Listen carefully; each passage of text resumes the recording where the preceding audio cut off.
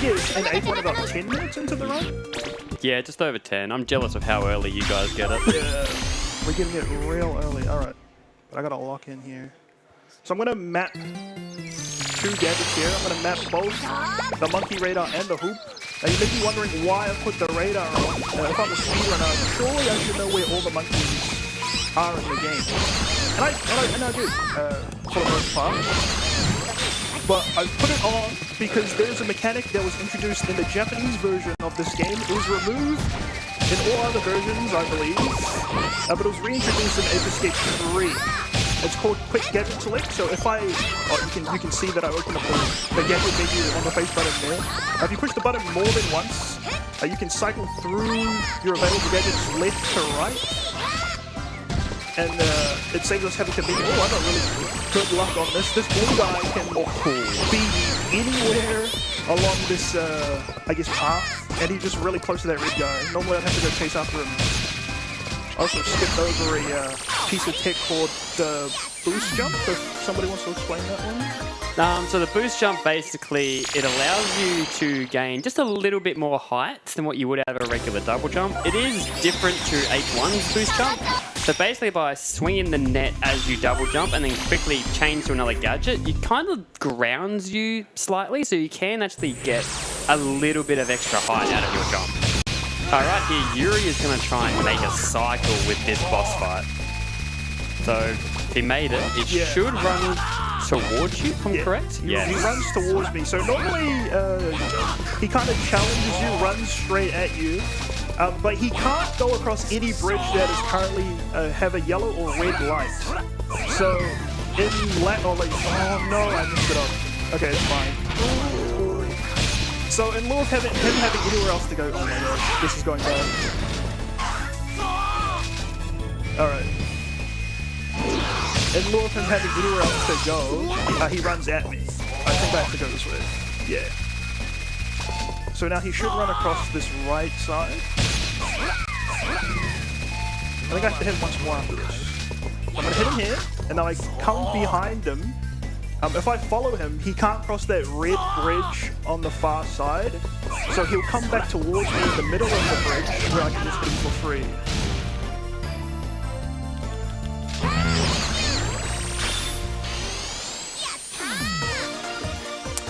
Sorry if I'm flubbing my words or forgetting to talk about anything, by the way. This game is very go, go, go. I don't really have a lot of free mental capacity to be able to explain a lot of this stuff. Yes, it's exactly like Ape 1. There is just so much going on that you just cannot explain in real time.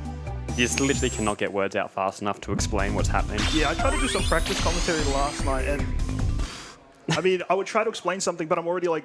You're at the next thing before you even finish explaining that. So, for those who know Ape 1, this game adds the Freaky Monkey 5, which are a welcome addition to the game and the series, and they become a staple throughout for the future. Yeah, what did they get? They ate like some super bananas or something like that? I don't remember their origins, but I like having them. Yeah. Because Ape 1 bosses were very bad. Yeah, they were... A lot of it was just waiting. Yeah, I think in the story, the monkeys are manufacturing these genetically engineered bananas called... That's probably what they're doing out there. Z bananas. Basically like bananas with steroids in them. And monkeys who eat a lot of them become hyper-intelligent on the level of spectrum. The boss we just fought, Blue Monkey, he's one of them. We also have 4 others we're going to fight, hence the Freaky Monkey 5.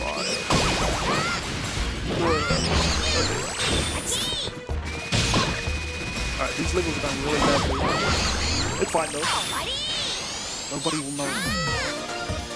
Also, another thing to note about the Japanese version is the monkeys have a lot shorter range of vision than every other version.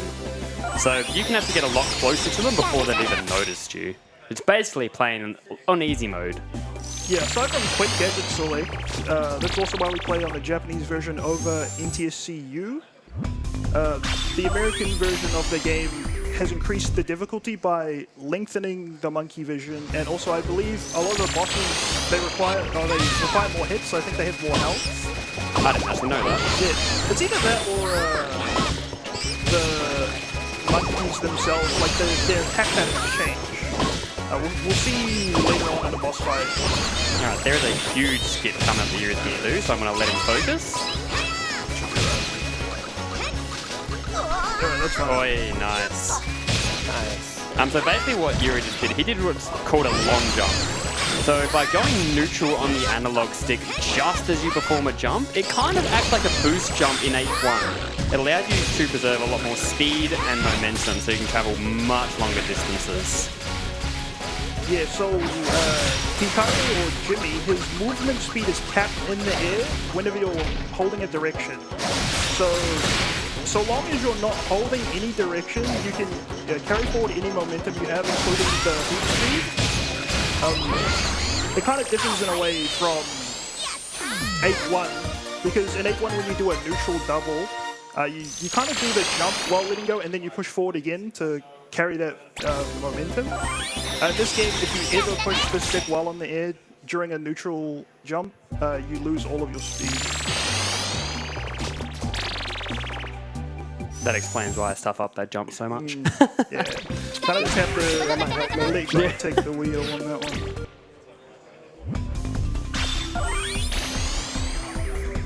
I can do donations again. Yeah, all right. Possible. Oh, sorry for going silent there for so long. We have $15 from Slime Slime. Pinchy, you're supposed to leave the internet curse back at home. Thanks, Slime. Appreciate it. We have $5 from Junk Cammy. Yuri, the GOAT, the MVP. Thank you, Tommy. Oh, so we have just unlocked the slingshots. As we're about to find out, the slingshot is also broken in this game as well. You will see what happens with that later. Very. Also, at the beginning of the level, I picked up 2 rockets, which are going to be used later for boss fights. I'm going to pick 2 more up from the machine. I got the first one from because they respawn on every room entry. So I'm just going to come over here, collect 2 more rockets.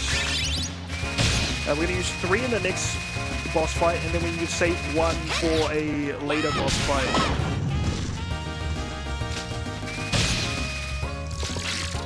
Alright, yeah, that was me using the slingshot to gain infinite height. Yes, there's another glitch in an Ape Escape game where you get infinite height using the slingshot. Wouldn't it be crazy if you could also do the same thing in the 3rd game? That'd be insane. Nah, they fixed it by then. Yeah, for sure. Surely. Alright.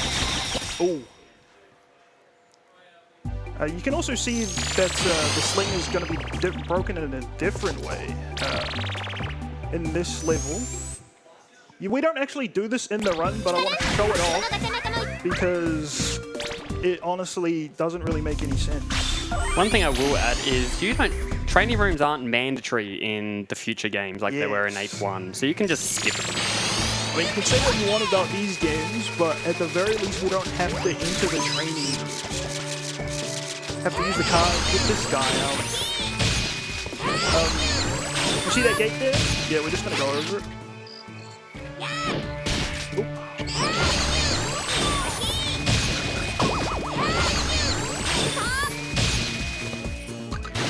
Yeah, a lot of this game, there's not really much like kick to it. A lot of it is really just being good at the game and making good decisions under pressure. We'll see some of that later on. The decision making can get a bit chaotic. You can get out of the water there with a boost jump as well, but I stopped doing it and now I'm bad at it. Alright, here we go. So if you drive the car in a specific pattern there, the monkey will go and stand on the button right as you're about to hit the monkey. If you don't hit him, oh, I messed it up. Well, whatever. Sorry, Devil. I was meant to show off something, but we're not going to do that anymore. Anyway, moving on.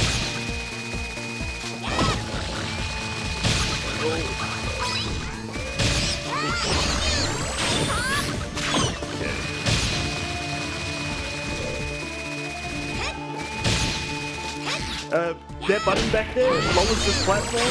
You have to watch a really long cutscene, so we're just gonna fly up and grab that guy. Oh, you can make that jump without having to do the the air crawl. It saves a little bit of time. Now, coming up is our next boss fight. Do you think this is tier list? What was that, sorry? I was going to say, do you think this is tier list? Nah, surely not. This is the second of the Freaky Monkey 5 we will fight. He's a jolly old fella, this guy. Yeah. Some of them went a little bit chaotic with the animations of this guy. Oh, yeah. I mean, this guy's got insane jiggle physics.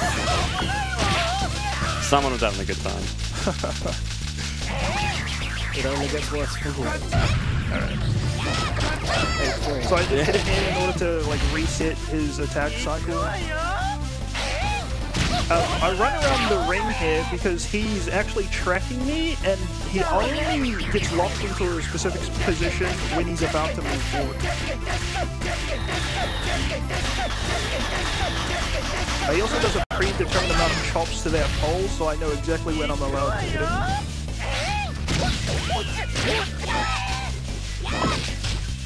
So I just need to do this one more time, and then we move on.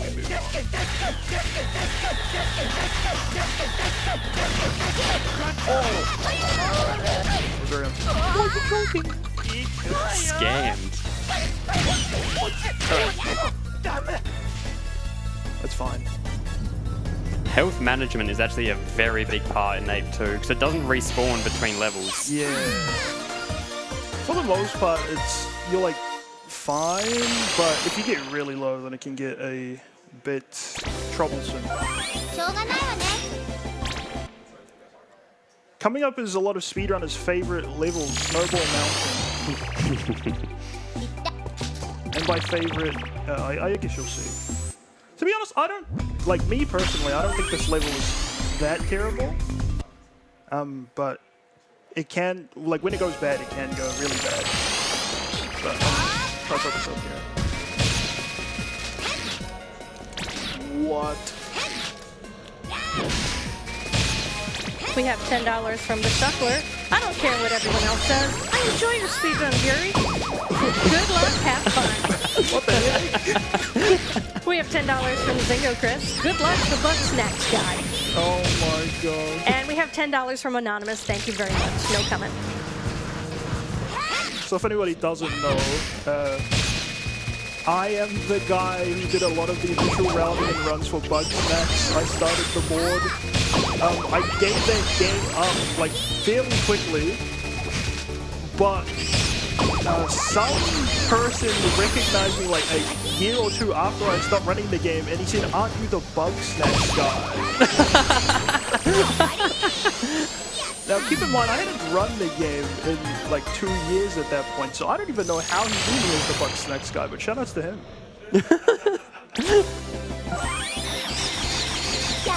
Anyway, you saw that mountain section there is what speedrunners hate the most.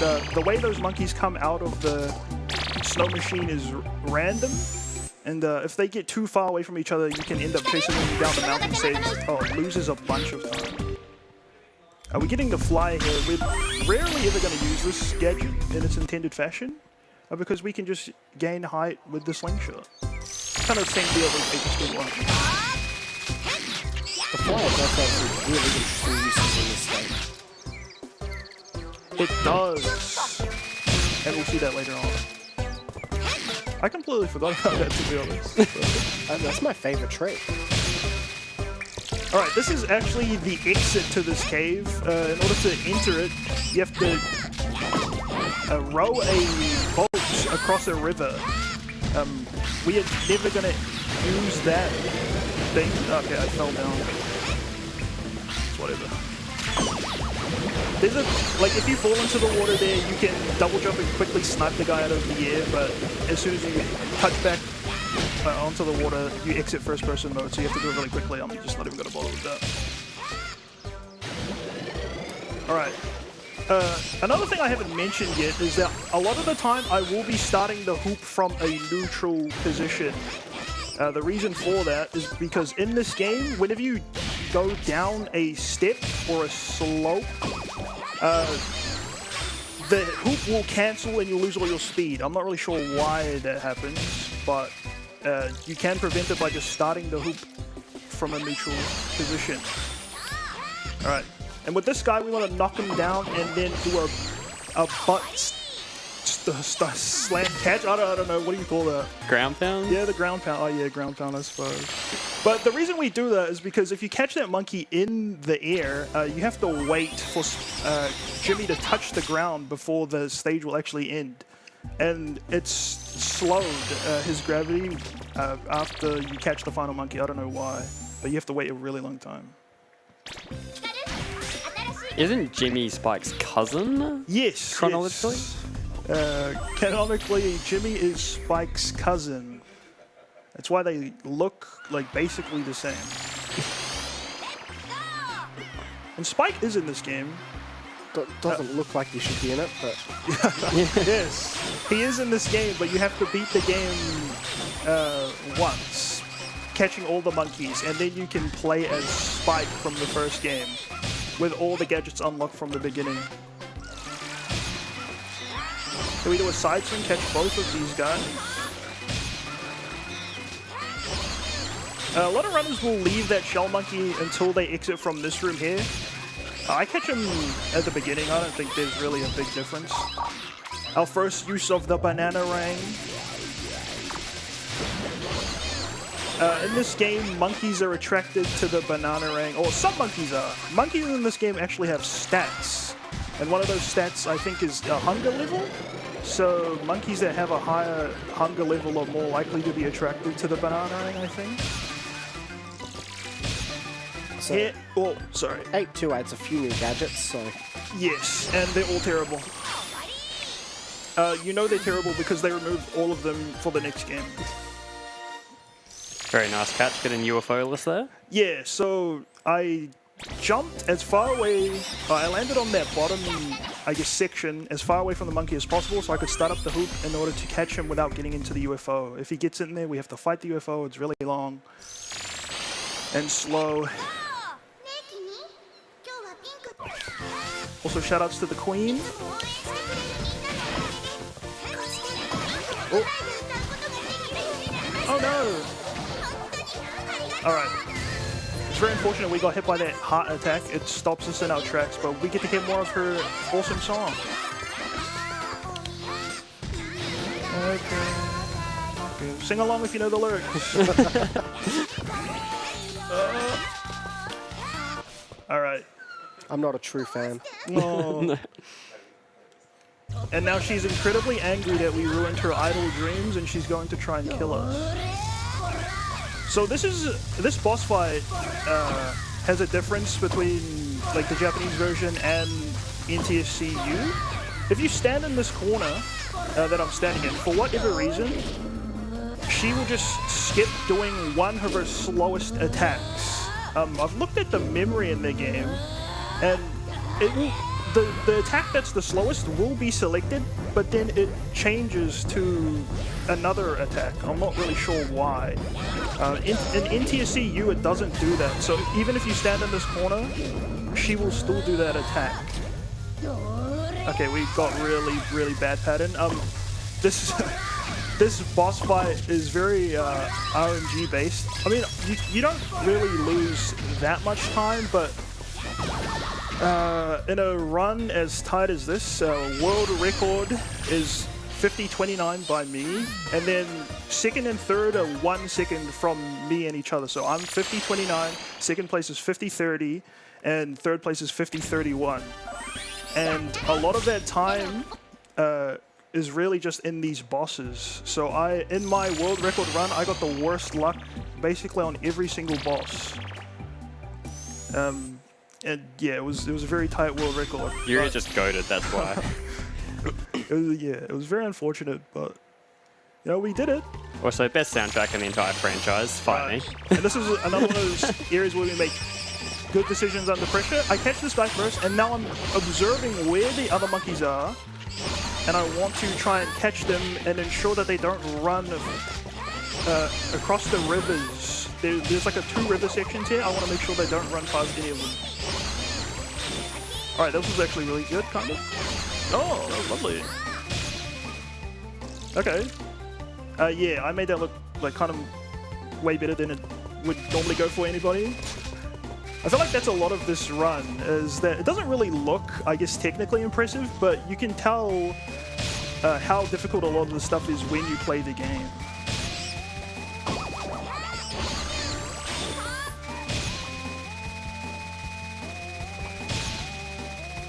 Yeah, when things go right, they go right. When they go wrong, they go disastrous. Yes, I think it's exactly the same in this game.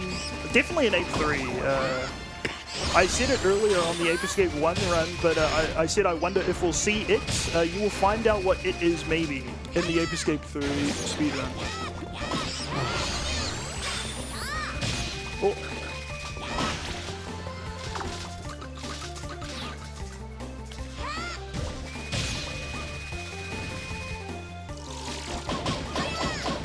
I'll just be safe.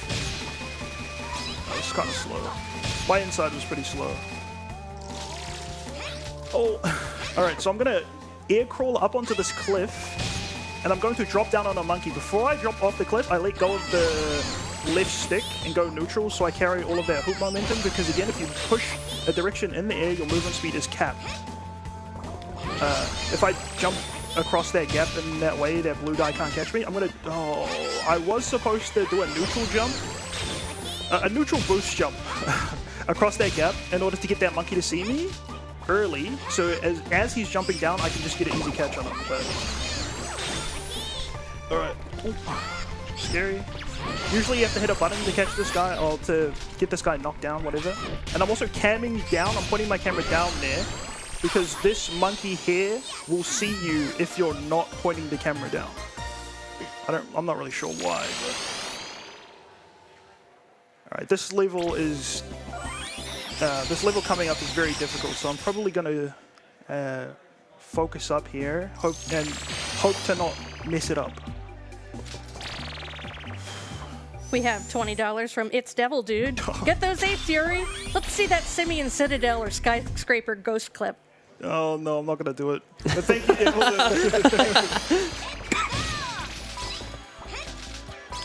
Okay. Yeah, this first room is relatively free.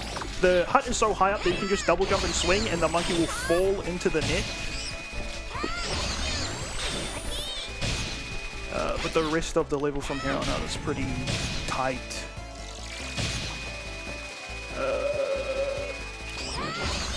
Whoa.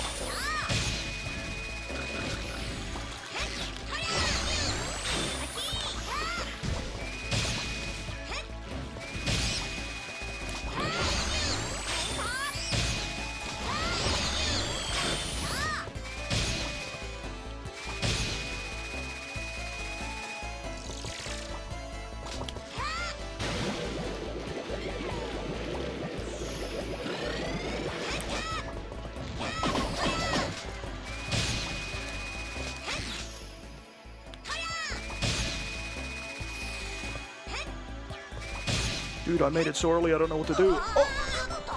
Oh! Yeah, so I made that star cycle so early that I was kind of aghast, I guess, at what to do. It's fine, though. That section really tests out your long jumping skills. Yes. I think for the rest of the level, it's pretty free, though.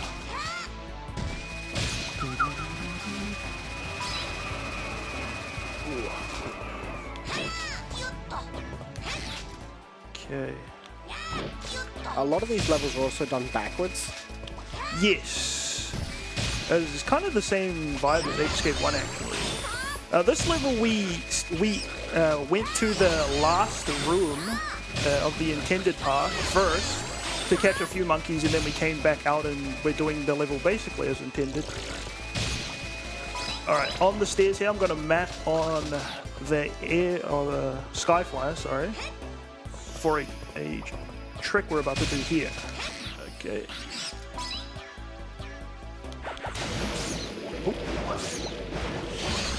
Oh, did I get out?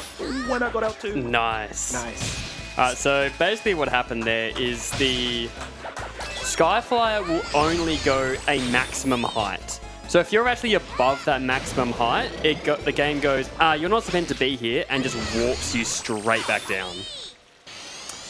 Yes, and if you're touching a roof while you're swimming and during a catch of a monkey with the water net, you just clip through roofs. So that's what I did there, and I got stuck in the roof. And in order to get out, I had to just use a gadget, so I used the flyer. You can also get out by using the sling, but it's fine. So that's, Also, that Skyfly trick is used once more, Yes, I think. and it's way cooler. I can't exactly remember where it's used, but I'm going to take your word for it. Right at the end. Oh, yes. No, you're so right. But that's why I took your word for it, because I couldn't remember. Alright, again, we're doing the levels backwards. We flew up to enter through the exit. Oh. I come up onto these cliffs. I'm going to fall down on a guy to catch him. Hopefully. Oh, yeah, there he is. Use the flyer to bust open this little Sphinx statue for some rockets that we're going to need for the next boss. Oh.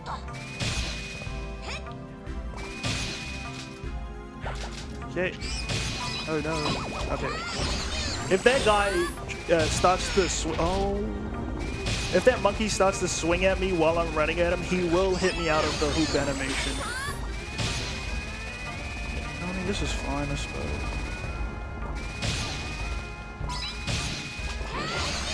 Yes. That guy is standing there like that for free because he's actually asleep. And the way you're supposed to wake him up is by using the RC car to knock like a bowl off a ledge that will bonk him on the head. And again, we're going to enter through the exit, this time of the pyramid. We're only coming in here to catch one monkey because that's all we need from up here. You can see I still have 3 monkeys left to catch, but in that specific room, they're very far away from that one guy. It's faster to just go up there, catch the one guy, and then come back down into this room. And there's a button I'm supposed to hit with the slingshot. It lowers some bridges. I'm just going to come up here and do that. Ooh. Alright, I'm going to come over here and get this cookie because we want to be at a decent amount of health for the level after the boss. And the boss is next. Also, I need to be on club. Oh. Alright. Again, I'm going to need to focus up for this. I tried to do this fight last night during practice, and I messed it up. So. With this white monkey? Yeah.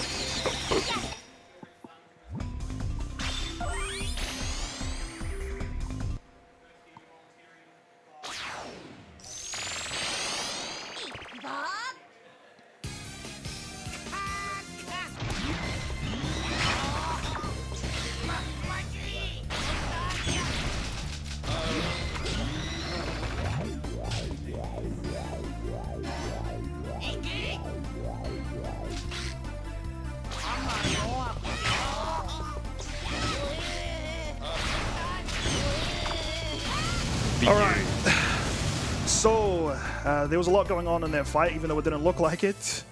At the beginning of the fight, I quickly run behind the robot and hit the button in order to begin White Monkey's fleeing phase, which is when we can damage him.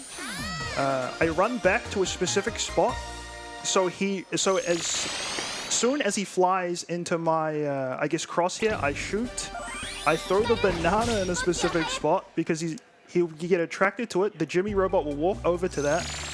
And because of where I stand, again, I can just enter first-person view with the slingshot, shoot White Monkey, and then before he enters his flee phase, I have to run around the robot, hit him with the club, and that allows me to get a free hit of damage on him, and then I finish with a rocket. If you don't hit him soon enough, after you hit him with that second rocket, and before he enters his next flee phase, you cannot get that extra hit of damage on him. Yes, White Monkey is very precise and it can go wrong very badly. Yes. The way I position makes it pretty consistent. But again, I did it last night and I messed it up. Okay. I was playing it safe with these monkeys. I waited for them to notice me because they run towards me and get in like specific cannons. Alright, no cookie, that's fine. So there's a meme category of this game. It's called, are we allowed to say that? You can say it. Alright, it's called Catch Dick, because that monkey that we just caught right there, his name is Dick. And I guess it's like a meme category from the speedruns live days. And the entire point was to just progress through the game enough to where you can catch that specific monkey. Someone thought that was a good name for a kid's game. I guess so, I tried to do a neutral jump there because you can make it across this lava with only 1 damage boost, but I messed it up. So the strat we do for this robot, one of the older runners actually found it by watching the demo. I believe they used to fight this robot basically as the developers intended. But someone was watching a demo of the game. You know, when you leave the game, just idle at the main menu for long enough, it just plays a demo. And the demo would hit the chainsaw 3 times and then just go behind and hit the button without the robot having actually done anything. I'm not really sure why it works like that, but that's the way it works. Also, I picked up some more rockets. We need them for another boss fight. It's a pretty common theme here.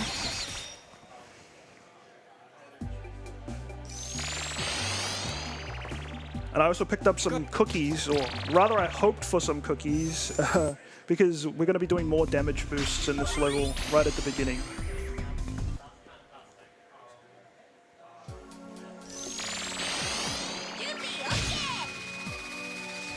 Okay, so I neutral jump, neutral double across. Hopefully we only have to do 2 damage boosts. Oh, okay, I jumped too early on the second jump, that's fine. And then we do it again here.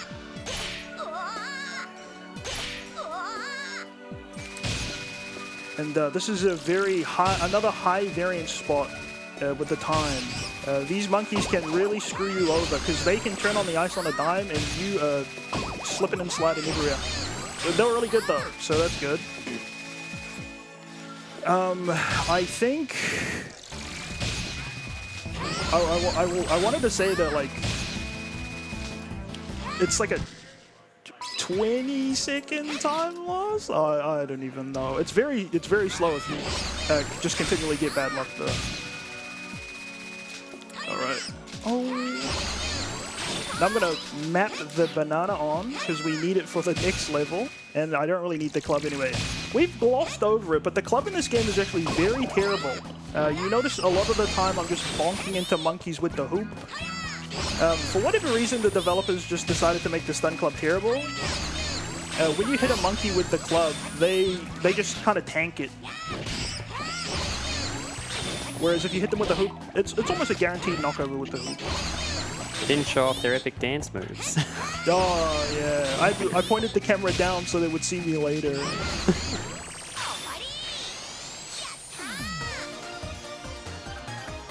What time are we at? 37? I think that's okay.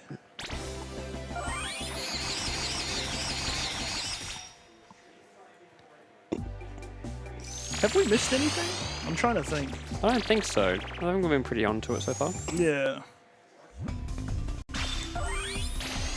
I mean, again, the run isn't very technical at all. It's just... It's very hard to explain everything as it's happening. Well, yeah, that too. A lot of it's just get the basics down and be good at it. Yeah. Alright, me air-crawling up to that dinosaur monkey and catching him first try was very good because if you miss him, he makes your life very difficult. Yeah.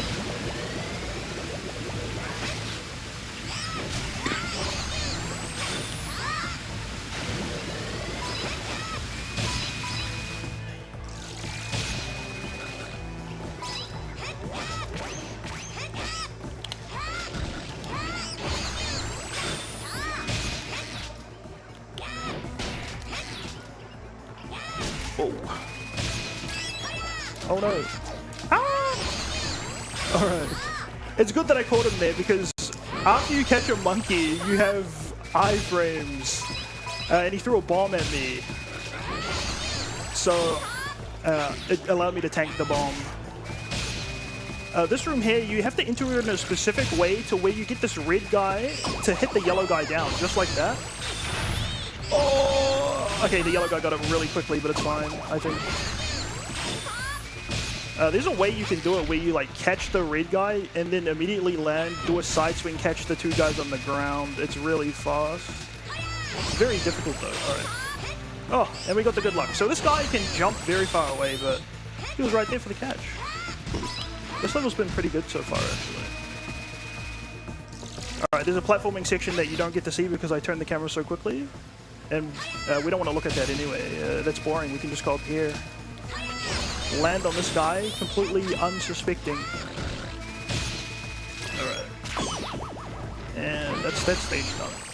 So now we have a boss fight coming up. There's a free 5-second time loss at the beginning if he just decides to do an attack. Sometimes he will do an attack, sometimes he doesn't. Yeah, and if he does one, you just lose 5 seconds. We'll see what he does. That should be good.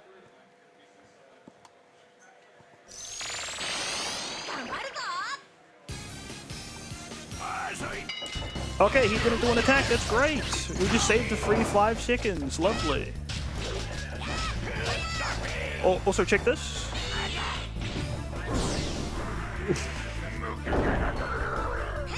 You did see that, right? That monkey did just suplex that dinosaur. Imagine being so mad that you sumo a T-Rex. It's insane. I mean, look at him. He grabbed, like, he's mid-air, grabs him, and then somehow jumps up to suplex him. It's insane. He's pretty big. And they turned him into, like, basically a joke character in Ape Escape 3. I'm so sad at the downgrade. Yeah.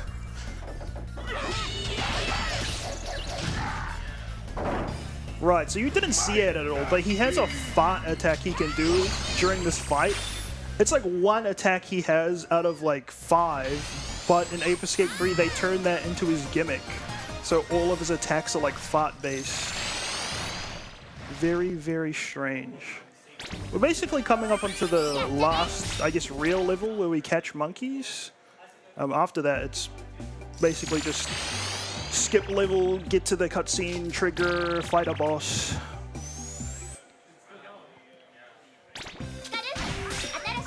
Oh yes, and we get our I guess, final gadget during any percent. We love the magnet. Do we?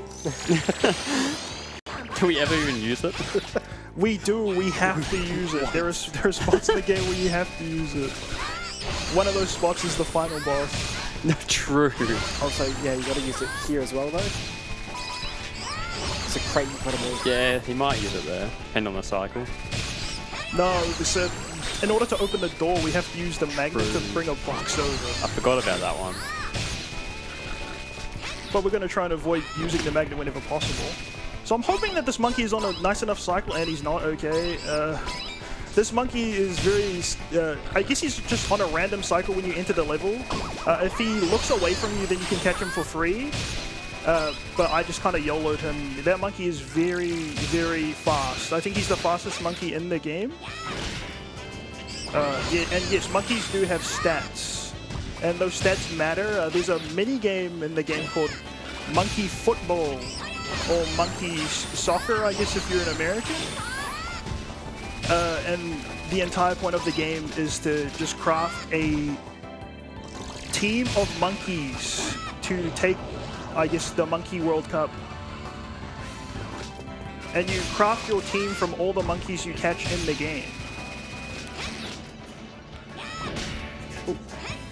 Alright, come up here, catch this guy. Okay. You can get lucky with that guy. If he's close enough to the window, you can get the net to do what we call a lock-on catch.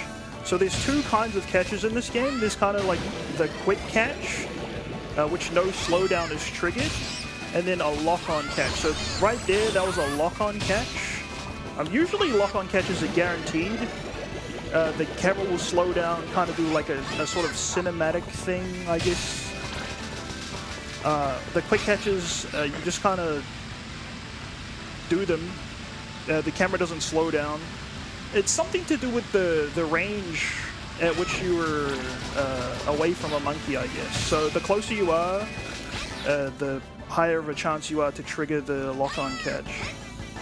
Also, another button push we're skipping by just flying over it.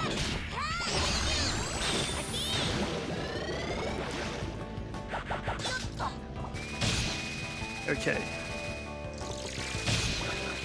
So coming up in this next section, there's a vehicle we're supposed to use. It's a tank. And you're meant to drive the tank across these roads while shooting down these walls, as you can see in the distance. You have to shoot those walls down with the tank, otherwise you can't progress. But for whatever reason, we can just fly onto this building. It has collision, even though it's got no textures. If we fall at this corner here and we go far enough, we'll die, but the tank will spawn right at the top of the road. So I can shoot down this wall. I'm going to shoot down that far wall, and then I'm going to run at this monkey and hopefully get there quick enough before he jumps into that robot. If he gets into that, well, I guess mech, it's a very, very long fight. Oop.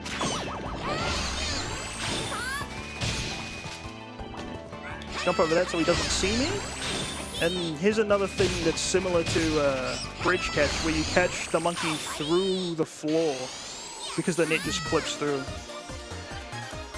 That's our final monkey catching level. I think the rest are just a boss rush. Yeah, just boss rushes, basically. I mean, if you were playing the game as intended, you would actually have to progress through like 5 to 10 minute levels. They're very large. And they're like a very big loop. But because we are gifted with the speedrunning technology, we can skip all of that.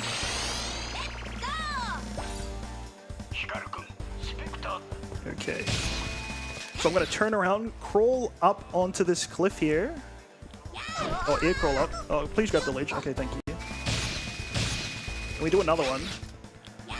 So what you're looking at down there, that's the exit loop.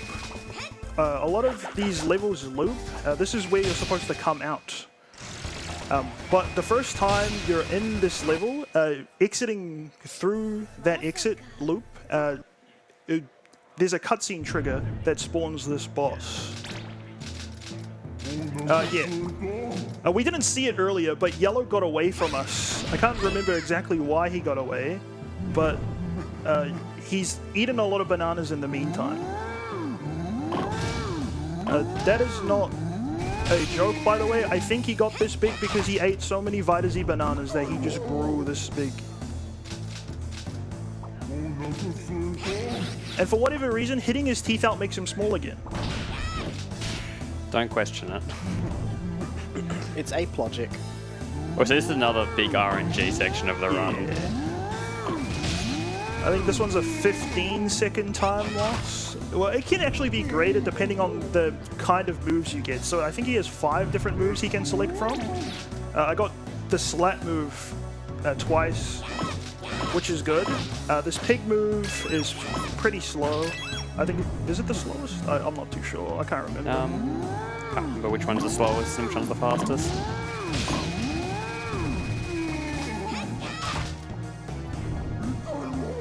Okay, we have two more attack phases left. Okay, this chop can go pretty badly if he doesn't hit me. We want him to hit us with that chop, because if he hits us, then he'll immediately end the move. If we don't get hit, then he can chop down like another 5 times. It's very slow. Alright, during his last attack phase, if he selects one particular move called the Shake first, as his first attack, alright, he didn't. So during his last attack phase, he does 2 attacks, and if he selects he has a move that's a shake, so he shakes his hand, and this move right here that he's doing right now, actually. If he does this move first, then he just completely skips his second attack. I'm not sure why, but it happens like that. I'm just thinking. Alright. Alright, for the fans at home, they know who they are. I'm gonna see if I can do this. Oh! Oh! Oh! Oh! Oh, come on. Oh. Dude, this is why I don't do this. Oh, there we go. Yeah. So it's I don't know if that's frame perfect or what, but if you just swing a few frames before you jump, he would just do a 360 swing like that. And during the world record attempts, I had people in my chat telling me to do a 360 on their guy. But as you can see, I wasted like 10 seconds trying to do it. Alright, this level's similar to Code Chimp, which is the level we did before Giant Yellow, where we want to enter through the exit loop. But instead of re-entering, we're going to clip into the boss room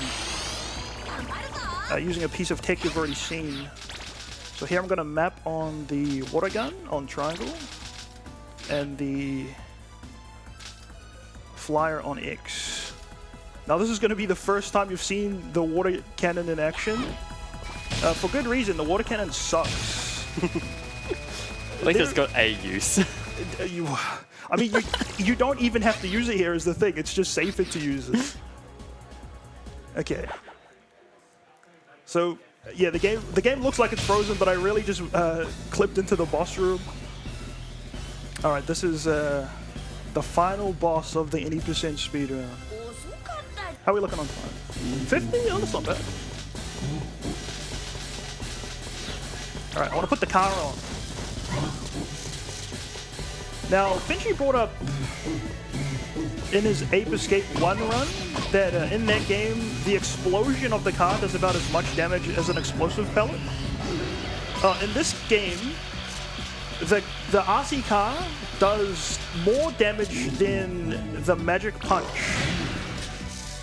To Spectre specifically, it's the only boss that this works on. I believe we tested it on other bosses and it doesn't do as much damage. But on this boss specifically, we use the car explosion in order to speed up the boss. If we use the club or I believe rocket pellets, it takes much longer. Oh.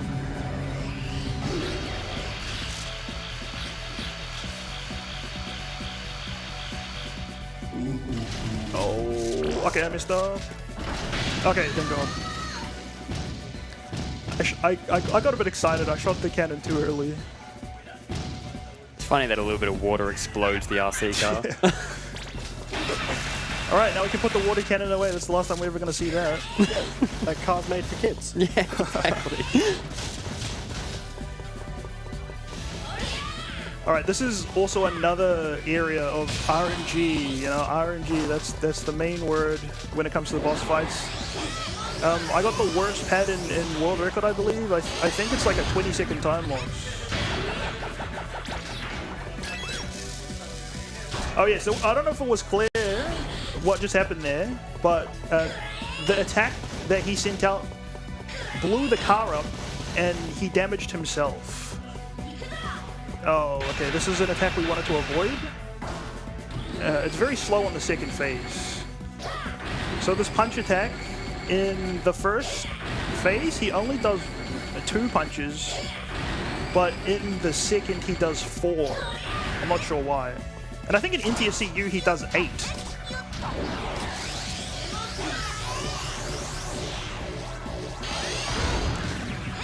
Also, you can kind of preload, I guess, the magnet by just standing here and holding it. Even though it doesn't come down immediately, as soon as, I guess, he's finished with his actions, it'll come down. Oop. And during this final phase where he's brought in the electric wall, he just does all 3 possible attacks. So we'll get 2 punches. I think here is actually where he does 8 on NTSCU. It's very slow. So final attack is a grab. We're coming up on time here. I'm just gonna stand in front of this guy. And time. What was that? 53.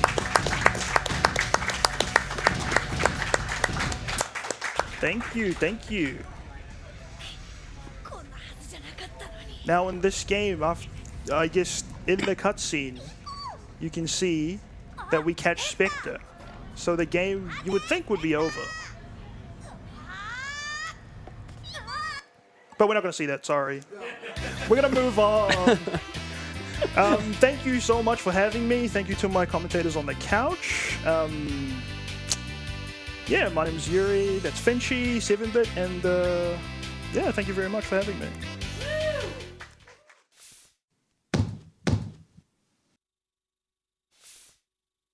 All right, thank you very much, Yuri, for Ape Escape 2. We still got more monkeys coming up with Ape Escape 3 from 7-Bit Hero, so stick around while we get set up. In the meantime, we have a $50 donation from Johnny H. with no comment. Thank you, Johnny. We have a $30 anonymous donation, no comment. Appreciate that. And we have a $5 donation toward the Uno IRL while speedrunning incentive. And we've got lots of incentives that you can donate towards. You can donate on the web, you can go to the front desk, and if you have cash to drop off, feel free to do it that way. We will take your money any way that we can get it. So thanks, everybody, and keep those donations coming in.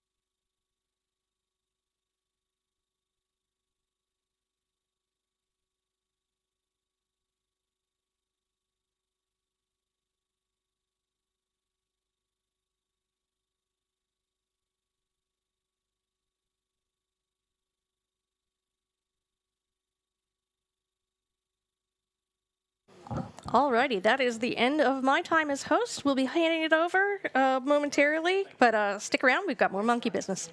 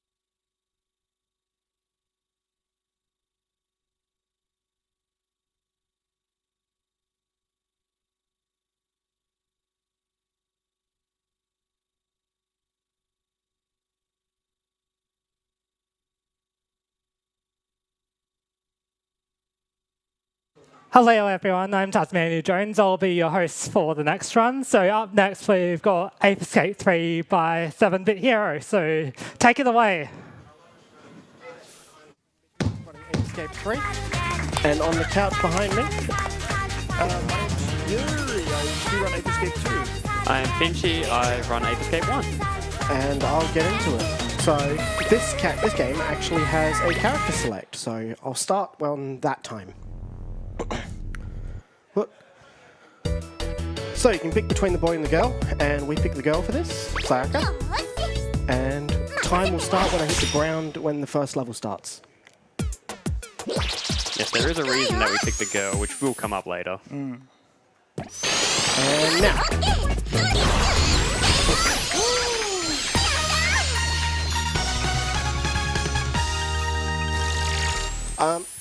The choice between the boy and the girl character is actually a soft difficulty setting. You do slightly more damage as Sayaka, as well as some monkeys just don't do anything. They stay stunned. Yeah, so I believe in universe, Sayaka is an idol or an idol in training, and some of the monkeys are fans of her. So whenever these monkeys see her, they kind of get stunned in place. They have love hearts in their eyes, which makes them free catches. Also, this is such an 8-3 thing to do. Do it to the first level. Yeah, exactly. Alright, so this game has a shop, and that is actually important to me. So the first few levels, I need to make sure I collect enough money. But this one, Spectre has taken over the TV networks and has hypnotized everyone, which is why Spike and Jimmy are both catatonic right now. So we are traveling through different TV sets to catch monkeys. Yes, this game is full of pop culture references. Also, in that level we just finished, there's a piece of tech that 7-Bit doesn't do because it's quite difficult. It's called quad jumps. So, if you are able to spin the club in mid-air, the game treats you as being grounded, so you can jump, spin the club, jump, spin the club, and you can basically gain infinite height that way. It's very difficult to perform. Thank God that got outdated by some other tech. There's still one aspect of it which is actually kind of important to do, but I still don't do it, and I take a very slow way. I take the trolley of shame. But it gets me some extra money, so I don't mind too much. Alright, so I gotta... Nope, that's fine. So just like 8, 1 and 2, I'm still trying to gadget cancel.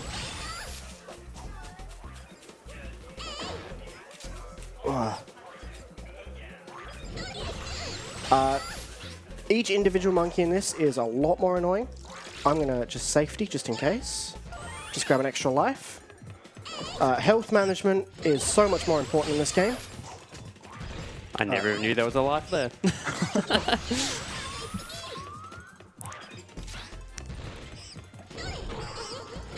Yes, so we talked about in Ape Escape 2 how there's two kinds of catches. You have a quick catch, kind of the same thing, which is kind of the same way you catch monkeys in Ape 1.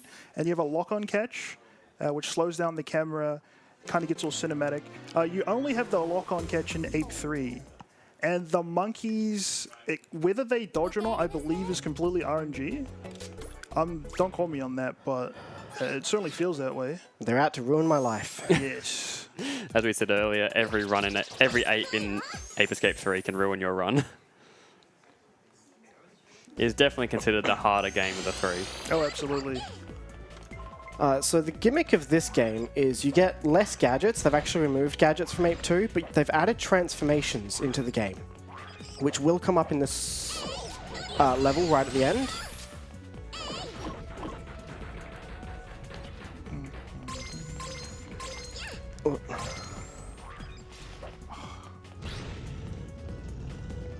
This game is significantly more broken than the others, though, which we'll absolutely see a bit later.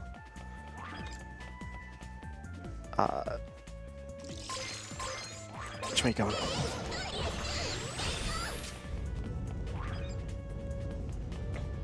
Alright, so you're meant to use the transformation here, but we can just make this with decent timing.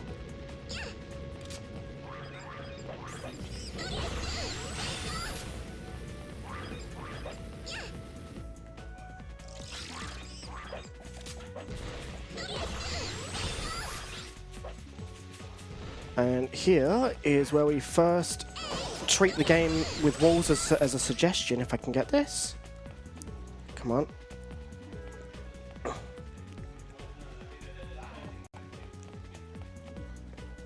There we go. No. There we go. Straight through.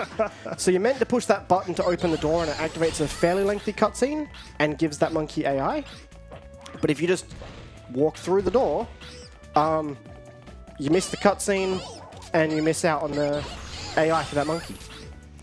Yes, if monkeys are meant to be triggered by a cutscene, their AI just never gets activated if the cutscene trigger never gets activated. So they just stand there and just wait to be caught.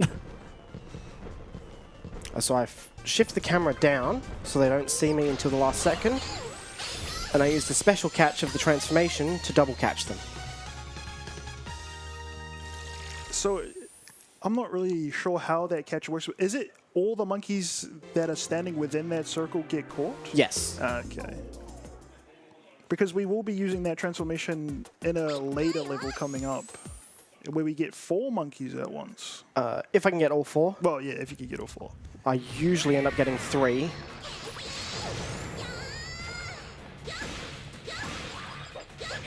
Whoop.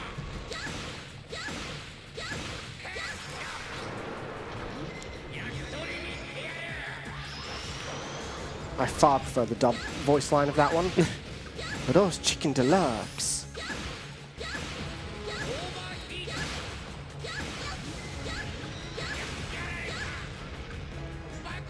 Nope.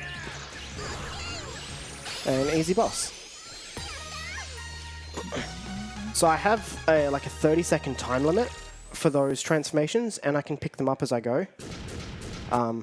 I will be picking up an extra stock, so I can have multiple of them backed up. I run with 2, but it becomes a bit of management between your morph for the run.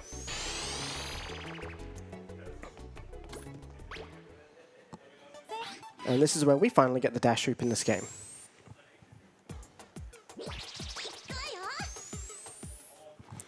How far is it in 7 minutes? That's not bad.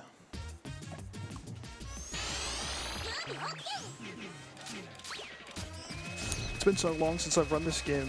I'm getting nostalgic. Nope. This is the only game that I actually haven't got a time on the boards. Oh, really? Yep. I ran it for like 2 weeks back in 2021, I think.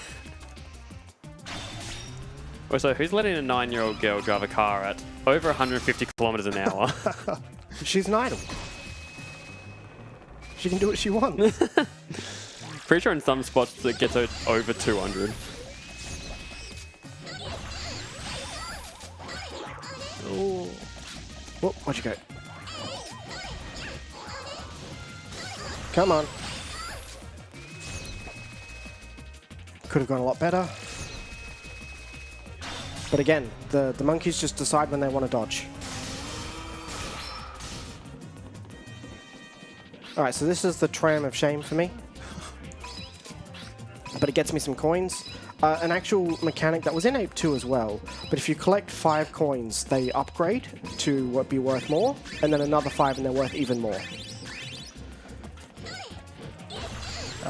In Ape 2, our coin count really didn't matter because we don't have to, I guess, use the shop at all. I call it a shop, but really it's just a big slot machine where you get a random item out of it. Getting 100% in Ape 2 is definitely annoying. Absolutely. And they also have chat items in the machine, so you might just roll like 5 fortunes in a row, which do nothing for you.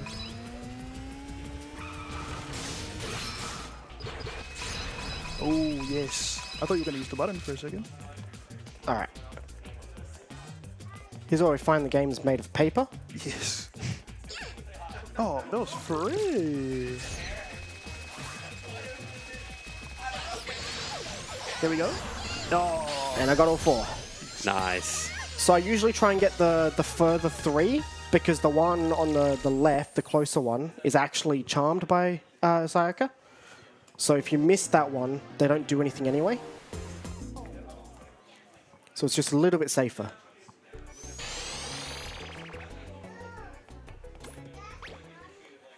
And now we get the slingshot.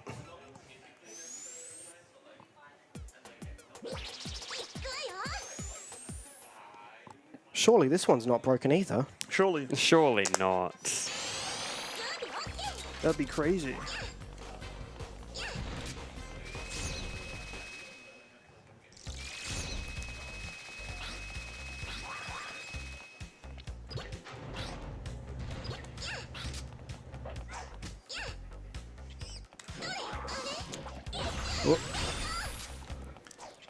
I'm getting flashbacks. All right, that one went all right. So I use the stun club a lot more, even though it's a very minor stun. It's enough with the gadget cancelling to help with a lot of catches.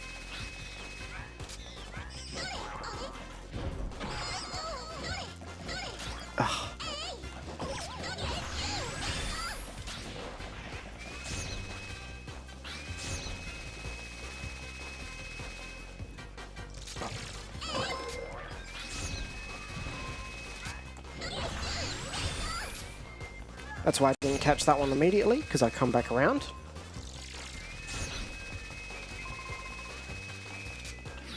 Whoop.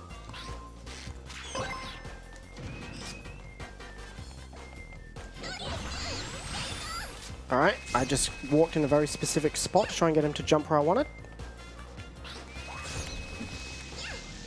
Yeah, like an escalator, these are faster to walk on.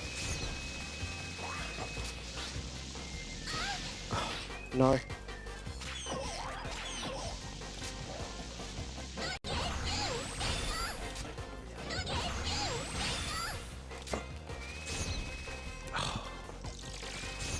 And then we get this thing. Here is H3 giant robots. I hate this machine.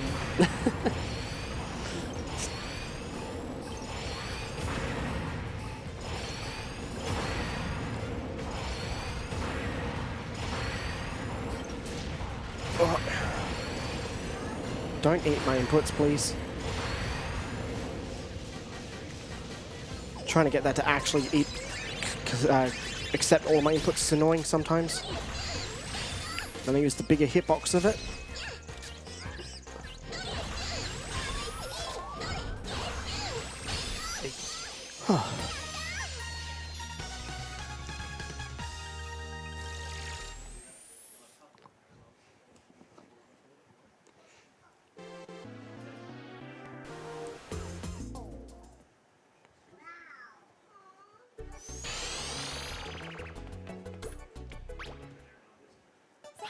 Okay, now we get the water net. This thing's pretty terrible. Nothing can be worse than the Ape 2 one. It goes so slow. Whoop. Should have had that equipped before.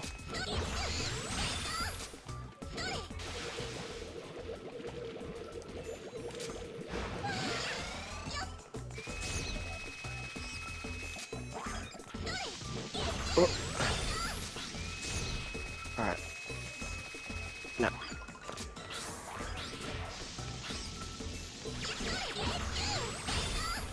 If you're fast enough, you can get that carousel monkey on the, on the faster cycle. 1, 2, 3.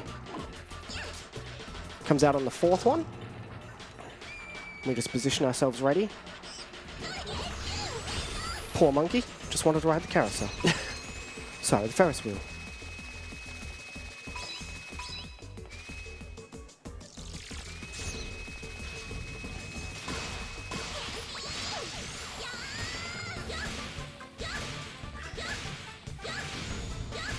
Okay, if we just stand here and do this, it'll just do this ground stomp, which we managed to just dodge everything.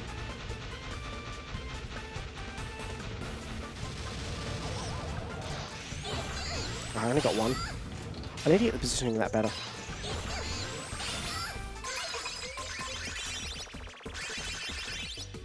Okay. So I'm just getting the last of my coins. Because after this level, I need to do my shopping trip. And now we actually use the power of the slingshot. Whee! Every time they try to fix the slingshot, they just broke it some more. It's never the same technique. They're all completely different ways of doing it. Well, like, yeah. So in Ape 1, I guess they just never check to see if you're using the sling on the ground, and it just treats you in a grounded state. In Ape 2, they forced you into first-person mode whenever you use the sling, so you can't do it anymore. But if you use the sling with the right stick while holding L3 and then cancel, you just keep whatever upwards momentum you had. In this game, I'm not really sure how it works. It's very similar to the air crawl in Ape 2. It's also a lot harder. I think it has to be done within 4 frames, the trick. So I meant to push a whole bunch of tombstones onto buttons there, but... Back in the days of Ankh, you had to do a really hard clip in order to get into the load zone, but now you can just fly up and go through the tombstone, which doesn't have collision at the top, I guess. Yeah, I'd definitely say Ape 3 has definitely had the most revisions to how everything's done than all the other games. Because it's just new stuff always getting discovered. This is the game that keeps on giving. You used to have to do a lot more, like difficult tricks back in the day. And now they just replace them all with HDS. Yeah. Alright, shopping.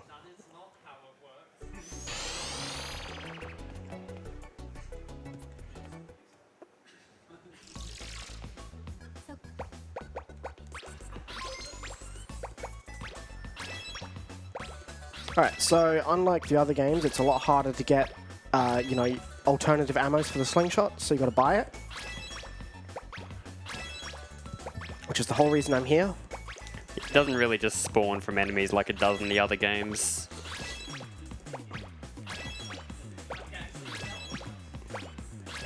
Yeah, you get a lot of free ones in Ape 1. I guess in this game in Ape 2, they kind of like really tone that back. At least with Ape 1, certain enemies will always drop certain explosives or ammo, so you can guarantee which ones you're going to get.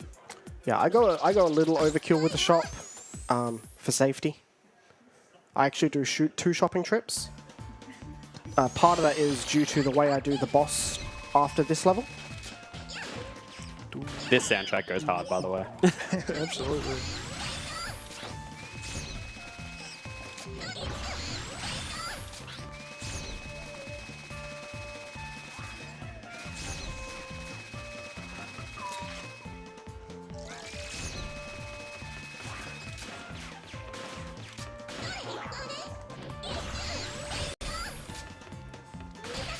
Nope.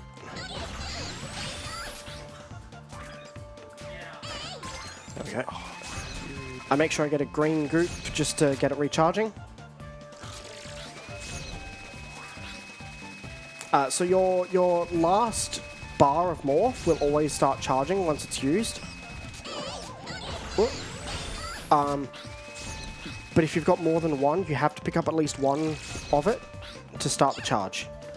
Yeah, the morph charge is just in the top left-hand corner there above the health. Good monkey.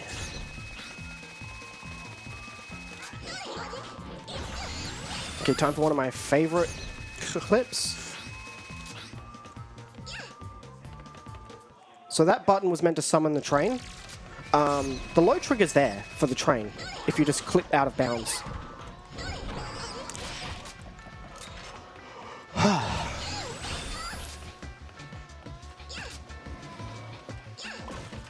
Camera.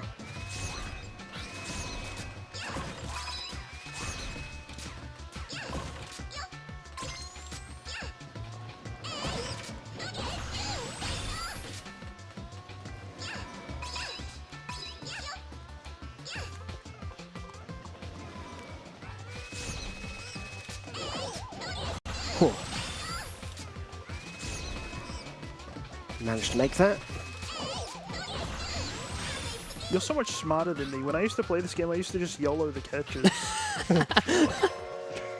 Pretty sure that's what I did when I first played this. Like, a lot of what I do is prepping as well. Like, I just changed the explosive ammo so that I don't have to swap to it for the next fight.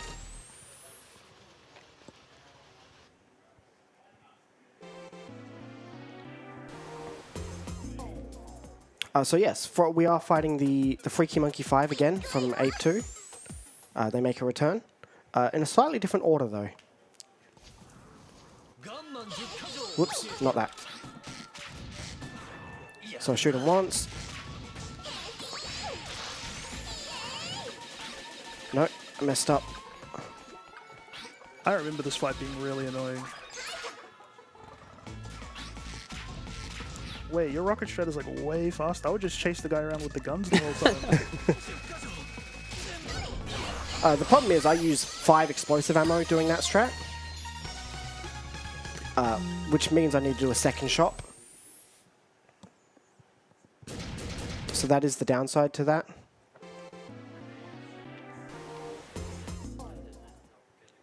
Because I never had a lot of luck running up to blue in the final phase there.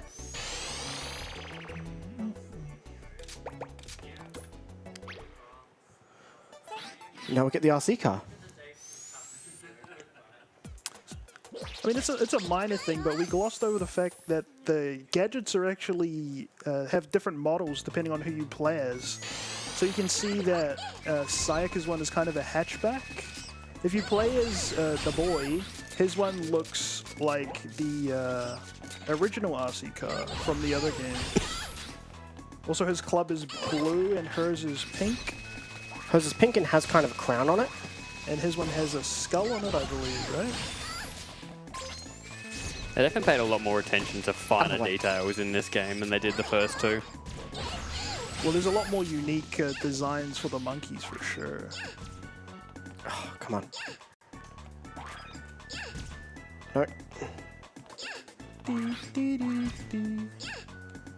What?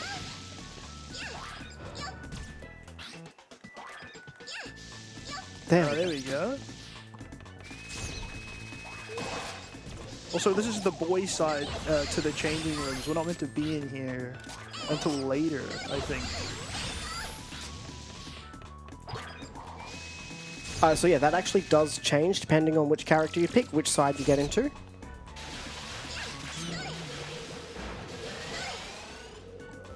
Yep, so you can also do that infinite height glitch out of water as well.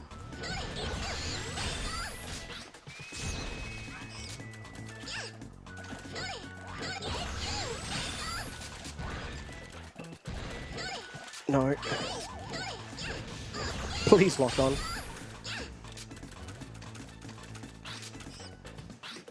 Ah, where'd you go?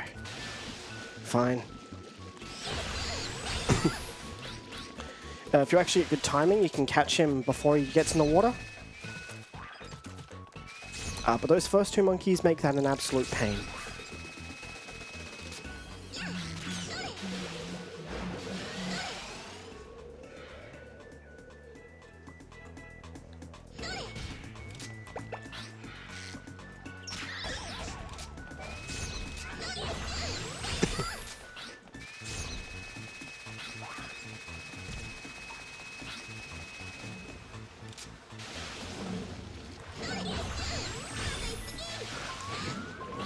So that's a feature of the lock-on catch. You could see that 7-Bit kind of just swung at the air and Sayaka sort of teleported to where the monkey is.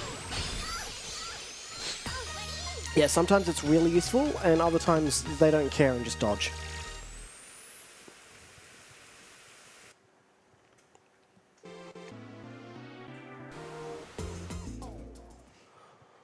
Do we have time for some quick donations? Yeah, sure. go for it. Okay, so we've got $10 from the Shockler. He says, "My ape scapegoat. Good luck. Have fun, hero." And $20 from your own personal shield generator. No comment. Is that any reference there, or? Not that I Not that I know of, no. Anyway, thanks for the donation. And just as a reminder, all the donations for ASM 2026 go to Game on Cancer. They're a charity that funds early career cancer researchers who are working across all areas of cancer research to make this the last generation to die from cancer. So if you'd like to donate, you can go to donate.ozspeedruns.com.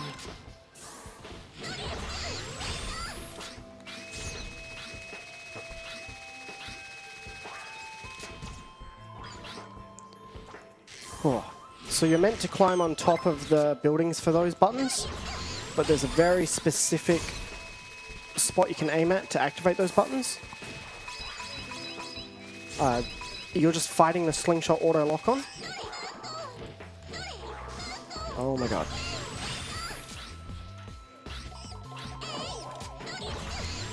There we go.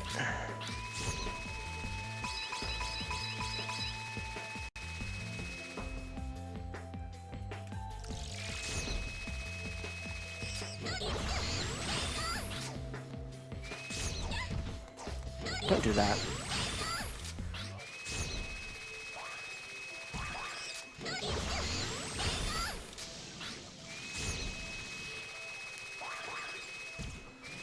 I'm sure if you've noticed, the levels in Ape 3 are much larger than they are in 1 and 2.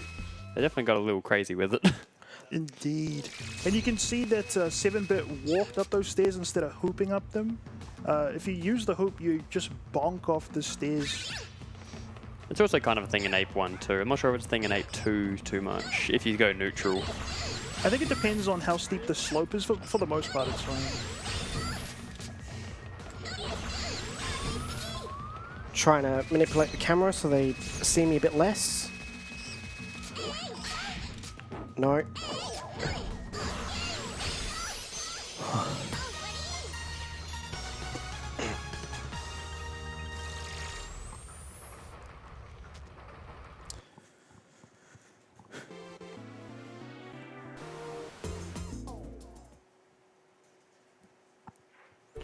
Yeah, I find that the hoop's a lot more uncontrollable in this one. So many more walls to hit.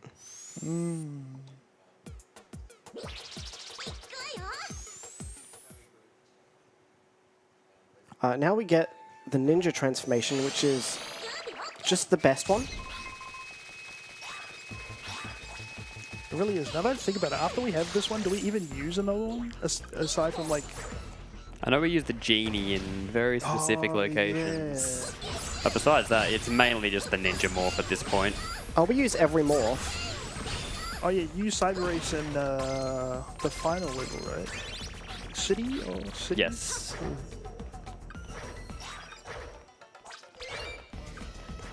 Okay, that was good.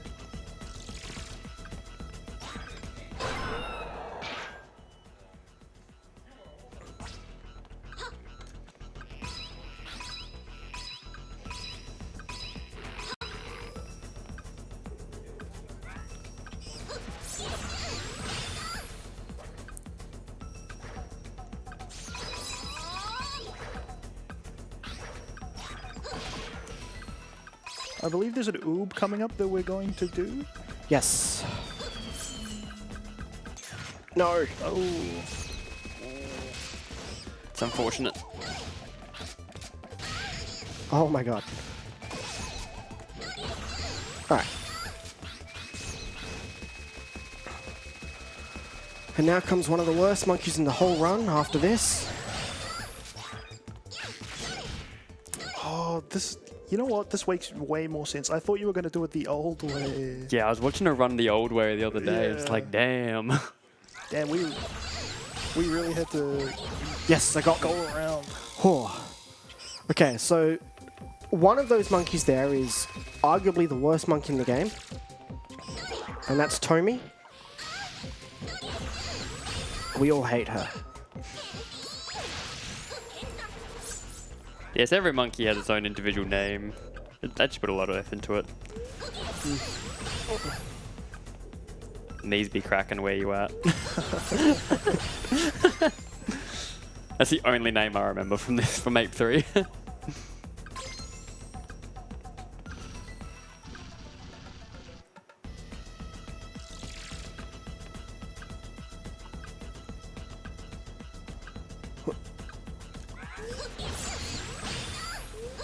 So they're ninjas, they're meant to like just appear, but we're doing the level backwards a bit there.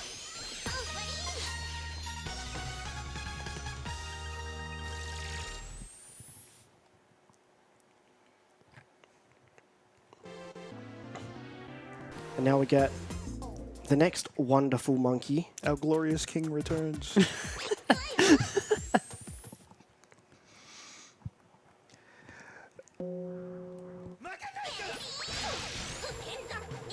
Just as jiggly as ever. Perhaps even more so. Ah, damn it.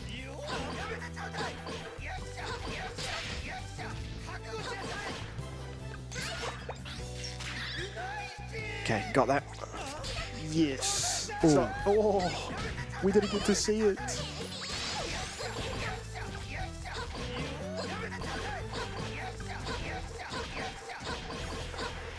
Ooh.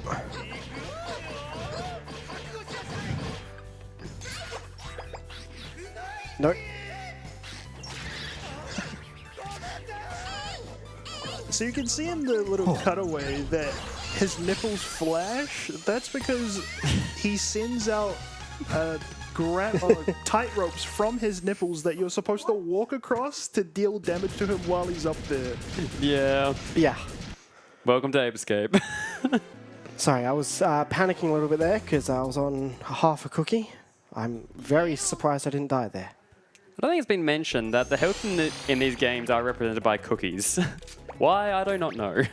Right, and I guess it depends on what you take damage from. Sometimes it'll be half a cookie of damage. Yeah. Other times it'll be a full. Ape 2 and 3, you can take half damage. Oh,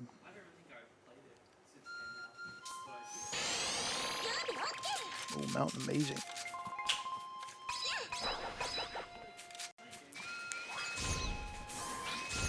Alright, now I start doing...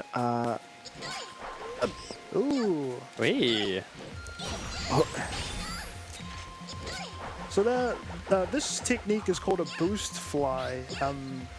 Same as in Ape 2, you can do a boost jump. But if you use the flyer, immediately after you do a boost jump, you get much more height than you normally would. As you can see, 7-Bit used it to catch that boxing monkey that was sitting up on the cliff. I guess you'd have to wait for the flyer in order to get that guy. Or we'd use the flyer, because I think we just got it in this level.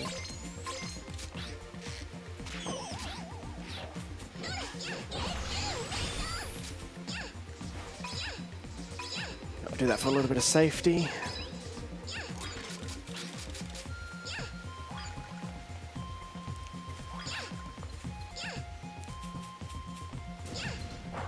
So nice that you guys don't have to menu. It's honestly the best. I put the camera down so that this enemy can't shoot me. There's a lot of camera manipulation where you just aim the camera away.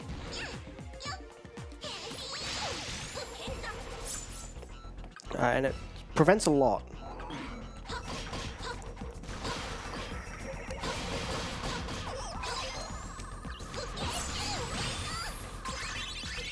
That was a cookie, that's good. Also adds another layer of difficulty because the camera goes so high up, you just cannot see where you're going. So you kind of just got to go off memory.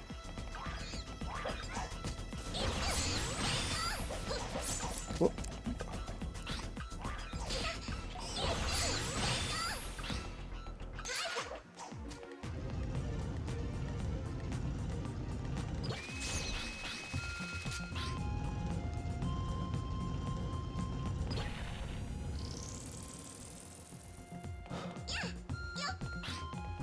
Let's see if I can do this routing.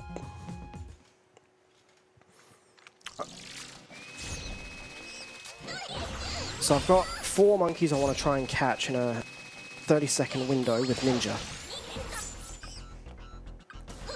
Ah, that's not good.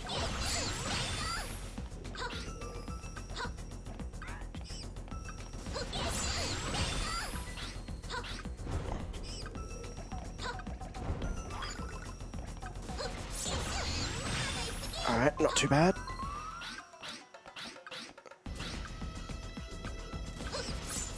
No. There we go. Cool. So if you finish a level in Morph, you actually keep the Morph, and you don't have to wait for it to recharge. So it is ideal to try and end with a Morph at times.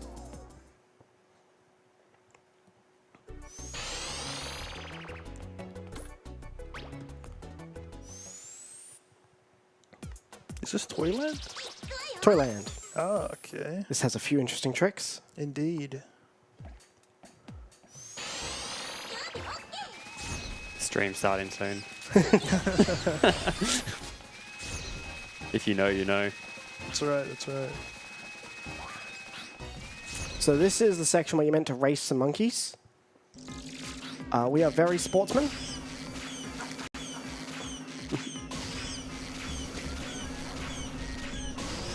Good race.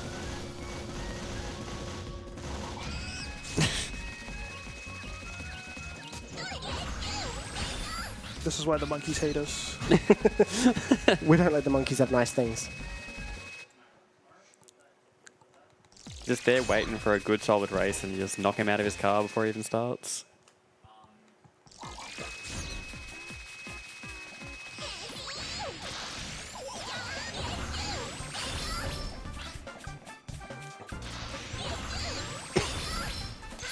Alright, I'll give this one... Oh, I got it. So close.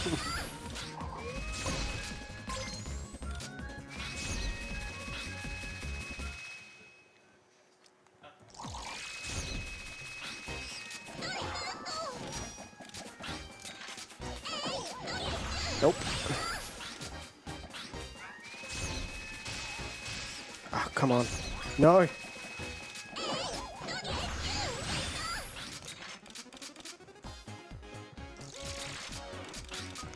Alright, that needs to be on flyer.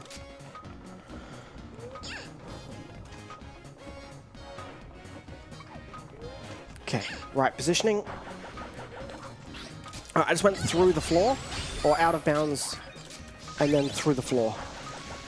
And then back. That's one of the coolest clips. I think that section you're supposed to do with the RC car. Yeah, you right? are. It's meant to be a really big, long RC car section, which you can kind of see on the under the ground there. Yeah, you can see it's meant to be very long. This one's funny. You just go through the floor. Yeah, not sure why that clip works specifically like that. From what I understand, Flyer can't do that. It has to be Ninja. Like we said, walls are a suggestion. In some places, floor. That's right. Yeah, they got really rough with some of the walls and collisions in this game.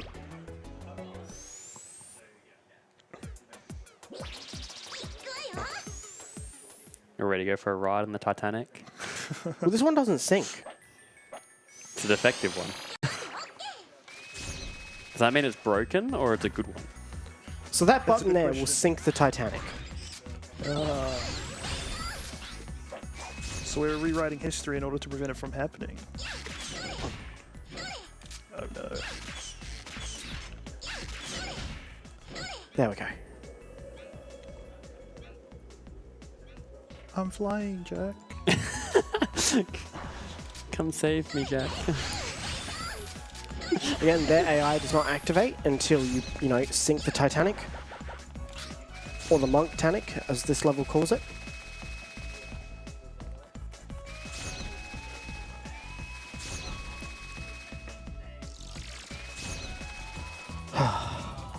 What? Ah, that's not good. Good collision. I actually row this boat. I was I was say, gonna say, I don't remember rolling the boat. this is the first time you've ever seen the boat. It is a long ice section that you do have to damage boost your way along. I completely forgot that the boat is even in Ape 1. No one likes the boat.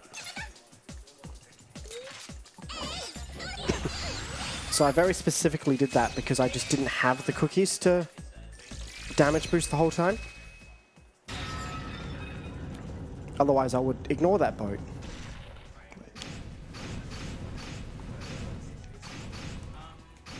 Alright, let's see if I can get this right. No, that's not good.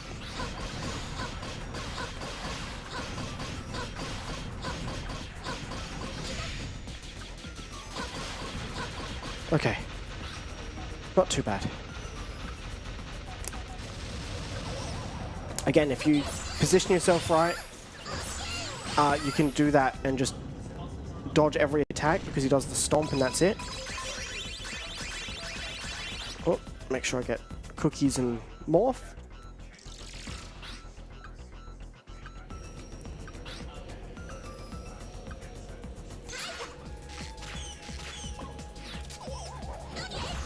So funny.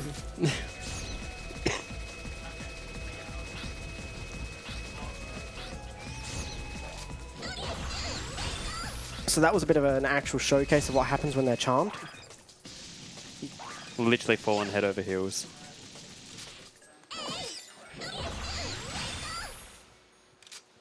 Alright, make sure I'm on the slingshot before I go in. We're about to ruin every monkey child's Christmas. Hey, look, it's Santa. Just dropping presents off for us. He's so nice. Let's find out. He's on the you're on the nice list.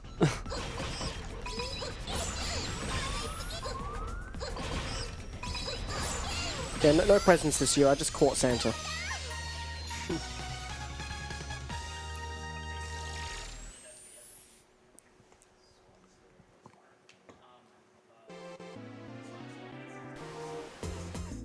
Did they say banana shop on the side of that ship? Is it banana something? Yeah. I never noticed that. Oh, we This got pyramid.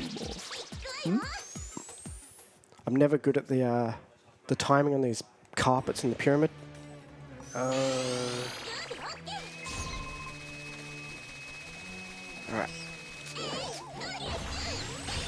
Yeah, that's one if you do not stun club, you're going to have a bad time. Those are all quicksand. I don't want to go in there. Ah, Oh no. no! Oh. I was too close. Alright, so Seven wanted to hit that monkey with an explosive pellet to knock him over before he went into the tent. But I got slightly too close.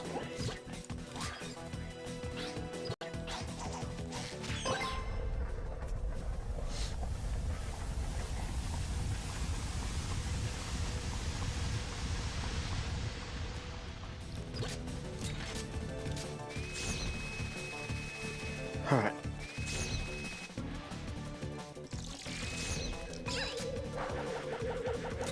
That looks so sketch. Nah. Bruh. That's no good. I'll just do it the slow way.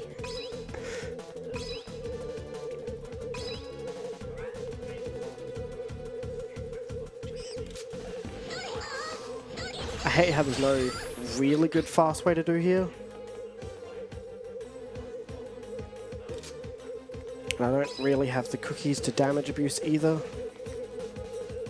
Yeah, that's the thing with Ape 2 and Ape 3, they're infinite height glitches. They only go up. You can't really travel too much distance with them, like you can in 1. You Yeah. can with the air crawl, it's just so slow. Yeah. And Ape 3 specifically has like a limit on how far you're meant to go horizontally.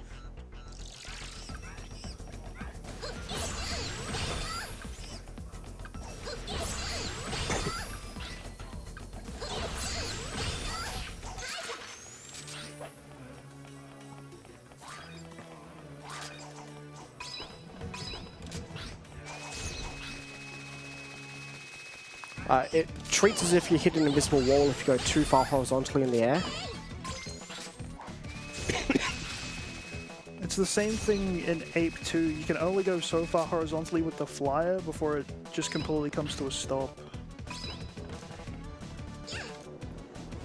There is a way around that, which I do have to use later on, and it's in the infinite height. If you get it on an angle to move horizontally, that does go infinitely in a direction as far as I've seen. Please. I feel like I remember back in the day doing a damage boost against those spikes. But maybe that was more like a safety thing for the boss fight coming up? Yeah, so I know that people reduce their health for pink. But that was before HDS. Oh, okay.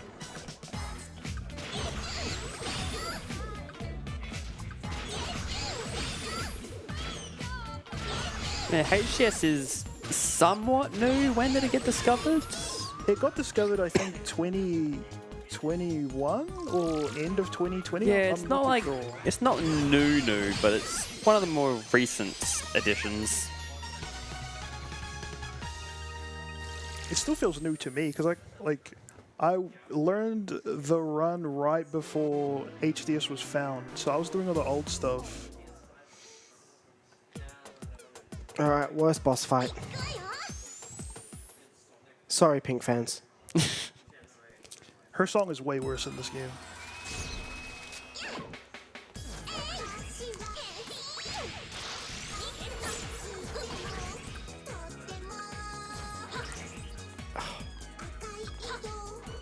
No. No.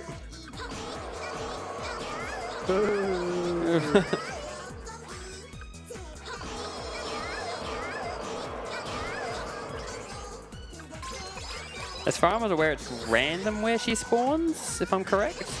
Yeah, that sounds right. No. In the PSP sequel to this game, it's called Saru Saru Daisakusen. Her boss fight operates in basically the same way.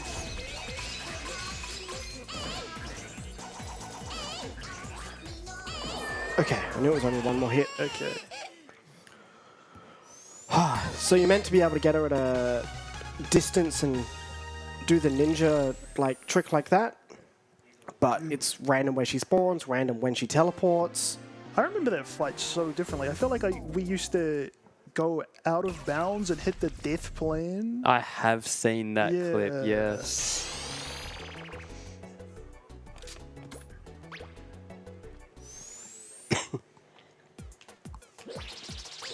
Do you have time for a quick message? Go for it.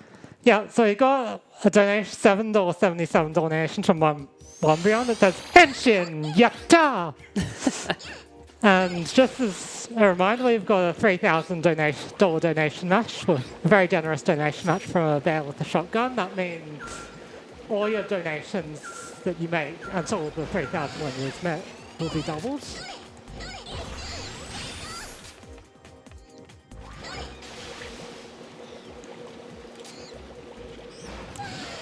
Nope.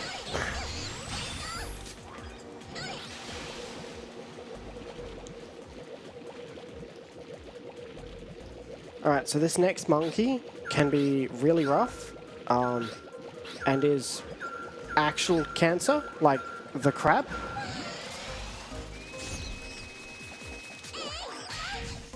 There we go.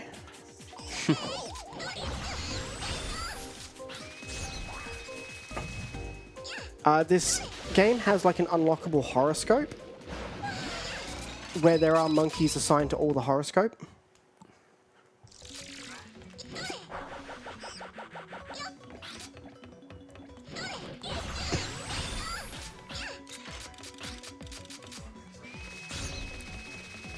Alright, get you to see me so that you're charmed.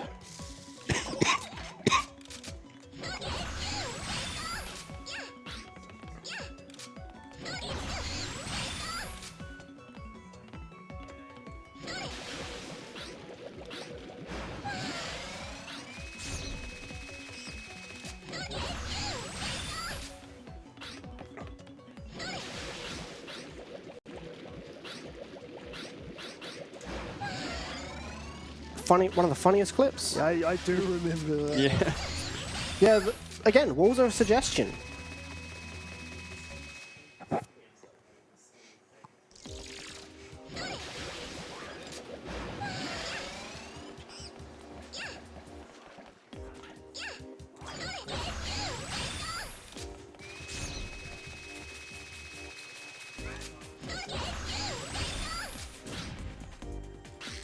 Oops.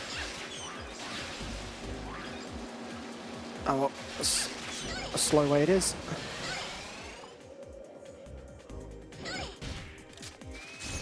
So the damage cancel in this one is the ground pound.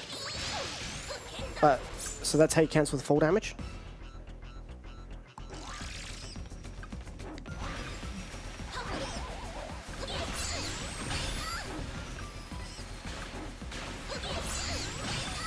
Does doing the ground pound work from any height, or do you have to do it from like close enough to the ground? I think any height.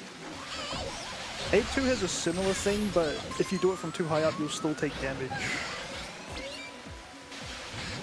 Yeah, I'm pretty sure it's from any height, because I've done it very far up. Okay. I remember that monkey. Oh, well, like I said, you're way smarter than me. You hit the monkeys instead of just like trying to catch them free. Yeah, I used to think that one was free until I didn't do that, and it destroyed me. Well, that's what I was about to say. I remember that monkey being really, really bad to me. Because like I said, it looks free, and like 90% of the time it is free, and then you have that one time where it's not free.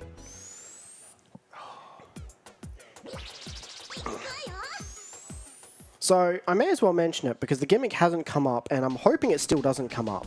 But one of the additions for this game is the monkeys can actually steal your gadgets.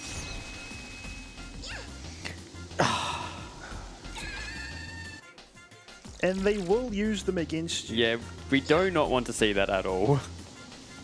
Yeah, so they can steal the net. Yeah, if they steal the net, they can catch you and you get kicked out of the level. Most of the ones that are notorious for that, I'm past. But there are so many monkeys that actually do it that it's not safe.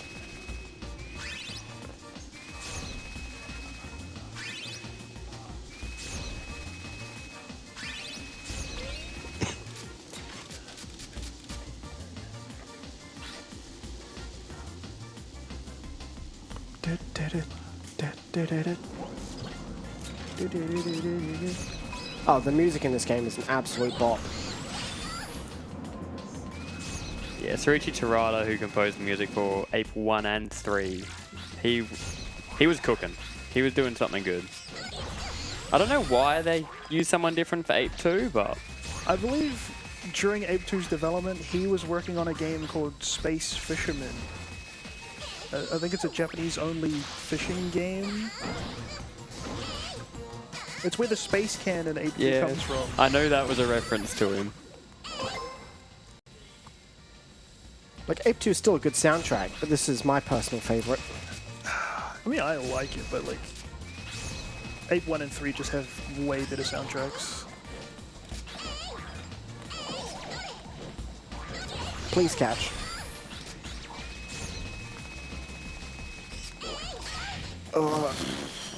Or the slot machine saying banana on them. Do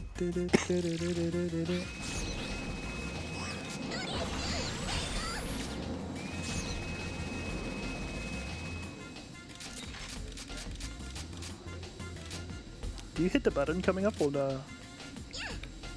I hit it, yes. I don't know how big the load trigger is. I believe it to be really like small, right? I've never done it without the button, honestly. So there's a way where you can hit the load trigger because it exists. By hitting this button, you spawn in. I think it's like another plane, but you can hit the load trigger right now if you wanted to. You can do it with HDS, but I believe the load zone is so small that it's easy to mess it up. So we're coming up to one of the reasons why we run the Japanese version of the game, because there is a trick that is exclusive to the Japanese version, which is in this next room.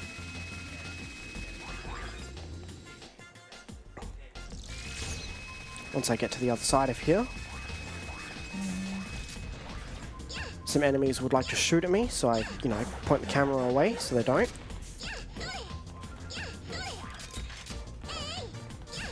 Please come down. So this is a whole tank section.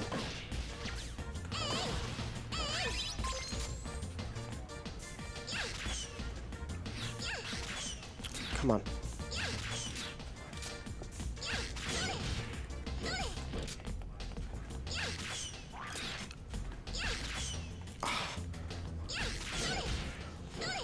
There we go.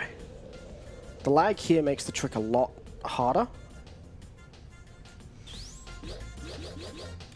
And I should have changed back to the Sky Flyer. There we go.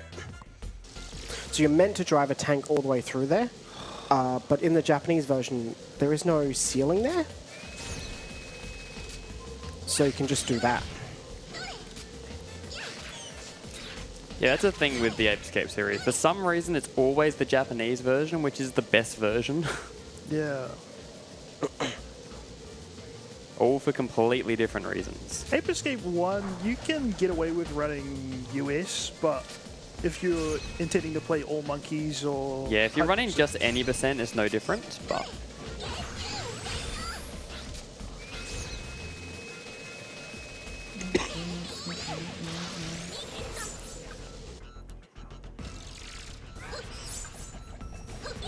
But how could you deal with that Ape 1 US voice acting? I don't know. I don't know how the Americans deal with it. I kind of like it. Like in a... In a it's bad, it's good kind of way. Exactly.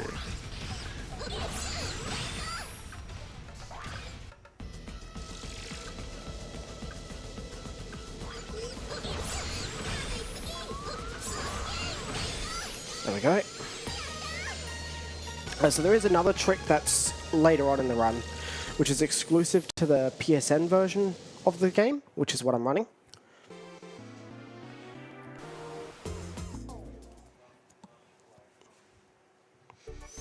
RIP PSN store. Try, yeah. Next morph.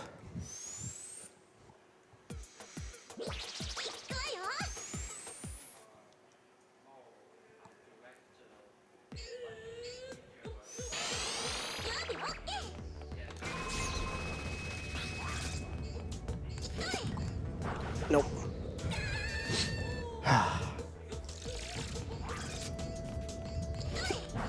There we go.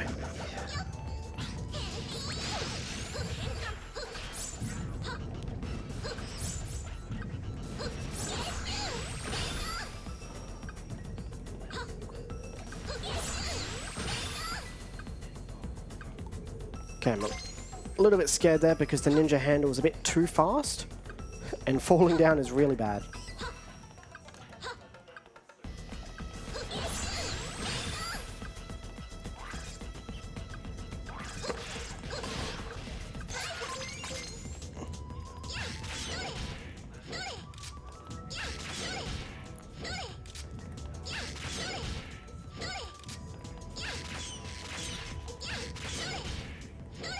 As mentioned, this trick is like a 4-frame trick, you said it was? I believe it is 4 frames. It's quite precise. But due to all the individual lag that happens, the timing is actually different in almost every spot you do it. Yeah, so you really got to adjust for the lag, your location, everything like that. So if you're in a lag-free zone, it's not too bad, but yeah, in these higher lag rooms, it's There we very go. precise.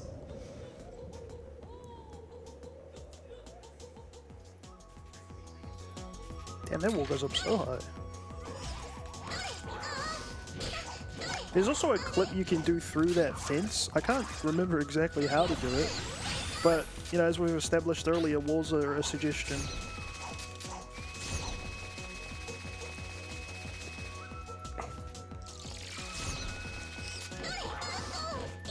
Yeah, usually I find that flight a bit easier, but I've had a lot of luck on the other flights, so I'll take it.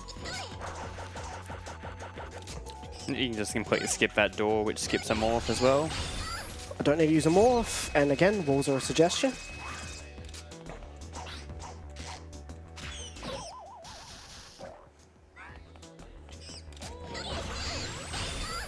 Jackie Chimp. Jackie Chimp, I forgot about that one.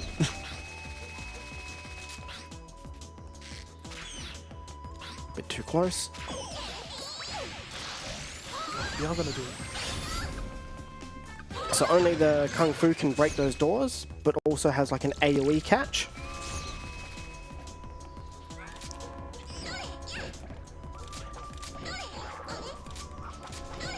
Come on.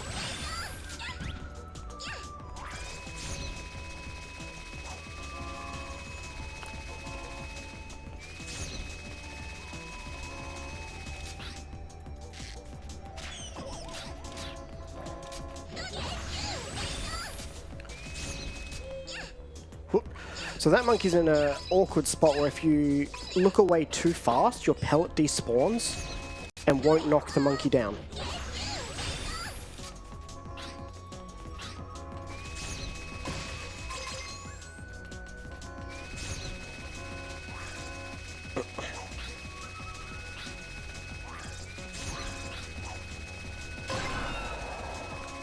So I get that grapple going first.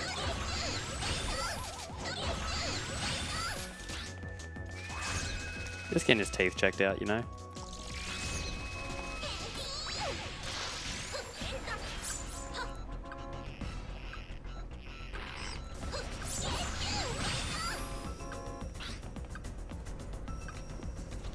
Because this one's a very tight group of monkeys to try and catch.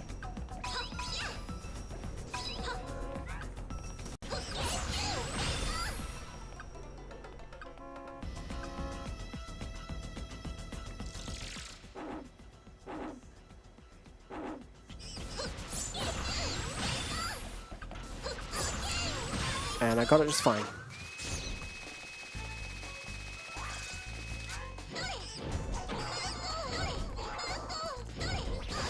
Please catch. There we go. Alright, now we're up to Monkey Red fight, which, as we mentioned in Ape 2, was really cool, where he suplexed dinos, and now he's just a joke. I don't know what that guy's eating. Can't be good for him. He's eating whatever Wario's eating.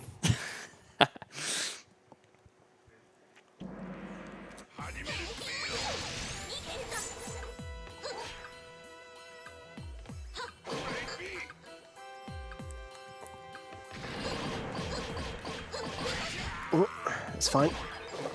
I thought. Alright. So he has a lot of attacks we don't like. A lot of invuln frames, so... I didn't get that right. How the mighty have fallen. Not a single T-Rex in sight for him to sumo slam. He doesn't even suplex you.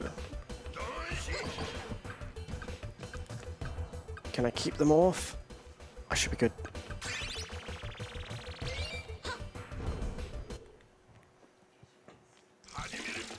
If I can do it all in one morph, it's still good.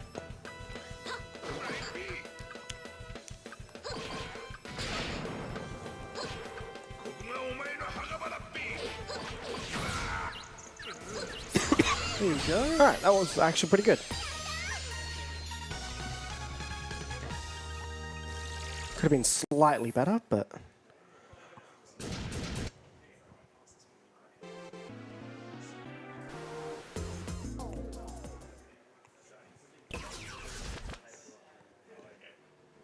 Do I have time for another message? Go for it. Okay, so just as a reminder that in addition to donating, the Twitch revenue we receive throughout the event will also be given to Game on Cancer, so that's our main charity. And that includes bits and subscriptions to the Oz Speedruns channel. And I see that JC's given the gift subs to someone in this channel, so thank you for the gift subscription. It's a reminder that that's another way to support Game on Cancer, who's our main charity partner. They're early career cancer researchers working across all areas of cancer research to make this the last generation to die from cancer. And if you'd like to donate, you can do so. It's donate.ozspeedruns.com. If you're in person, there's also cash donations available at the desk near the entry.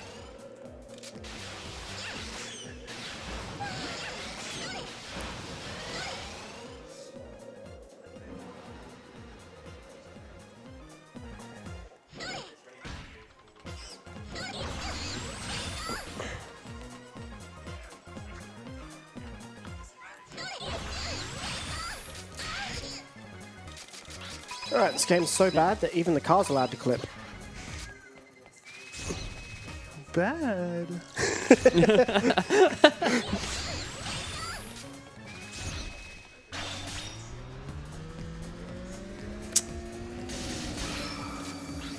more unsportsmanlike behavior. Yeah, they don't need the cars. I don't even want to know what a monkey's like behind the wheel of a car. Can you imagine that in peak hour traffic? Peak point hour traffic. Peak point. Oh, that was awful.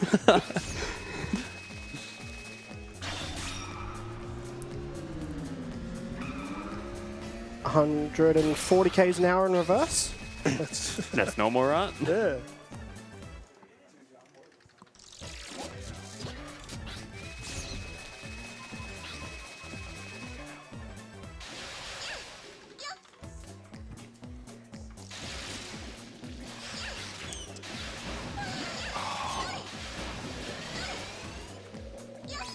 There we go.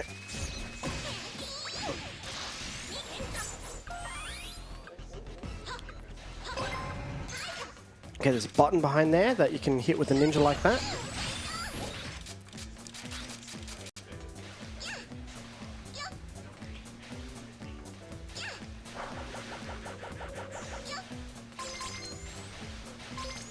May as well grab that.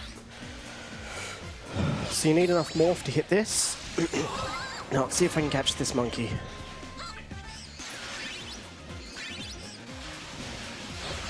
Easy. Nice.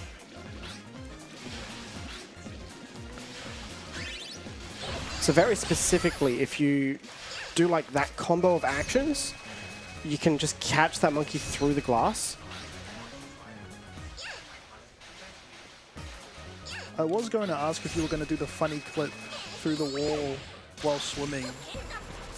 I don't know how it works, but I've seen it.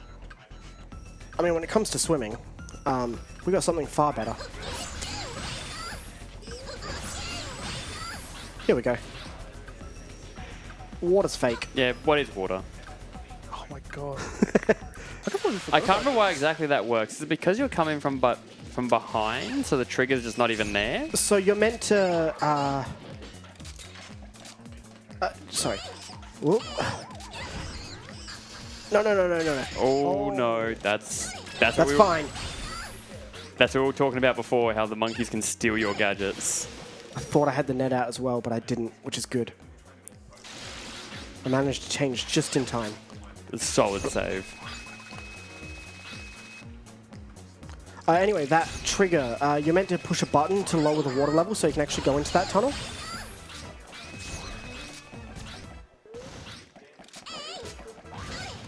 Please.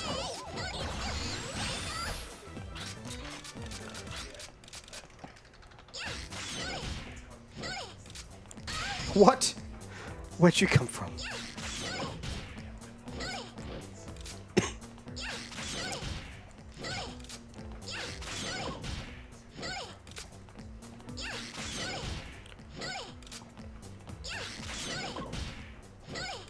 Please.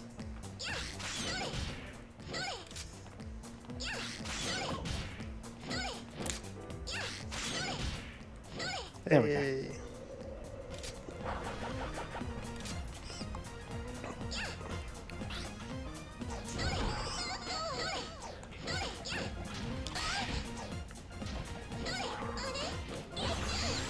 All right. So now for the specific PSN trick.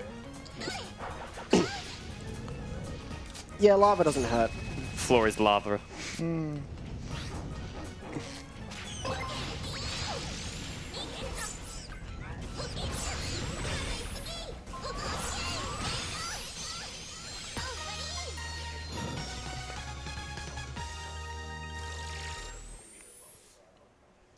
All right, now's when I do my second shopping trip.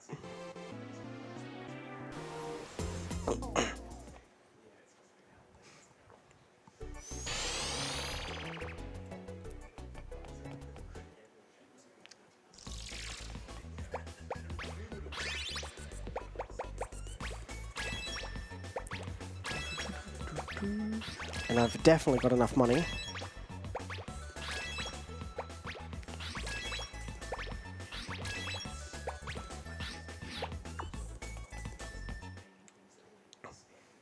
Alright, so now we're at the stage of the game where we don't need to catch any more monkeys. We just need to make it to the end. So we get the final morph. It was just like 8-2, where the end of the game is just a boss rush.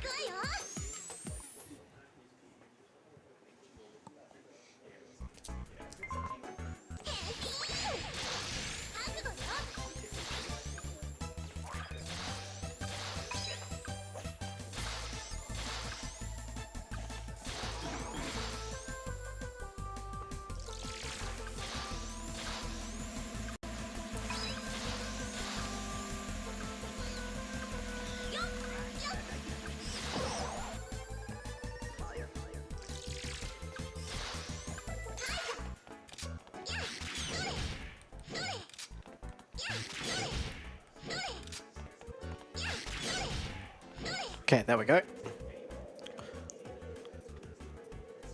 So we skip a significant portion of the level doing this. You skip so much doing that. That's definitely one of the bigger hip drop storages in the game. And that's why we need that vertical, the horizontal movement as well. And we're coming up to a bit of dead time. If you've got any messages you want to read out. Yeah, I'll go ahead. So I'd just like to remind you of our major sponsors for this event. So our major sponsor for this event is RetroTink, and RetroTink allows you to experience your favourite vintage games on modern screens. So they ship all across Australia, and the products range from simple plug-and-play adapters to high-end video processors, available on the website at retrotink.com, and we also use these at our event. So if you're here at Australian Speedrun Marathon 2026, you can experience the range of that they offer with our demo units that are available on site in the tank room. That's just, if you go exit the main room, there's in the practice room, there's some retro tank units there. So no matter which solution you choose, their mission always stays the same. So they help you to rediscover your retro console with the best possible picture and performance. And also returning from last year, there's Urban Climb. So they're united by common ground and aim to inspire a lifelong adventure. And to all the speedrunners watching, they welcome you into their clubs, and there's seven in Australia nationwide, and perfect for all skill levels, including one in Adelaide just down Hindley Street. And if you donate, you're eligible, and live within Australia, if you donate online, you're eligible for some prizes, and you can find those on the website. So some examples include retro tank units, and you can also get Untitled Goose Game and Urban Climb passes as well though. And for a full list you can look on the website at prizes.ozspeedruns.com.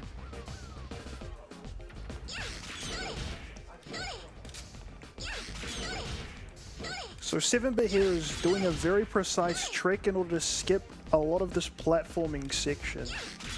I'm not sure how much time it saves, but it does save a lot. Damn. So 7-bit is trying to stand in a specific spot. I think that they're using a visual cue for where they can stand. And they want to hip drop storage here to go up as high as possible, clip through the roof, and past the wall to get to the other side. Okay. Oh, that's... I think that worked. Oh, No. just short. I'm not activating the fly for fast enough. It's a very specific spot, which I do have the visual cue for. Yeah, honestly, this was what made me give up running this game. You'd get a good run here and you just spend upwards of 2 minutes trying to hit this trick.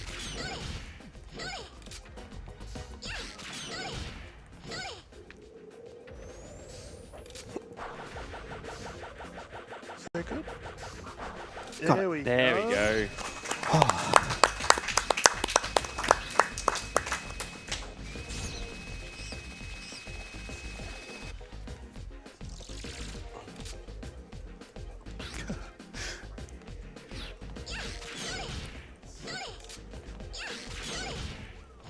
So this is meant to be another massive tower where you climb up and platforming and in and out, and no, we don't do that here.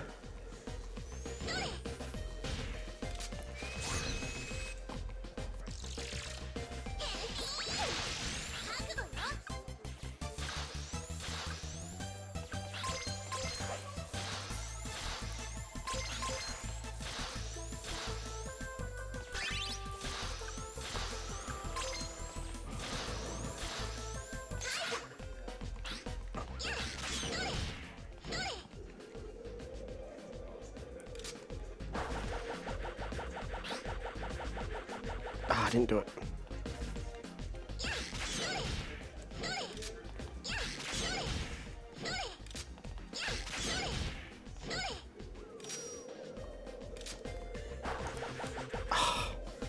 Not activating that flyer enough.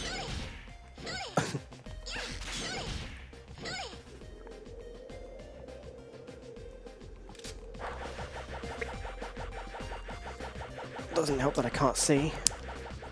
There we go. Not quite done. Oh. So that's the end of level trigger right behind that door.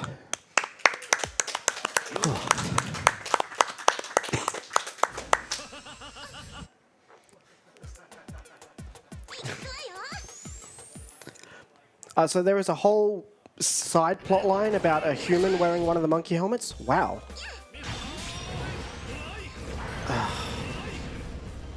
Yes, and he's so ashamed of it that he covers it up with a gigantic gold wig. There we go. Doesn't take much to beat him though. I remember my fights taking way longer than that. I decided to start taking it easy and actually aim for him.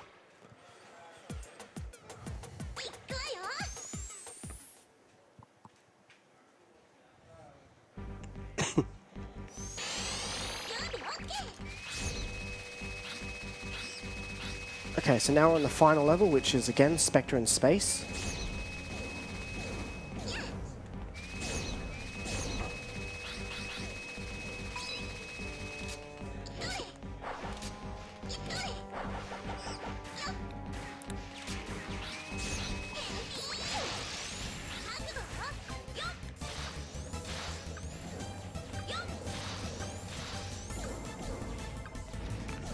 Okay. So you're meant to do a whole thing where you go into 5 separate rooms to activate the path to here. We don't need to do any of that. There's heaps of monkeys in those rooms too, which we don't need to get in this run.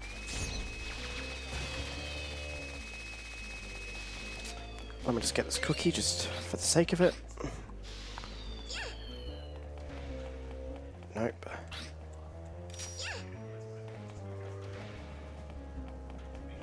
Nope. This is another one where the walls are a suggestion, but it's a little bit more finicky to actually get this one. Oh, There we go. There it is.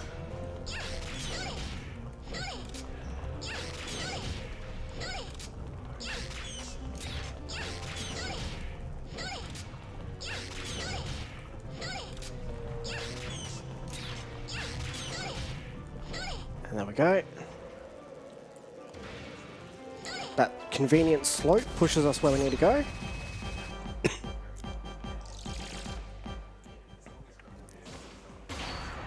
So Spectre's plan in this game is to karate chop the Earth into 2.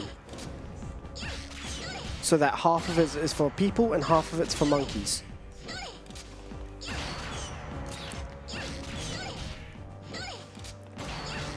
Spectre actually came up with a compromise for once. I was We're gonna just say, here like, nah. I was like, come on. seems like an acceptable compromise.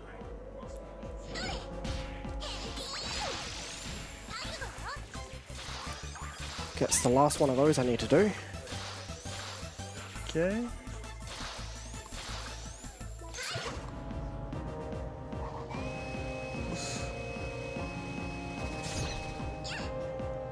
Oh No. no. I'll just take it easy.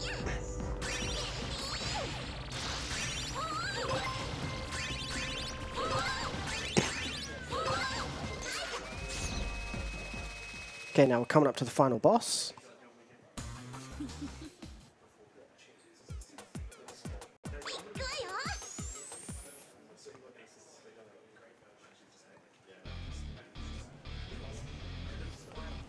This one has the least RNG. It has the least RNG, but it's also just one big auto scroller. Yeah, I was about to say it's basically an auto scroller at this point. I've still died to it.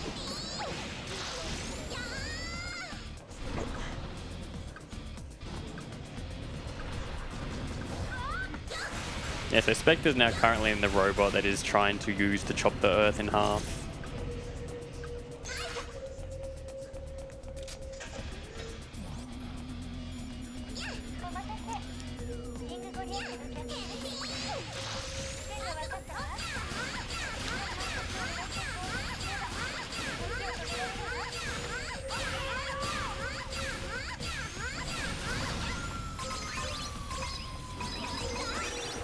Okay, it's my time and cookies fixed.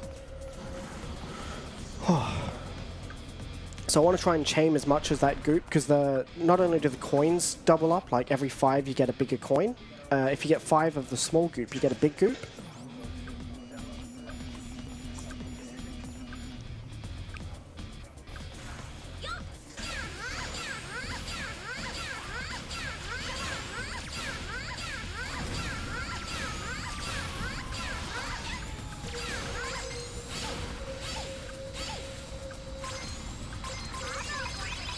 Okay, good. 30 seconds.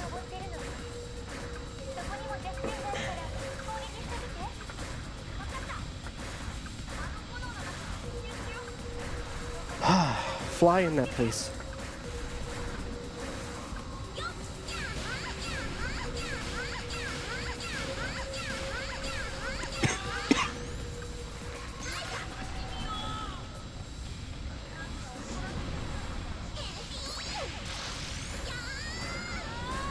I just do this because I'm lazy.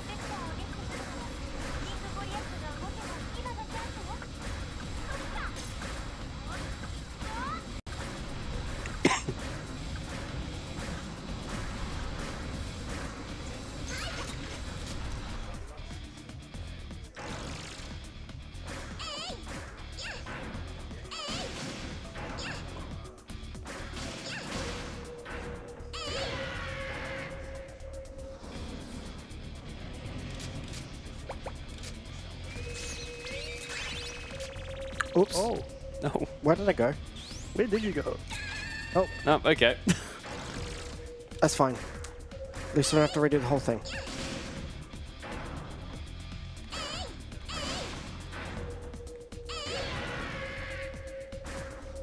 That was stupid, but...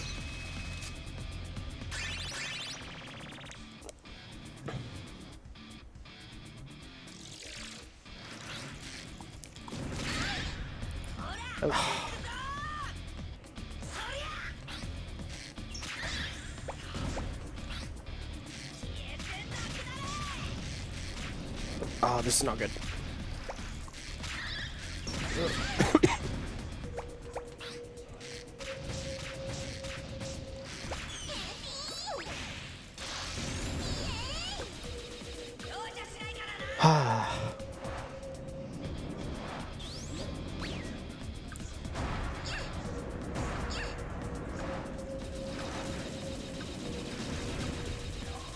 I don't know if that was the right move, but...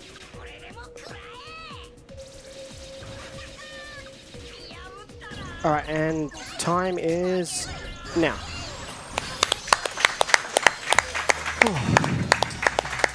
I'll say 7. What is your PB? That. GG! Yeah, congratulations on the new PB.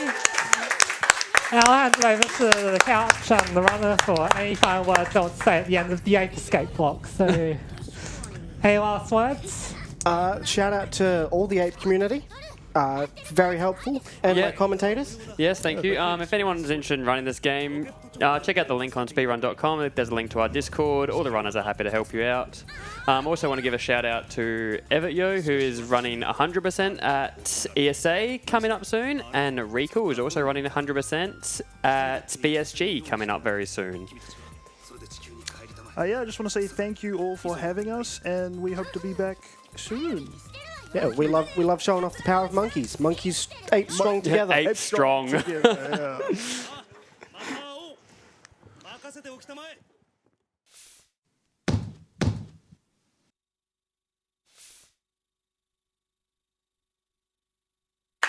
Thank you to all our runners and our our Ape Escape block, and not to forget the Donkey Kong Bonanza run that we had at the start as well. So thank you all for that. And with that, that's the end of my host shift, and hope you enjoy the rest of ASM this year.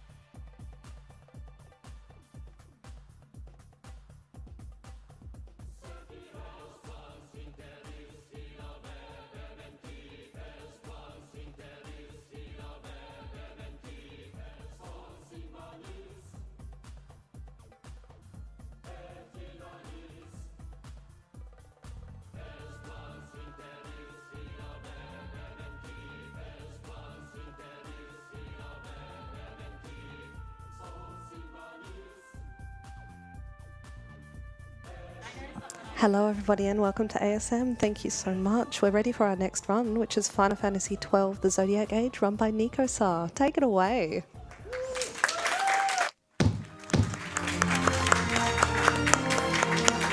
Good afternoon. Welcome to Final Fantasy XII. I'm going to be playing through this game that's the PC remaster. Joining me today, I have Sayo.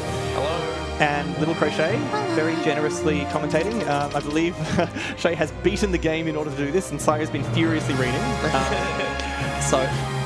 Got my settings all ready. And if we're ready to start timer, I'm good to go when we're good. All right, so that's a 3, 2, 1, go. Yeah, most of my knowledge from this game comes from the PS2 version, but luckily there's enough crossover that I'm not completely out of my depth. Man, the load times on this are fast. We're just going to start instantly by skipping 3 cutscenes. There is just a built-in cutscene skip in Final Fantasy XII, which I'm eternally grateful for. Yeah, we've got tutorial stuff to get through. Yep. So very sort of, hand-holdy. One difference in the remaster is we have an X4 speed, which, honestly, that took some getting used to for me, but from a speedrun point of view, it's invaluable. I hated it at first, just because it looks so silly. Like, boosting. Yeah. Generally, in the other PC remasters, for like 7, 8, 9, 10, all that stuff, like the boosters are a separate thing in this game. And at first, I was like, "Oh, that's so silly," and now I love it. I think it's very funny. It gives the game a bit of like individual charm. Shout out to Rex for having the most impractical armor I've ever seen. It's like, hello, stab me in the gut. So starting, we're just going to do a few battle speed changes. We're going to put the game on active for now. Most of the game I'll be playing in wait, but active is faster in situations where the combat is just free anyway. So we're just going to spam Thunder on this boss and get down to about half health and then fast take care of it. There we go, kaboom. This is a little prologue. We are what am I saying? We'll have Rex forever, right? Yeah. He's our main man. Come on, Rex. Clearly. Yeah. Ignore me. I'm trying to lie to you and deceive you. The combat structurally in this game is a very, very far departure from any other FF game. Yeah. Previously all turn-based or ATB, and not really any positional-based combat. This has kind of got everything. There's ATB bars, there is position being important, and there's also it's weirdly turn-based and ATB with position. Yeah. The fascinating thing is that the ATB charge, you can also, if you want to play in wait mode, you can also just interrupt the game and micromanage everything if you want to, but that's very slow, so I mostly don't. Do you want to cover sort of the super, basics, I guess, for anyone that hasn't seen Yeah, of course. So, this was essentially Square Enix's first attempt to sort of make a Final Fantasy run in real time as a mainline. Obviously, 10 was a seminal game, and weirdly enough, it wasn't ATB, it was turn-based. Full proper turn-based. So they went back to sort of a hybrid model here, where your characters are roaming around in 3D space in real time, but they still use the ATB meter to charge up their attacks. Obviously, when you got one character, it's fine, but once you get a full party, that's a whole lot of work to sort of micromanage the actions of 3 or 4 people all at once. So we don't get to engage with it yet because the game loves its tutorial gatekeeping, but the way that they solved that problem was creating the Gambit system, which we'll get an in-game tutorial on in some time, where basically you run a preset list of conditions and actions for your characters, and it essentially automates, the very common, JRPG thing of, oh, well, I've got an enemy, I'm going to click attack 100 times on it, right? You can basically just go, okay, just pick an enemy and attack it. There we go. So, game's also got a pretty big hunting system. So you've got a whole bunch of optional monsters to fight. The very first one is sort of your introduction to the game, because Varn here, our protagonist, he's Rex's brother. Sorry, Rex, he died. I lied to you. He's hilariously, everyone hated him because he's a teenager, and unlike, it's oh yes, I'm a veteran soldier or whatever. It's no, he's a 17-year-old and he acts like a 17-year-old. And I don't know how long it's been since any of you have been 17, but when I first met Varn, I felt very accused. So we're off doing some monster hunting odd jobs in our occupied city, because no one's taking care of the little beasties in the desert.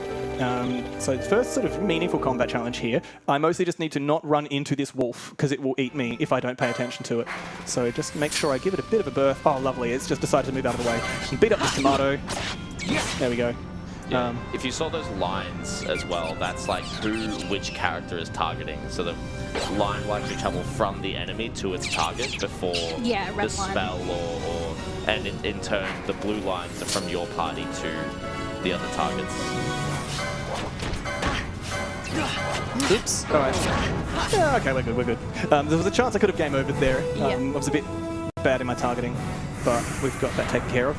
Yeah, there was clearly like, because they made this game in 2006, there's a lot of like concern about, oh, we don't want to confuse the players, we don't want to sort of like have them not understand what's happening. To be fair, it was running a lot slower than this. And then everyone didn't like it anyway. Well, a lot of people didn't like it because it was just such a far departure from FF10. Yeah. Well, it basically started like it's like the permanent trend now of every Final Fantasy is the worst Final Fantasy ever until the next Final Fantasy comes out. It's like broken fan base. There is a lot that was added to the Zodiac Age as far as like quality of life. Though. Yeah. Not even like beyond speed up. Like you've got autosaves now. There's like a lot more. The progression system for how stronger characters get is significantly more fleshed out and easier to use. And was really interesting because, in the original version, every character was on a license board, so it was kind of like a smushed down, much more simplified version of the sphere grid from FF10, where ultimately everyone could learn everything.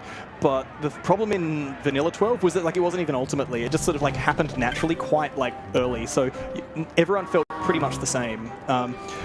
They made a remastered version in 2007 called the International Zodiac Job System, and in true Square Enix fashion, they only ever released it in Japan. yeah, that happens. That's been happening since FF7. You've got FF7 and then FF7 International.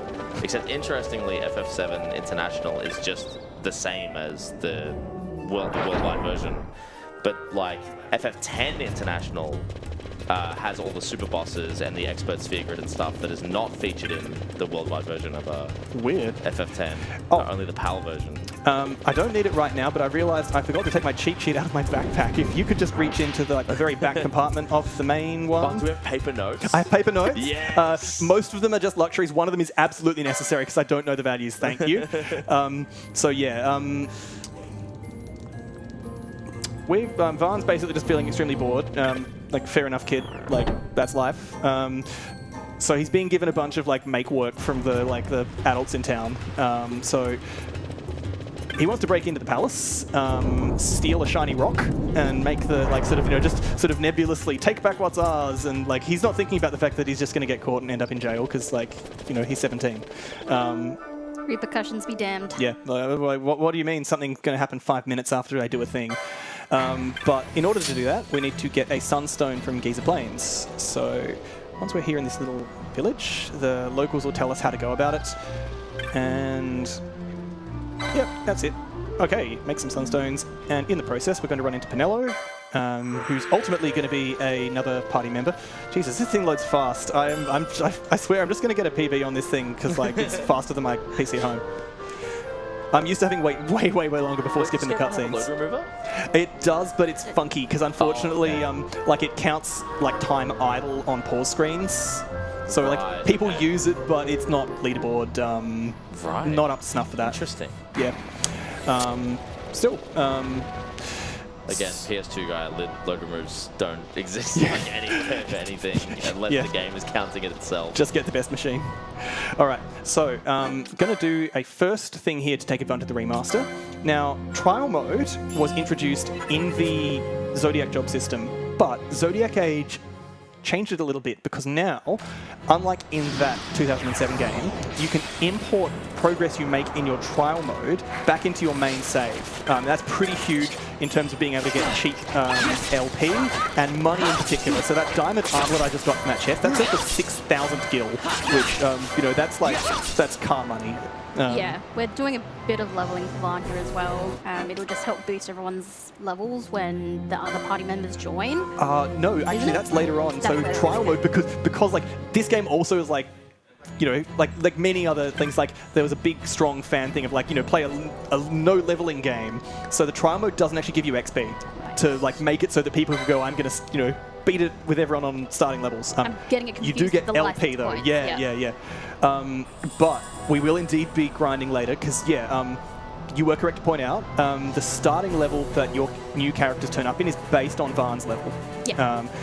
So Are the chests in trial mode still RNG? no, chests in trial mode are completely Are fixed, fixed. okay. Yeah, like all the important ones at least. Okay, yeah, that's another thing that's nightmarish about the PS2 version is random chests. Yeah. So I think it's Well, it's like 1 of 3 items and then a range of gil. Yep. So in the PS2 version, you can just get to the first shop and be like, I'm too broke, reset. pretty much. Killer. I just played it great for 25 minutes and it's gone now. Well, and there was the infamous thing as well where like the Zodiac Spear chest. Oh, that's a bit less than ideal. We'll just have to deal with it. So I'm looking now at my like HP prep chart. Oh, look, Penelope's back. She got better. I've got an enemy coming up that requires me to be on very low HP, and getting Varn hurt down there is going to, like, sometimes the easy ways to do that depend on, like, Varn's health. Okay, these crystals here also, they fill randomly between 25 and 55%. Oh, you son of a bitch. Pardon me. So, yeah, it's possible if you're lucky to get that done in only 2 crystals. Usually you get it done in 3 crystals, but I've got a 4 crystal. So that's fun, that's nice. I'm just going to have to run around to the one that you never go to because it's on the opposite side of the map. We're going to make it. What's my health? 50 health on Varn. Oops. Okay, less than 50 health on Varn. My gambits are not doing me any favours there. Yeah, the other tricky thing is that when you swap out of fleeing in this game, your characters will then start, you know, reacting to the enemies around them. Attacking, basically. It's so hard to try and get them to interact with something when you're trying to continue and progress the story, and then they go, oh no, I gotta go attack that thing that's attacking me. And you can't interact with doors or chests or anything like that while your character's in the middle of an animation. Yeah. So if they're blocking or if they're attacking, then yeah, you just no show. So some of the skill which I've not demonstrated that well is in avoiding those situations. So a little break here, and I'm going to do a bit of shopping right away. The other thing that the Zodiac version of the game remixed is where and when you get all of your different spells. So for whatever reason, they decided that like Dark, which is this sort of like early mid-game spell in the original version, you could just buy it from this vendor here, and it just shreds everything. Oops, left too soon. So we're just going to buy Dark, and then for later on we're going to buy some Onion Shot, ammunition for guns. That's put a pin in that one. We're going to get back that in a long time, but it's critical for the run. 20 hit points on Varn. That's very low. Oh no! I need Penelo for that. Maybe I'll try my luck with the wolves in the desert. Not critical, but yeah. I need to get myself down to below 10% of my maximum hit points in order to spawn a rare enemy called Dustier. This is for farming. Yeah.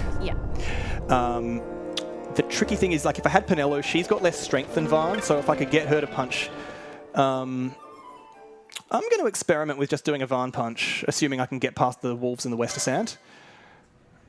Just do some science live. Yeah, we'll spade this out.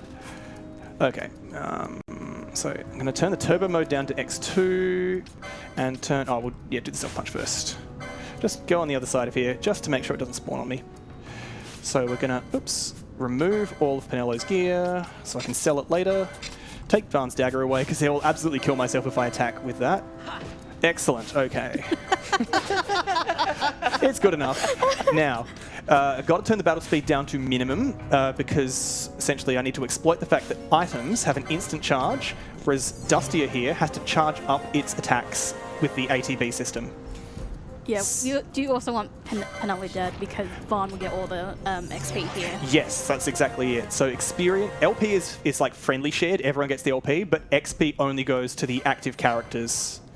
So anyone who's benched and anyone who's KO'd gets nothing. And that went pretty sweet. I'm just going to YOLO my way past these wolves here. Like, yeah, well, fortunately, it's 2026 and games have autosaves. If I'd done that in PS2, then that would have been a reset. Probably would be like an hour in by now as well. With the yes. 1x speed. Absolutely would have been. So we're just going to try it again. Yeah, there we go. We're fine. I saw the line though. Yeah. It took time to judge. So it's enemies have like a bunch of the regular enemies have just ordinary attacks, which play by the same rules as players, and then a bunch of them have these little named attacks, like charge or ram or bite or whatever, that have really, really short CT, and you hate when those ones come out because it's just you've bopped me and I haven't been able to do anything. Fortunately, I'm going to get a free full heal before I'm next in danger anyway, so I'm fine. Basically, technically, I didn't need to do that leveling there, but it's going to make the next section of the game much easier. So I'm back on the critical path now. I'm just going to say goodbye to Pinello and show old Dallin little sunstone. And now we've got a way to get into the palace. So time for a trip in the sewers, classic JRPG stuff. And skip. I was like, oh no, someone else is also getting ready to do things in the sewers. I sure hope that there isn't a violent insurrection on the day that I'm trying to do some crime. And there's no possibility that people might think I'm one of those revolutionaries, right? Like these Imperial soldiers are perfectly reasonable guys, right? Can't be that bad. So we've got one last little solo section here with Vaughn, and essentially once that's done, I'm going to start getting forever characters. And obviously playing through on X4 speed and playing just sticking to critical path speedrun stuff, you're not actually seeing that much, but if you're just on a casual run through this game on the first time, it takes quite a while before you're sort of actually allowed to start playing the game. We saw another future party member there, kind of, Kites. I mean, yeah, okay. To be fair, if you count Revenant Wings. Yeah, if you count Revenant Wings, he's a future party member. I genuinely don't remember where that thing ended, because I know, Tactics A2 basically pretended it didn't happen. So, I don't know, maybe the parallel universe is happening here. Yeah, it's half the little kids down in the Lowtown turned into, playable in that game. Kites and Philo? Yeah. And she's on a hoverboard. They added hoverboards to the world. It's just old castles and dragons and stuff, and then you get kids on hoverboards. It's I think there's they gave it the Poochie treatment. All right, so skip some more cutscenes. There's a free Alexa in this room, but I think I'm not going to bother with it. So you have my permission now to point and laugh at me if I later in the game goes, oh no, I've got no MP. So they've successfully disguised myself as a random day worker who's been come in to clean up after the party's done. So immediately they've told me to wait, so I'm just going to run straight forward to them. It's well, I told you to wait. And now we're going to be advised just call out for attraction, try and distract them, and we'll move up to them. And I hope I don't just muck this up. Yeah, another tutorial, Yep. which will lead you into this next part of the castle. That looks like nothing, but if you go too close to the soldier, he catches you. And if you go too far away, then the servant nags you to no, go through. It's just a pain in my neck. So now we actually have to do the calling minigame with slightly more consequences. If I get caught here, I get sent back to the beginning of the puzzle. Should be able to do it in one. There's a handy little thing here where when your character is doing an animation, you can freely control the camera, so it can prime you to sort of send them going the way you want to go while they're stuck. Good. I can't wait for the other lines. Oh, yeah. Over here. I can't remember if anyone actually remembers this game. It's been 20 years. All right. Lovely. So just open this one up, and then we're just going to get into the treasure vault, which, despite the fact that, I think, the Empire's been occupying this place for 2 years, I think, and they've, never bothered to investigate, this giant palace that they're using as their headquarters. It's this wasn't that hard to get into. It's just a wall with an open grate in there. I mean, to be fair, you do need that stone. Well, yeah, sure, but it's just a wall. They could just take an axe to it if they wanted to. Give it a good whack. I don't know. They seem very incurious, I guess is what I'm saying. No, they all care about the architecture. But to be fair, Vane does make a big speech about that, so maybe there's something to it. So just this little switch here. Yeah, there's secret stuff all over the place. Yeah. A suspicious wall. All right, well, in we go. So now in a cutscene, which I'm going to skip, Vaughn finds a shiny rock. And it's okay, that's mine. And then immediately runs into... where are we? Come on, Goddess's Magicite. There we go. Runs into Balthier. Is no, that's mine. I'm taking it from you. And Zvan's like, nuh-uh, and I'm just running away. Then, unfortunately, we're going to find out that there's a giant battle going on outdoors. They've got like a airship firing like broadsides down on the ground. It's pretty brutal. So we're once again stuck back in the sewers, having to make common cause with Balthier and Fran, our Sky Pirate friends. Now we've got a forced Gambit tutorial here, so yeah, basically explaining how the Gambit system works. So, as we can see, Balthier is telling us, you've got, on the left side, you've got a condition. On the right side, you've got an action. Essentially lets you automate sort of a bunch of common things you might want to do. The priority is just from top to bottom. There's a degree of cleverness in how some of the gambits work. So like if you've got a healing gambit, it will just not fire off on any ally who's on full health. But there's limits to it. Balthier is next going to tell us you can turn your gambits off, although you can change the order of your gambits. And then, yeah, you can turn them off and on. And that's basically the long and the short of it. I really appreciate how much you can do with it, considering that it's like, you know, it's sort of baby's first sort of programming challenge. Interestingly enough, like, Final Fantasy kind of moved away from this in later games. The only game I can think of that really followed through in a similar thing was Unicorn Overlord. Yeah. FF13 has a similar thing because you're not in control of It your does whole a little party. bit, yeah. Yeah, you can kind of like, and Kingdom Hearts as well has a sort of. Oh, yeah, it does. Yeah. You sort of like give very general guidance to the rest of the party, even though you don't have full control. This is much more involved, though. Yeah. Than either of those, I think. Yeah, there's a long list of like Gambit conditions that you can buy from vendors and enemy conditions, enemies around, allies. Yeah. To be fair, quite a lot of them are fairly redundant. Okay, so I'm going back into trial mode now to get a little more license points, and now we're going to do our first job assignments. So the other change that the Zodiac versions made to Final Fantasy XII, rather than having a single license board for everybody, every character now chooses a job, which will have its own custom board. I'm going with Red Battle Mage with Balthier and with Vaan because that job is the king of the early game. You get access to Dark, which just shreds everything. I'm going to do first Gambits here. I'm going to assign Balthier and let's see. Don't mind me. Okay. Balthier is going to also be a Dark spellcaster. And he's just going to go for like whatever's toughest, just beat it up, get rid of it. And then Fran, I'm going to put on potion duty, just in case things get a little bit hairy. I do like the idea of having to purchase decisions. If you think about like buying gambits, it's it was even worse in the original PS2 because a bunch of them you had to get from chests. This is literally just, I never thought of attacking an enemy that was blind until I just found this pot in the desert. So Fran getting KO'd there is actually good for this next little section because, like, yes, I want her potion gambit for healing, but like I don't want it for this section. So like right now, if I get below half health, she'll chuck potions, which like I'd rather have for later in the game. So I'm just going to zoom through here and we'll use a save crystal to res her before the mini boss fight coming up.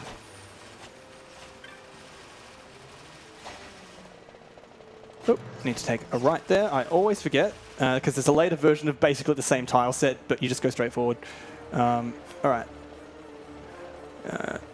So now, a little crystal here, and we're going to meet, definitely not Ash. She's dead, apparently. Like, that's the line.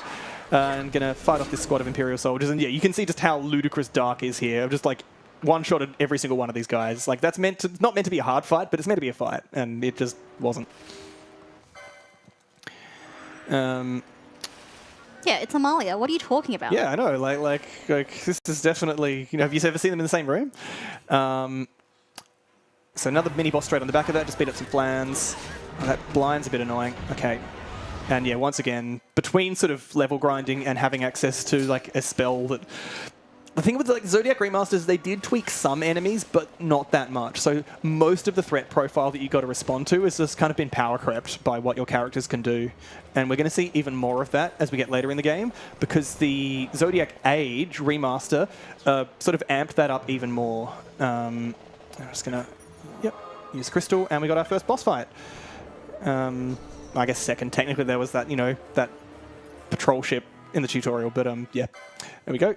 So we got Fire Main here, Big Angry Horse. I'm going to walk on the water because it makes fire damage do slightly less damage to me, and hope it doesn't teleport too much. Every time these teleporty enemies move, they just become intangible and you can't hurt them. Cutscene attacks are basically the only way to avoid this one firing off the first time is luck. If I'm average luck, it'll get it once. If I'm bad luck, it'll get it twice. You jerk. Okay, it was only fire. Good. Nice. Don't care about that. So on the back of that, we've been like caught and arrested by the Imperial Army, and we're getting sent to prison. Funny that. They know who Amalia is, and so she gets sent off to like super extra prison, and the rest of us are just thrown into a dungeon. But like weirdly enough, like you can still cast magic and stuff. This sort of worked a bit better in the original game, where taking away all your equipment was much more impactful because you had way fewer spells you could buy. Like this prison fight I'm about to do, barefisted, is meant to be like dramatic and difficult, and Yeah, I played this with my bare fists. it's like we can just cast dark on them. Like this doesn't seem fair. Well, they had it coming, but still. Especially because you immediately get your gear back here. I'm just going to nab a couple of these chests here. Gil, oh, just do that one. Gil is critical in this run because at the moment I'm sort of happy-go-lucky on the healing. Later on, everything is done with items. So technically there is a cure spell that you do just know for free. I'm never going to cast it. Like everything's just going to be potions because they're faster and they're easy to automate. Yeah, I think Fran knows it innately. I think, in fact, Ash and Penella as well. But yeah, it very quickly ceases to be relevant. All right. So we've just met Bosch. He's a bit worse for wear. Sort of been stuck in a cage for the last 2 years. Once again, going to get more Gil. I love the little footsteps, man. That's so sick.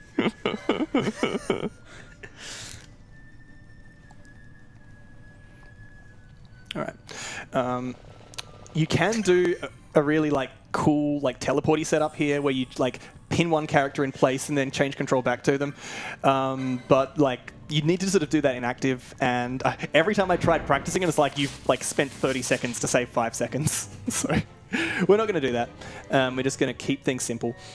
So there's a little charge mini game in this area where every time we use a switch to open a gate, it uses up charge, and there are also a bunch of battery mimics around that suck more charge out of it.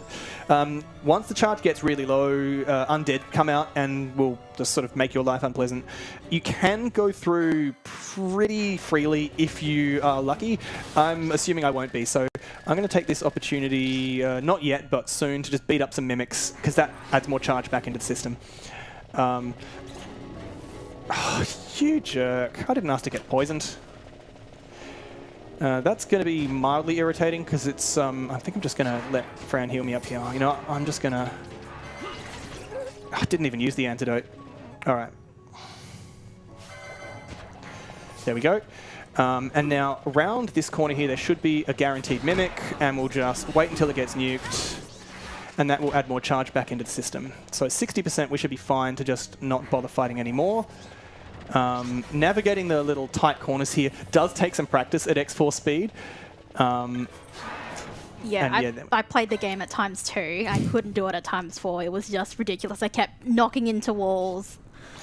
Yeah, until I started speedrunning, ×4 just seemed like a weird joke to me. But it's, you know, you get used to it. You do still obviously have some inefficiencies in your movement. That's just inevitable. You know, humans can only move so fast. Okay, that's a bit more damage than I was wanting to take. I'll just let Fran do an extra little bit of healing up there. Bit unfortunate the party leader didn't get healed, but I think we'll be okay to make it through this next scene transition. Yeah, there we go. So Barsh is now going to find some clothes and a sword. Only the sword actually affects his mechanics. He's a guest character. And I can just skip this so fast. There we go. What do you mean he's a guest character? Well, oh yeah, so like you only ever have 3 active proper characters at a time. So over the course of the game, you will occasionally get some like 4th slot guest characters. In the original game, you couldn't control them at all. In Remaster, you can freely change their gambits, move them around, give them orders, whatever. Barsh is sort of a weird one where he's a guest character now, and he's going to be a permanent party member later on, once he's better dressed. Yeah, he's less hobo looking. Yeah, instead he gets like a sort of like a granny square on his chest. this weird sort of, checkered green and orange pot holder. All right, so Mimic Queen coming up, just another boss fight. This one's relatively straightforward. You do want to try and keep the minions down a little bit, just because once they run low, it will waste time spawning more minions instead of attacking you. And we'll see how we go. Oh, this is going pretty well. Didn't get the 0 Shock Storm run, but like 1 is fine, and it's just going to get vaporized on the next go round. There we go, lovely. Varn getting KO doesn't really matter because I'm going to like get to a res crystal soon anyway. Unskippable cutscene coming up for reasons I do not understand. I just have some water. There is a weird skill. You were talking to me about this in before with this game and skipping cutscenes, and that the FMV style cutscenes are skipped in one way, and the regular cutscenes are skipped differently. So you got to kind of remember which is which, and if you try and skip the cutscene too early as well, you can lose a bunch of time there. Yeah, well, because we saw it earlier when I was getting impatient. It's like just with the pause button and back is the only option.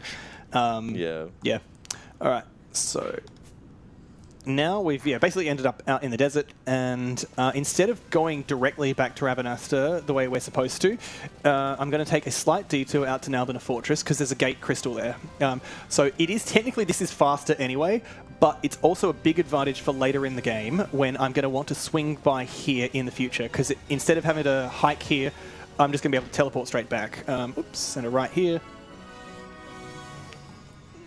All right, so yeah, the orange gate crystals, we love them. They let us go anywhere we want that we've already been. You need teleport stones for them. The run's pretty routed out in the early game, a very tight supply, and then later on you just get a jillion of them from grinding for other stuff. All right, so Balthier and Fran have now said goodbye because they're off to do Sky Pirate things. They were like, okay, that was a very unpleasant adventure. We're just going to go and get a drink. And Barsha's sort of wandered off to try and talk to the Resistance, who probably want to put him in jail because they think he killed the king. He didn't, but like it doesn't really matter. Oops, right.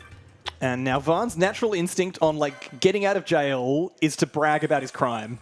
And he's like, well, where are all my friends? Where's Penelo? I want to tell her about how I stole this cool shiny rock and put my life in danger, and surely that will endear me to her, right? Like, kids.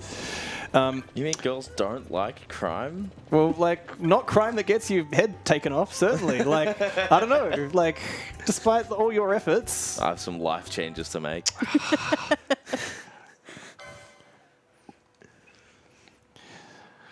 So we've crept in on a secret meeting here, and Barsh is now part of the party. So he's technically our first permanent party member other than Varn, but we're going to get like Balthier and Fran back in about like 30 seconds. So they're basically all at the same time.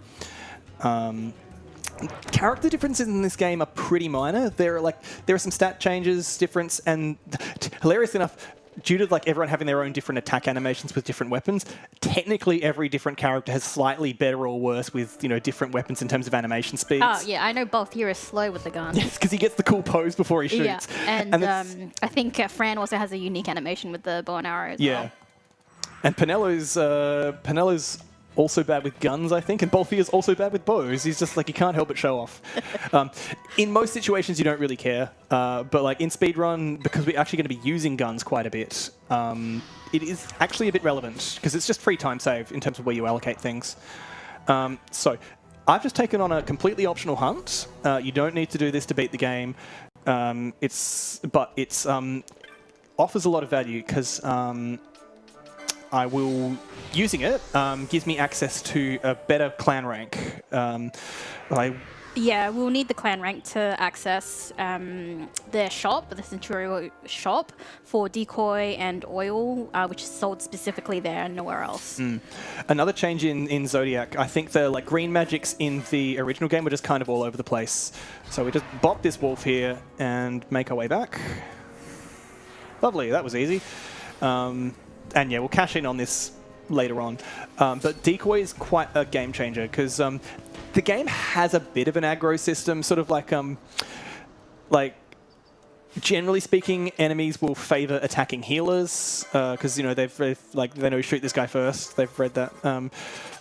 War crimes are fine, right? But it's a little difficult to sort of consistently exploit. I'm going to turn battle speed back down to slow because the next few segments are going to consist of pretty much nothing but running away from enemies. So no sense giving them any advantages. So in the meantime, while we've been off in jail, Penello's being kidnapped by headhunters who are after Balthier because like he gave her his handkerchief and promised her to I'll get Vaan back, and so they've assumed they're connected. Interestingly enough, one of these cutscenes actually got taken out of the original game's Japanese release because there'd been at the time a sort of a kidnapping, which they were like, okay, it's probably not very sensitive to put this in our big expensive game. So there's little bits of trivia. But yeah, Balthier has been very kind and offers his airship, and we've now met Lamont, another extremely definitely believe who you say you are character, who wants to go to the Lusu mines as well, where we're headed. What a coincidence. Vaughn's a big jerk in the cutscenes. Yeah, he's just this fascinating thing of explicitly being told, remember that, Bash is supposed to be dead. Don't say No anyone's real names. names. We're meant to be incognito here. Just immediate, foot in mouth right away. Yeah. Yep. Oop. All right. Skip this little cutscene here, where we see sort of the Marquis Ondor walking out, sort of being sort of blackmailed by the judge. Geese is such a jerk, so smug. And yeah, I guess the other thing that's really fascinating, because obviously the team that made this, they made Final Fantasy Tactics. They also made Vagrant Story, and the more you look at this, the more we really love these these grimy mines and caves and weird sort of semi-industrial dungeons. It's they keep on making them. Yeah, this dungeon is also the first time I think you encounter traps, and yeah, I think you're right. I was not expecting it in my casual playthrough. I was like, oh, there's treasure over here. And I get exploded. And I'm like, cool, that's nice. Yeah. You don't face them at any other point. We'll not be able to take them all. So the good news is Penello's free. The bad news is that we found the bounty hunters and they want to, kill us. But fortunately, they don't know the secret recipe to always escape from bounty hunters. It's just run 3 screens away, and then they just give up. That's the rules. I didn't write them. Don't say I'm abusing it. Yeah, we're chasing Lamont through the mines here because he's run away. I think he's grabbed something from memory. Well, I guess he's realised that okay, this is a sticky situation. I didn't sign up for this nonsense, and it's we've taken them at their word that they let Penello go. They could have been lying, but they weren't. So we've got no reason to be here. So yeah, if I dawdle, then there are 4 Bangar that are going to eat my face. They're ludicrously out of my league right now. But as soon as you go past this cutscene, it's oh, we've just lost them. It doesn't matter how close they were. They could have been literally a centimetre before the screen transition, charging their attacks, and it's now the game just decides they've given up. I won't complain. It would be quite irritating having to deal with them for a 4th screen. So the bad news is that we've got no way to get to Penello. So instead, we've decided that the right approach is to cause a ruckus and get the attention of the local authorities. So we're coming right up on one of the few things that you probably know about Final Fantasy XII if you've never played it. So we're just going to go through 2 screens here. Bosch lives will be the first line. Well, you never know. Come on, say the line, Vaan. I'm Captain Bosch von Rotzenberg of Dalmasca. Do you mind if I cut in with a donation? By all means. We've got $100 from Chili Pepper that says, yo, is that the real Bosch von Rosenberg Dalmasca? You better believe it. Please put this towards the Uno incentive. Happy ASM 2026 and good luck with the runs. Very well done, Chili Pepper. And I got the 2 shout. Yeah. Nice. So yeah, if you stand on the exact right little pixel there with Vaan's sort of left leg just on the carpet, you get the attention of all those different tour guides there, and they'll get you in a second shout. But yeah, I've got maybe a coin flip chance of getting that on most runs, so I'm pretty happy. So after a few more cutscenes, we just have a meeting with the Marquis, and then we get to skip more cutscenes. But soon we're going to be on the Imperial Dreadnought, because their big plan apparently is okay, get captured deliberately, and then you can rescue Ash. Surely that won't end in disaster. So I've probably got a bit more dead air for now. Because, yeah, many cutscenes to skip. Oop. Yeah, there we go. Do you mind if I cut in then and tell people what we are fundraising for? Please do. So we are here at ASM. We're raising money for Game on Cancer. This charity funds early cancer researchers who are working across all areas of cancer research to make this the last generation to die from cancer. So any donations will go towards that, and you can donate at donate.ozspeedruns.com. I'll also point out that we have donation matches happening at the moment, so anything you donate will be doubled. Get your donations in. Nice. Okay. So we got Vossler joining the party. He's an absolute unit. He's going to be central to the early game speedrun tech, and I've got pretty good luck in my positioning. Awesome. I've been checking my menu there because I'm checking the step count. So Vossler has an ability called Traveler, which does damage based on the in-game step counter, the last 3 digits. And I wanted it to be around 100 because I'm going to use him to no-sell a mini-boss encounter here. He also comes in like ahead of your party's level by like 4 levels, and he's got like way better gear. So you put him in front, and he can just soak up damage. I should probably put the game in wait as well. Nah, that takes time. Yeah, so Traveler is like a flat damage spell, but it does have a multiplier based on the height. It's based on 1 to 10 steps below the 1,000, closest to the 1,000 that you get the steps on. That stings. Yeah, fortunately for this fight, it's not quite that punishing. I don't need to hit the 10k damage, so I can be like quite a bit less, and it's all right. Fear not their numbers. But my health is a bit Take down worrying. the leaders and the others will follow.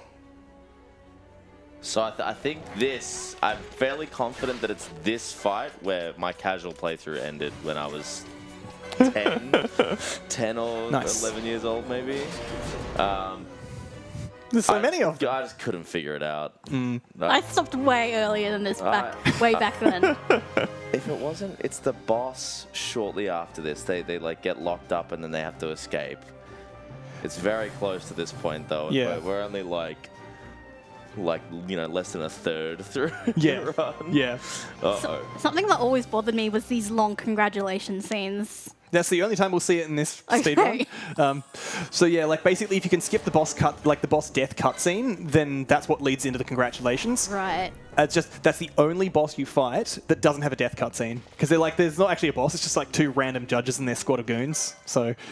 That explains why I saw so many then. Yes. It's here. It's the boss that we're on Yeah, the way to you're going now. up to Geese. Yeah, it's Yeah. the judge. I Yeah. couldn't beat him or her, and I just like, I'm going back to Final Fantasy X. I'm playing Blitzball. To be fair, Blitzball is great. Yeah, like, I'm a huge I'd play fan Blitzball. of Blitzball. All right. So I do need to grab 2 little pieces of loot on the way out. Very thoughtfully, the Empire have just like loaded up their cargo bay with some like reflect gamotes. So that's, I can't remember if other FF games had before this had it, but like you've got little spells in a can basically. So it's like little consumable item that just like goes, oh, you use this and it just makes reflector happen. Yeah, that's in a lot of at the very least, it might not have been in FF1, but 2 definitely has it. 8 has it. You actually use the stones. They're the stones that you get. Oh, of course. This is the whole like that's the core of the junction system.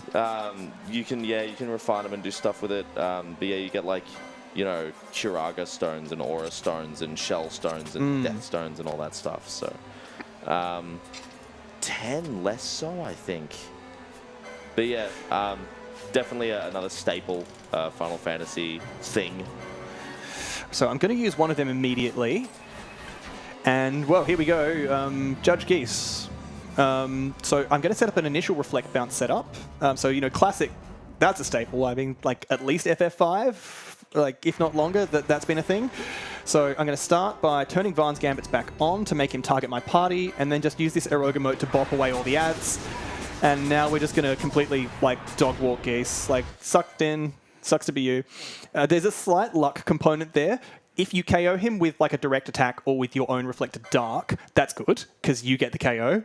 If he KOs himself with the like arrow reflected off him, then that's like we don't get the LP for beating him, which does have some routing implications. So, So just to explain a little bit of what happened. Yeah, please. oh yeah, of course. So, when you have reflect on all of your party and you do a damage dealing spell or an item on them, it bounces around your party and then it does triple damage if you've got 3 people or quadruple damage if you've got 4 people in your party back to the boss.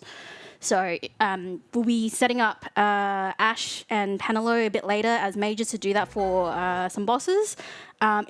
It's really good for the mid game. There is a couple of end game bosses that use them still, but it does drop off afterwards. When I first was playing this game, I thought, oh man, I've got this super powerful Eroga mode. I'll use that, and then I realized that, oh shit, okay, that is a load the autosave. I need that reflector mode for later.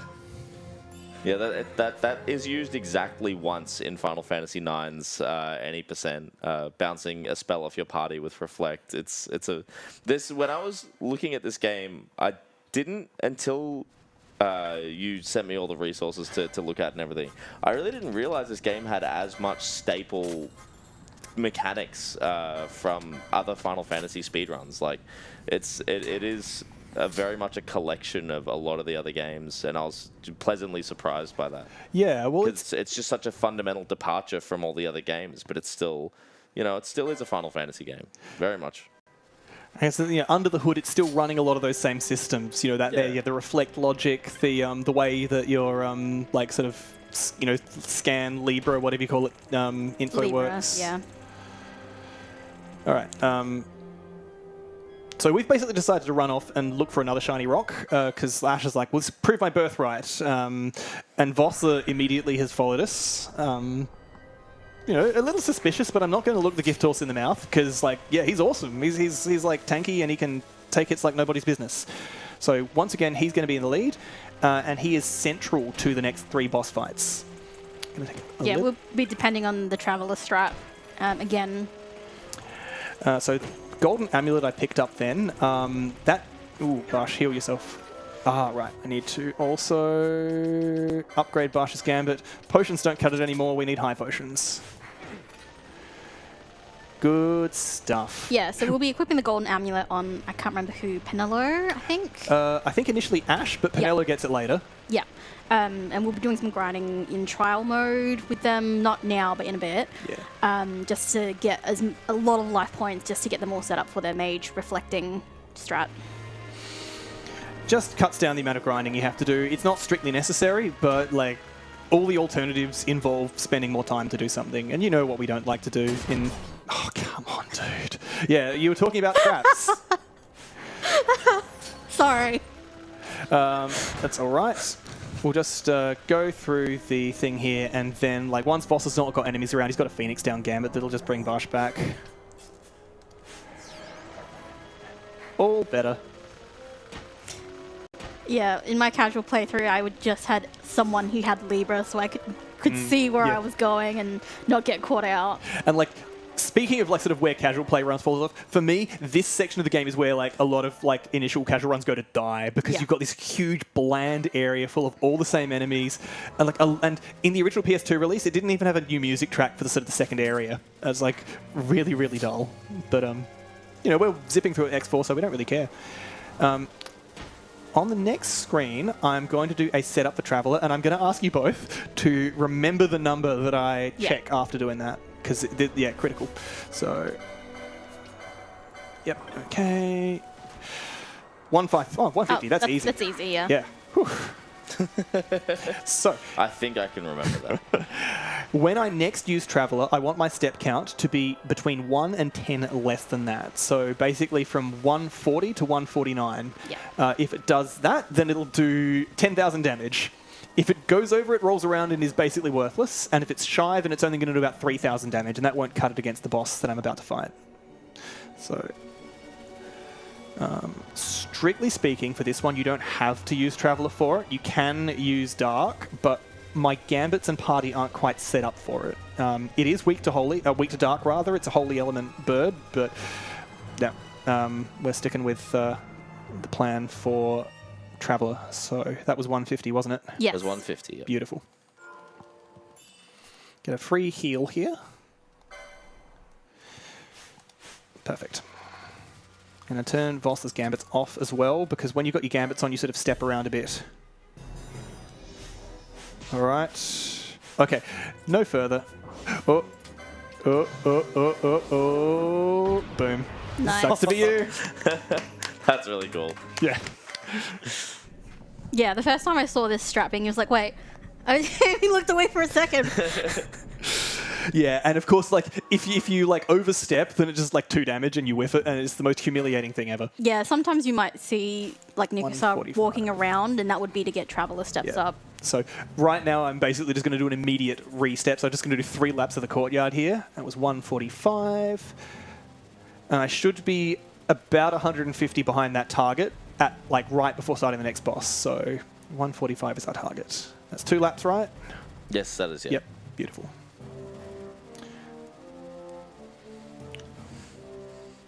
It's insane that this is faster. Yeah. Well, it's not the fastest. Like, world record chooses to fight the Garuda with Dark, and Yeah. then only does 1 Traveller for like the Demon Wall coming up. But Right. yeah, it's still like it's the sort of the safe option. 145. So I want to be on about 0 when I start this little encounter here. Okay, I need to burn a few more.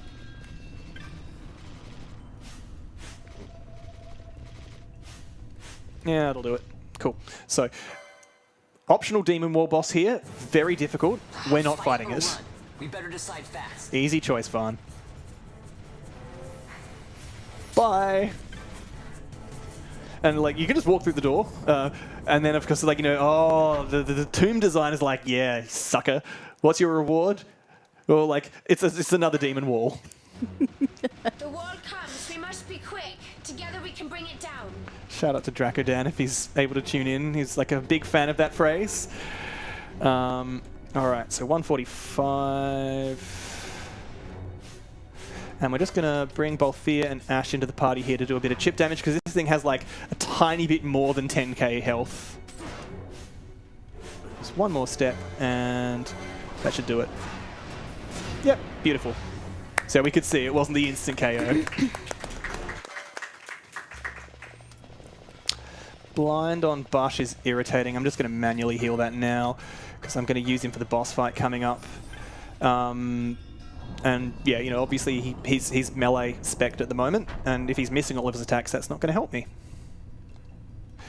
Irritatingly, there are some status ailments in this game that persist even if you get KO'd, and blind is one of them. I don't know why. Oh, They just really? wanted to, yeah, blind. That's a real surprise. I think oil as well. Yeah, I know oil does. Ask me how I know. Disease. Yep, disease. Everyone's least favorite. Yeah. Gosh, it's dark. Oops. Okay, I'm just having some adjusting to the monitor there. All right. So we've got our last Traveller setup coming up, and this is the one that matters most because there are no recovery strats for Belias. You get the Traveller, or you think about your actions and you try again. So, bump 586.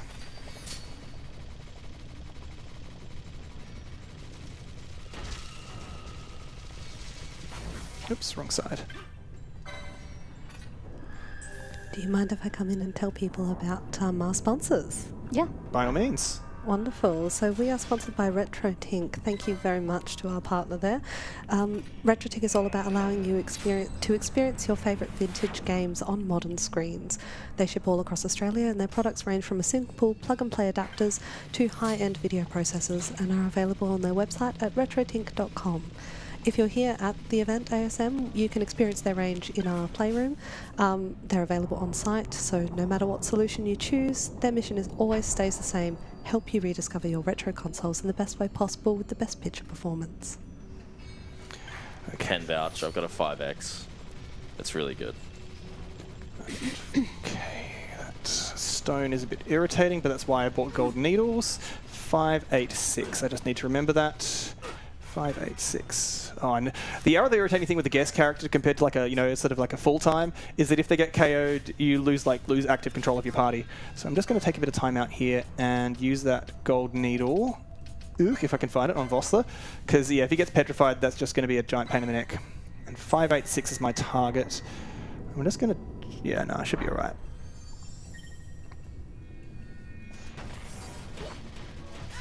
Yeah, and Fran's also being KO'd. That's fine. I'm just going to shove like a bunch of disposable minions at the problem and we'll Phoenix down them later, right? Like, they'll be fine. So we're coming up to our first Esper battle. Belias is a pretty tough customer for the sort of the pace we've gone through the game. So I'm just gonna... we're gonna res all of these folks. Oh, right, got to turn Voss's Gambits on to do that at low effort. And that's our combat suite for this lot. And we'll just do a bit of more manual healing before we start the fight.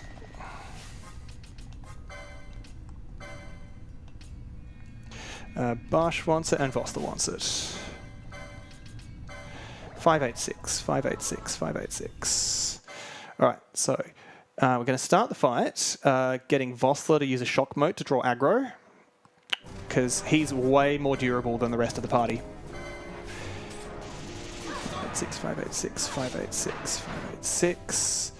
Oh, we've gone over. Okay, yeah, those some costly steps there. This is going to be interesting. I'm going to have to be quite precise in my movements. Yeah, I did lose a few steps in that previous section, but we'll just have to deal with it.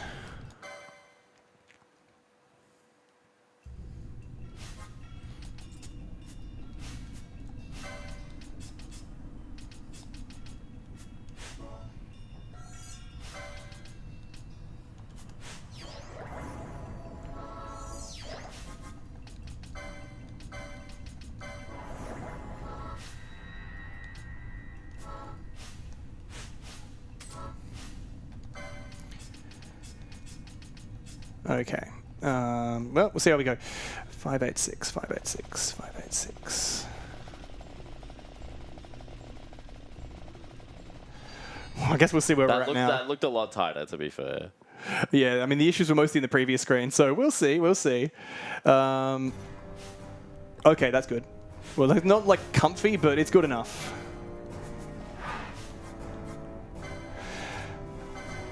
And I'm going to switch to controlling Vossler and turn his Gambits off so he doesn't step. Cool. All right, so if you... we need to... The tricky thing about Belias is that he's got significantly more health than the previous bosses, so we need to wear his health down to about 2/3.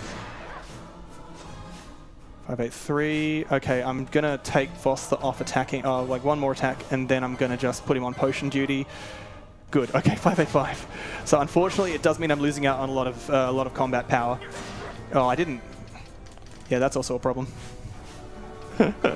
So yeah, I should have turned battle speed up, which may well be a difficult thing from this point on. Okay, Vossler going down is irritating, but not the end of the world, because we can Phoenix down him, and we're still on 585. And we're just going to do an ATB reset here on Bosch. Basically, if you take his gear off and on again right away, then he will just use, finish his animation and just do whatever you want him to. Yeah, right. So it's like an action cancel. There we go.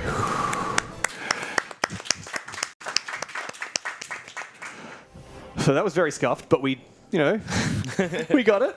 I was not looking forward to having to run that one back. And now, Balthier going down's irritating for that, because his LP budget is very tight compared to everybody else's. I'm just going to res him now. And we're going to do our first bit of licensing. So I'm just going to get some jobs set up. I'm going to start with a little bit extra on Balthier. So another change you get, so look, an Esper's turned up, but in the remaster, you can now access a second job board. So you can effectively just add 2 jobs together, and it's as busted as you think it would be, because you get 2 completely different sets of abilities, and they can just sort of complement each other enormously. Going to make Balthier a Shikari, because that's a... generally very useful for speedrun. It's got a very kind board layout in terms of where a lot of critical licenses go. Bush and Fran are going to be mechanists, and for now I'm just going to ignore them after that initial assignment. And then Ash and Penelo are going to be black mages, and yeah, their job is basically just going to be offensive spell casting for the rest of the run. We've got quite a bit more licensing to do, so if we do have anything that we'd like to say, it's an excellent time for it. No worries. So at the moment, I'll tell you about our incentives. So we've got some incentives that are available on the website, but for particular upcoming, we've got Jack and Daxter, the Precursor Legacy, Texture Corruption Overload Glitch. We have $1,450 left on that, so do donate to that if you want to see some corrupt glitch stuff. We also have Tetris Grandmaster for Absolute Eye, so at normal 4.1 attempts. So that just adds more attempts onto the run. Do recommend that you get your donations in for that. We also thought I'd just take the moment to say that we are also sponsored by Urban Climb, united by Uncommon Ground. They exist to inspire lifelong adventure. To all the speedrunners, they welcome you onto their clubs with 7 in Australians nationwide and are perfect for all skill levels. We do have one here in Adelaide that's just down Hindley Street, so if you are interested in going. Thank you very much.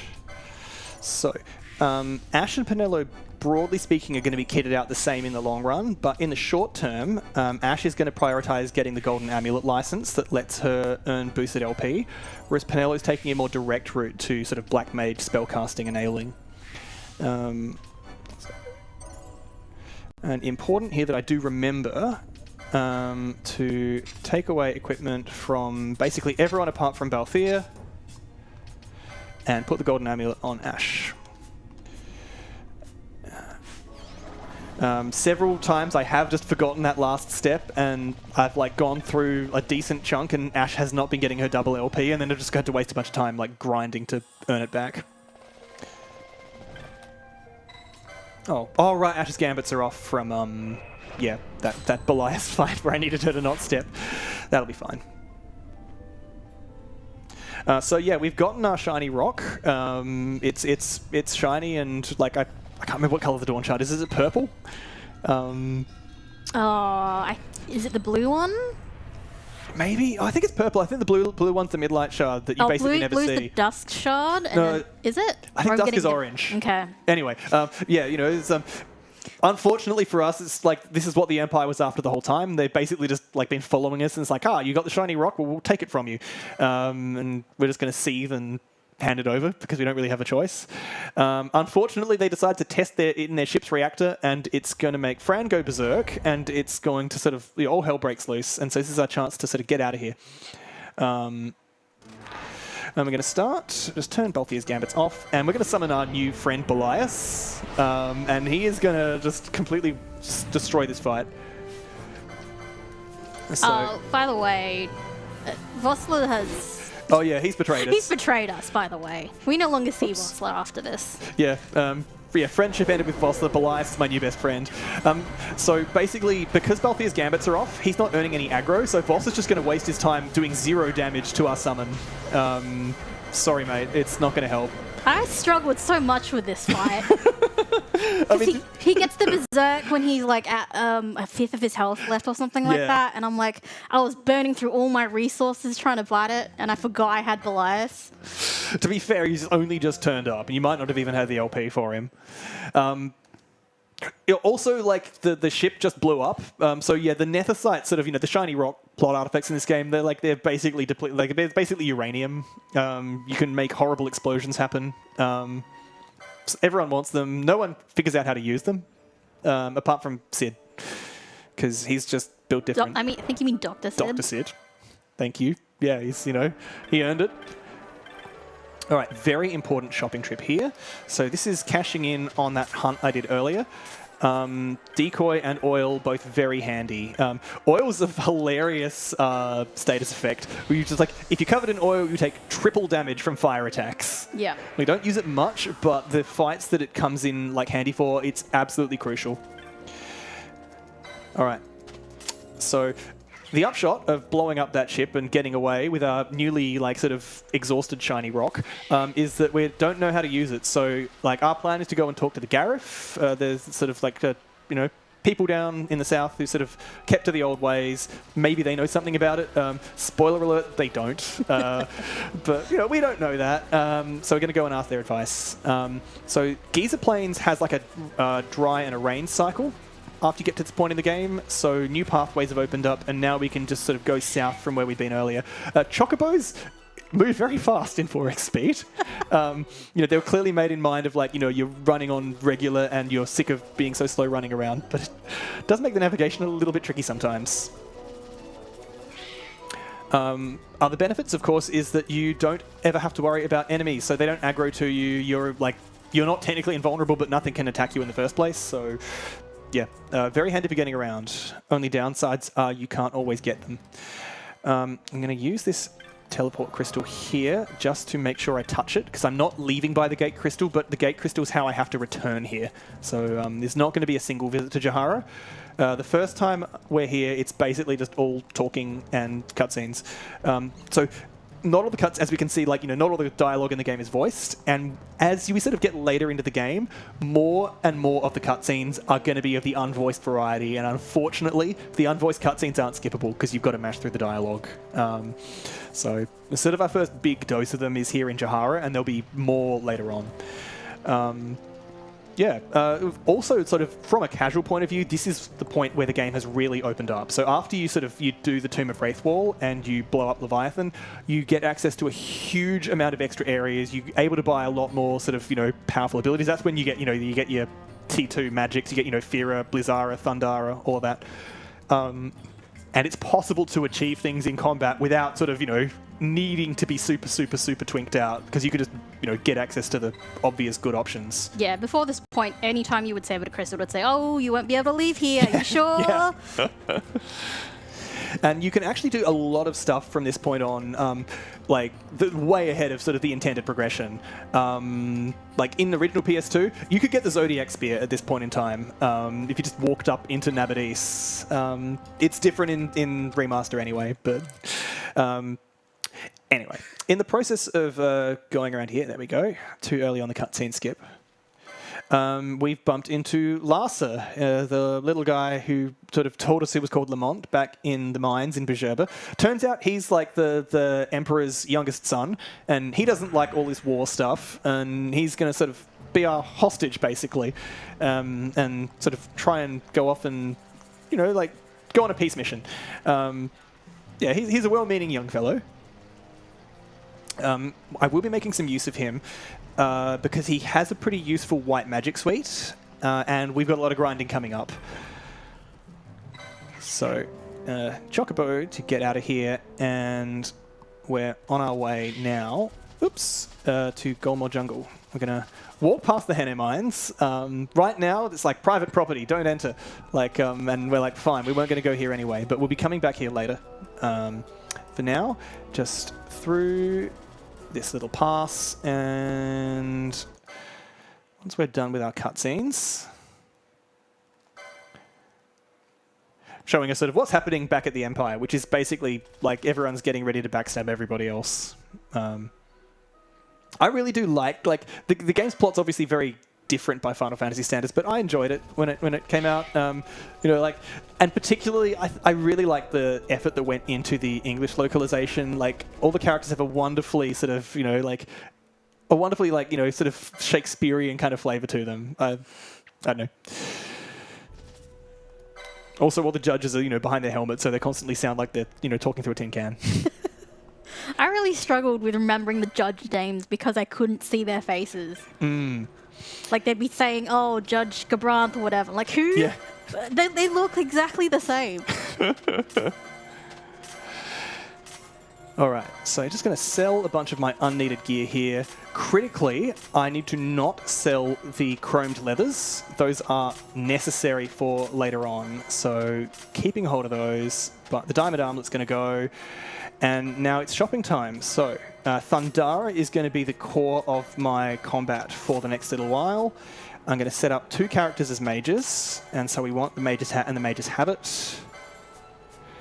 But we need to actually buy those licenses. So we're going to get Pinello optimized, and then Ash, and then get Gambit set up. So broadly speaking, Penelo is going to be zapping everything that moves, and Balthier is going to be pivoted around to act as a thief for a little bit, because there are a small number of enemies here with some potentially very valuable items to steal. So I'm going to be going into trial mode for 3 trips to pad out our license points and get a few useful consumables. So in the meantime, passage through the jungle has been barred by the Vieira who live here, who are like, you know, you've got baggage. We want to talk to Fran. They don't say it like that, but it is, because her sister's gone missing and we need to rescue her. But we're taking a detour out into trial mode. Also useful from here is the diamond armlets that we're going to use to steal. Oh, I didn't change my party, did I? Do you have the golden armlet equipped correctly? Yes, Ash is all good with that golden amulet, but thank you for the reminder, because goodness knows I have mucked that up in the past. Yeah. Okay, good. This is like, obviously these rats are just nothing now. So for this next level, I'm going to flee past these enemies because I need to get to an optional enemy in the trial called the Right Rampager, because it's got a useful item that it can drop and potentially steal. So I want to keep an eye out for bubble motes and for reverse motes. By the time I'm done with these 3 trial levels, I need at least 1 bubble mote. So if I don't succeed in stealing or dropping one by the 3rd one, I need to open... Oh, that was very rude of you, dude. All right. I realize also I forgot to set Lars's gambits up, but that's fine. So yeah, unlike in the original game, we can just control our allies' gambits. So Lars is basically just going to be on hard support. And Phoenix down, where are you?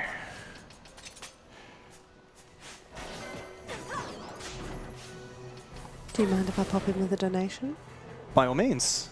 So we got $100 from Chili Pepper, who says, perfectly fair portraying you given that you kept making him run just under 10k steps and then fight bosses. Please put this towards the Uno incentive. Which, by the way, the Uno incentive is for Super Light 2000 series Uno to play Uno in real life while also playing Uno on game, which sounds really fun. So get your donations in. Thank you. Thank you. So now Penelo has basically exhausted her batteries, so I need to bring Ash in as the other caster here. So got to get her licensed up first before I can do that. And they're essentially just following parallel courses here. So on Ash's side, I need to then make sure I've got the license for the Storm Staff and for Thundara, and then all the nice extra black magics. So there are 3 types of armor in the game. There's light armor, heavy armor, and mystic armor. Heavy armor is basically, you know, set up for your full melee dudes, gives you a strength boost, has the best defense. Light armor gives you a health boost, which is going to be very relevant for our gunners later on in the game. And then mystic armor boosts your magic, but also importantly your MP. And then Gambit Ash as well, Thundara rather than attack. And highest levels my targeting logic here because it's very relevant for later in the game. So these judges here, we should be able to get them without too much difficulty. Nice. Very nice.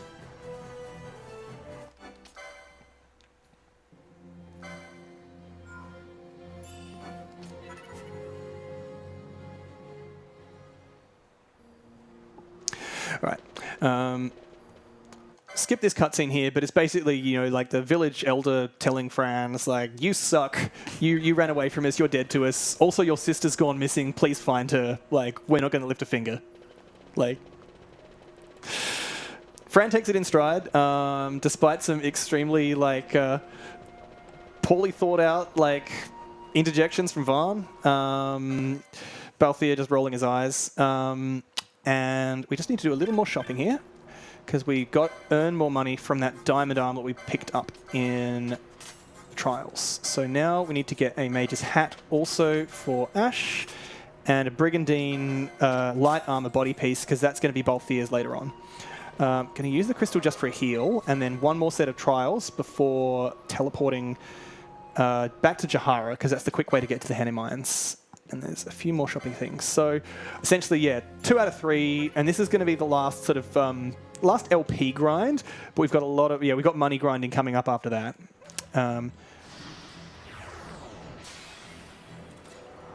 So once again, just make sure turbo mode's on and yep, nab the armlet, let the gambits take care of things.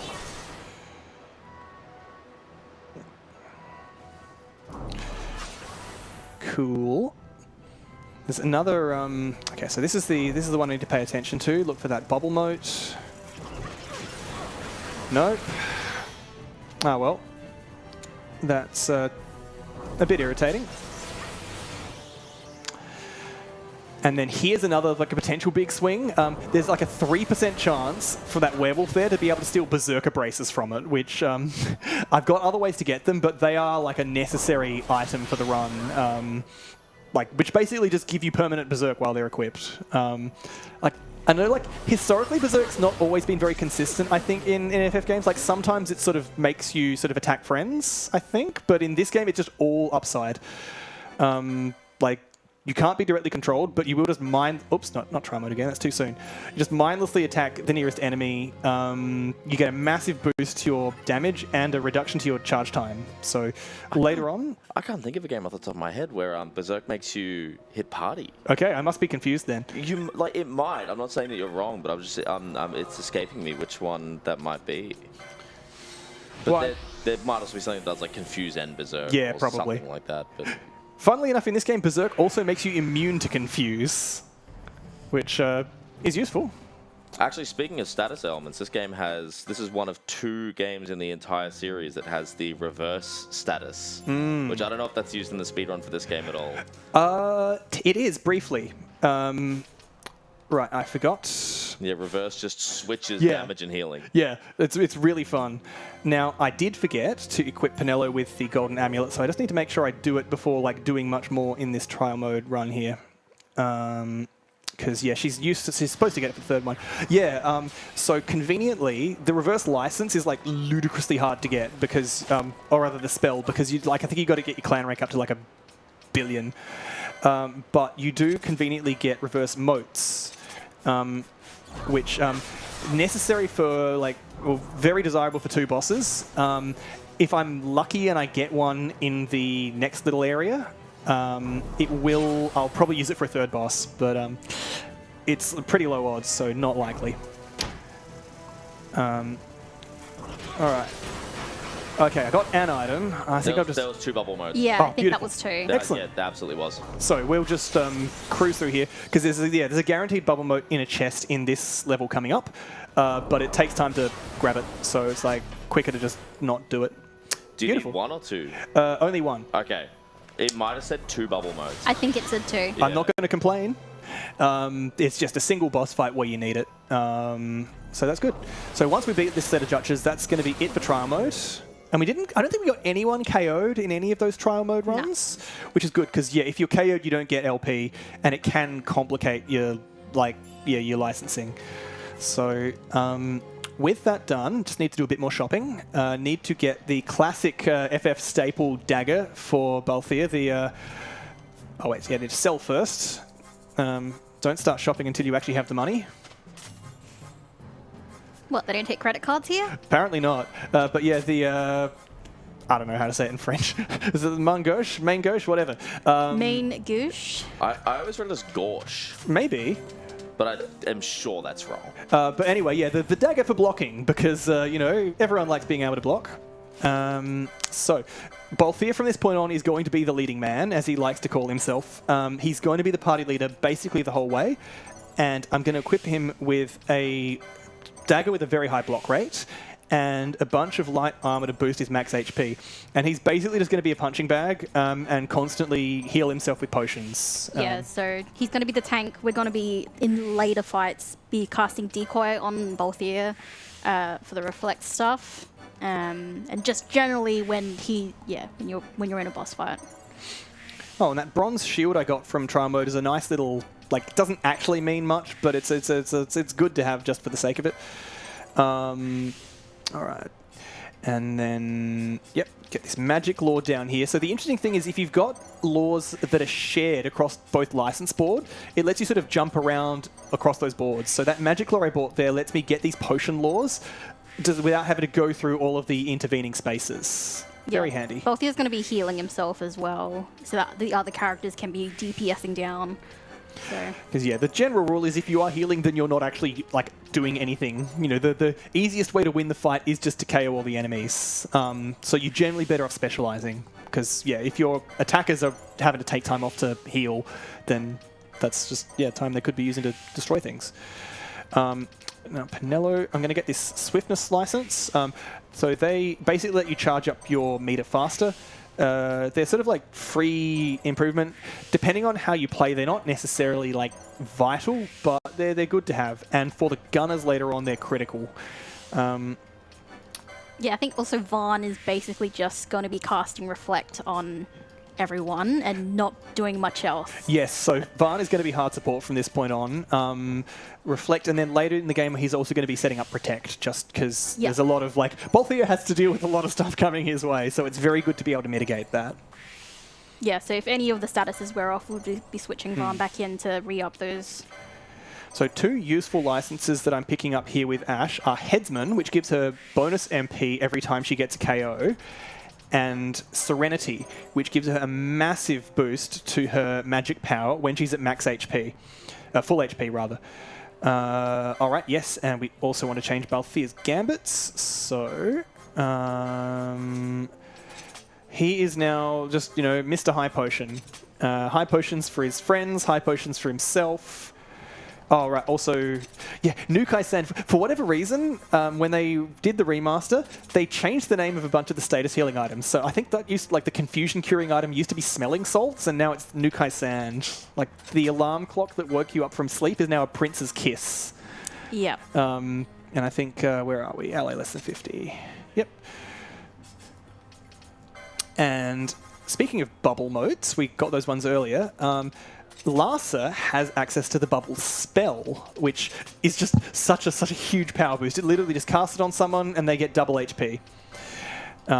Really, really good. Only downside is that it's expensive to maintain. Setting up some extra gambits here for the future on the casters. So I'm going to get a self-targeting Thundara gambit on both Pinello and Ash, but I'm going to leave it switched off for now. Because it's just there for boss fights when I want to do Reflect Bounce setups. The bubble spell was my MVP spell in my playthrough. Everything, just survive. You just get so much more margin for error when you have twice as much health. Now the centerpiece here as well is just this decoy on Balthier, on Ash. That's going to do a lot of carrying. And we'll set Vaughn up as well to just get, Reflect.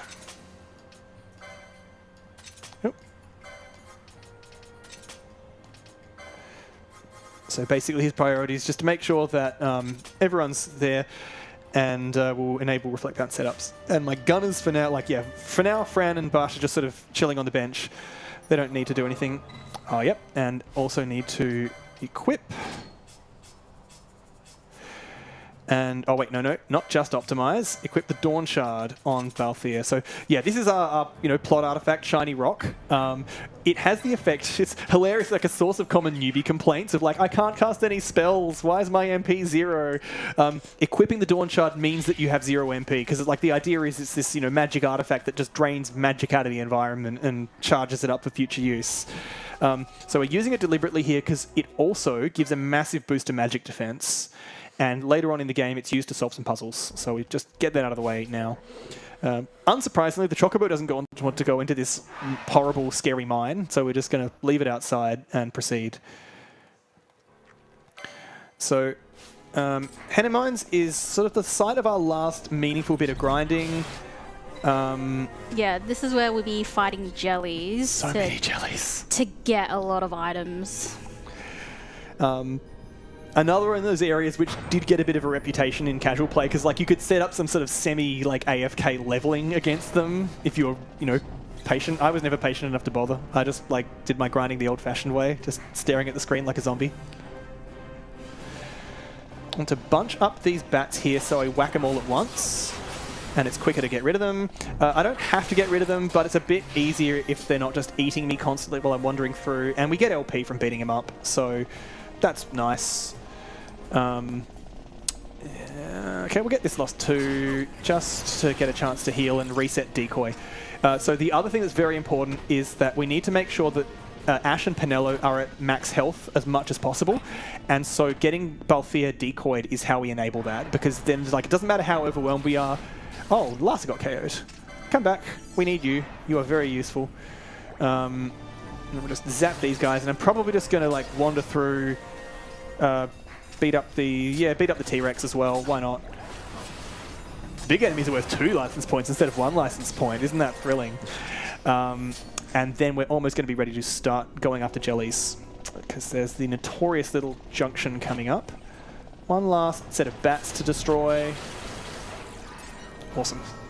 So this junction here, whenever we operate, well, the first time we operate the door when we go in here, a bunch of jellies just drop down from the ceiling and ambush us.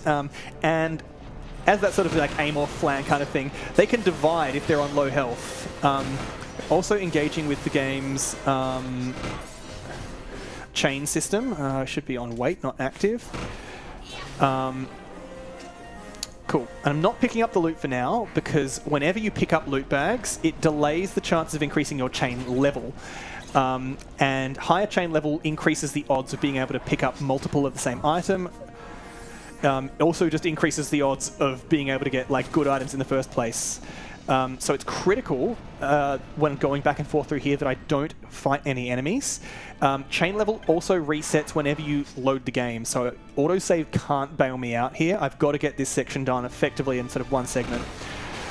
Once I get to level 3 chain, which is red, there we go. I can freely pick everything up because that's the highest it goes. Cool, there we go.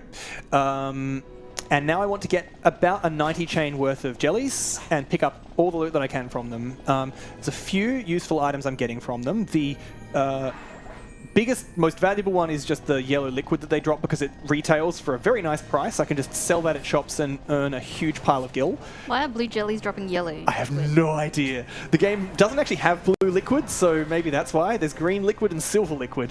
The silver liquid drops from black enemies. I think the green liquid does drop from green jellies at least. Does the blue also drop green? Because yellow and green? I think it's just yellow from these guys. No, wait. But it would make sense. Yeah, yeah. Blue make green. Yeah. The wrong way around. Like, I thought I was smart for a moment. Color theory in Ivalice is weird. So that float mode that I got is also very useful. I only need 1, but it's a pretty low odds to get it in the first place. There's a later on section of the game, so you know those traps that have caused me some trouble already? Float is a useful spell that literally makes your characters float above the floor and makes them completely immune to traps. So I've gotten Shell from the, like, you get like random nice little mini buffs from picking up high level chain drops, but because Decoy is like a semi-negative status effect, Shell reduces the chance for your character to get hit by it. It's like, stop like being resilient to magical influence, Balthier. I need you to be a punching bag. But yeah, later on in the game, there's a hallway full of extremely deadly traps that I need to be able to just navigate through, and so the float mode is your ticket to that. It's possible to get through there without it, but it's very painful. It's not worth the horrendous emotional damage that it costs. Float's another super uncommon one. I know it's in 9. It's in this game. I think it was in 6. Yes. Because you could use it to no-sell Earth bosses. Yeah, I want to say float is in 6 as well. But yeah, not one that's in like every game. I think they did just kind of thing like throw the whole kitchen sink. They've got a few other ones in there that are not that common. I think this game is Vanish as well, and it's useless. Vanish is in 6. Definitely in 6. Oh, you know what? Maybe in 9? No. It's an enemy spell that like it's a thing that enemies can use, but I don't think you might not get it for your party. So I broke the chain there because I was like, I've probably got enough. 90 chain should be enough in the way of like loot from things. If my money's shy, I'll just do it like a diamond armlet thing later.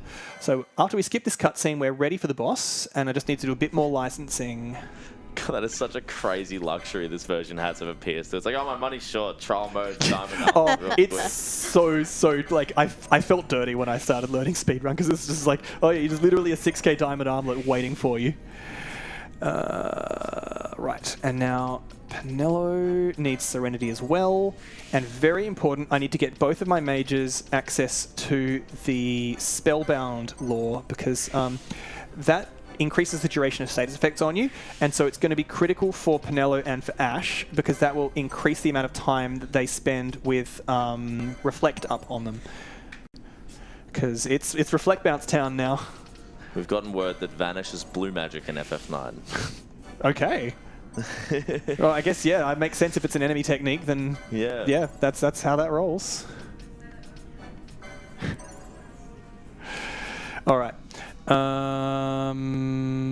So now we're going to just make sure that Varn's got his, Balthier's got his bubble up. All right, let's just touch that save crystal. Take advantage of that HP lore that I just got. And, oh crap. No. Yeah, walked into the boss room too early. That's on me. Did you? I don't think you set it reflect on everyone. Yeah, no, I was not ready. That would have. I mean, it might have been doable, but I'm not willing to chance it. So that's embarrassing. Should have just done my buffing further away from the boss door. It's very, very like kind of all these bosses to just go, I'm just going to sit here waiting for you. Like anytime's fine. Right. So irritating having to redo that licensing.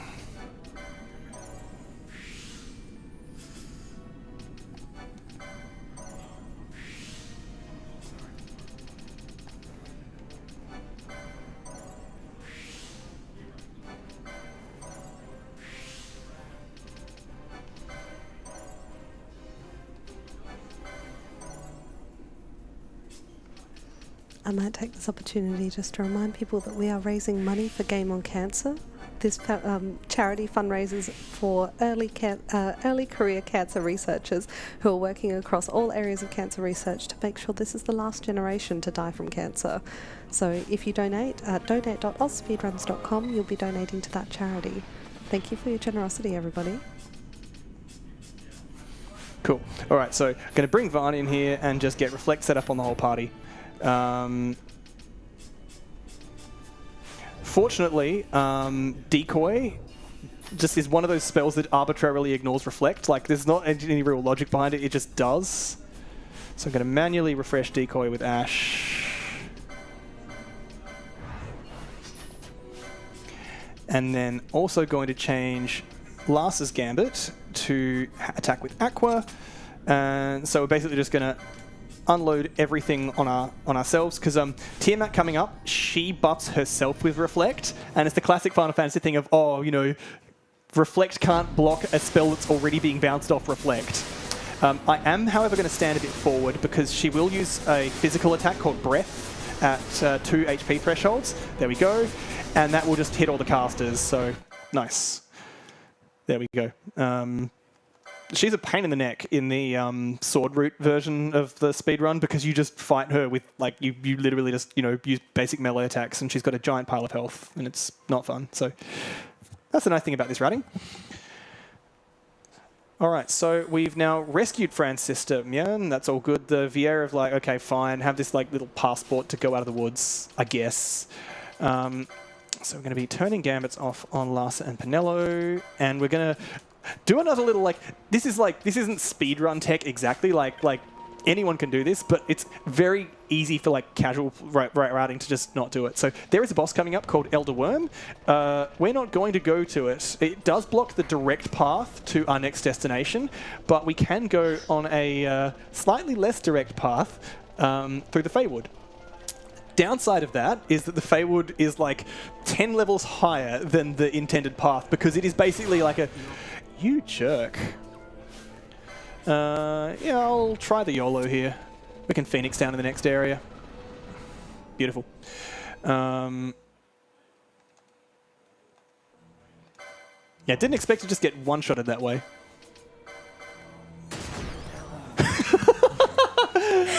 Traps.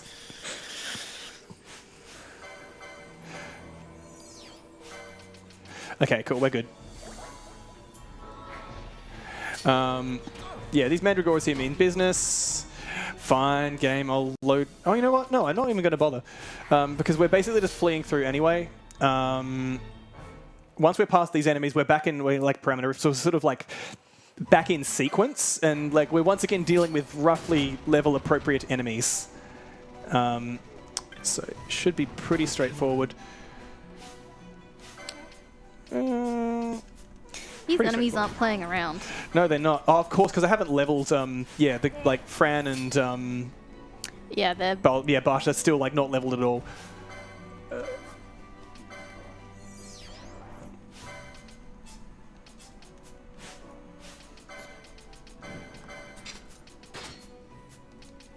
So removing that means that Fran's no longer targeting, Ash is no longer targeting herself, and I can take over the party. Undescribed mechanic. If a character is being targeted by something, then you can't switch them out. Yeah, that really annoyed me in my playthrough. I'm like, I know these characters are dying. I need to swap someone in right now, and I couldn't. Yeah. He's got a little cut there of Vane doing politics. So talking to his dad about, hey, you know, how inconvenient would it be if you got murdered and I was the only like available heir and got to launch a coup? Like, wouldn't that suck? Wouldn't that suck, just Dad? hypothetically. Just hypothetically. Yeah, like, you know, my hands are stained with blood. What are you going to do about it, Dad?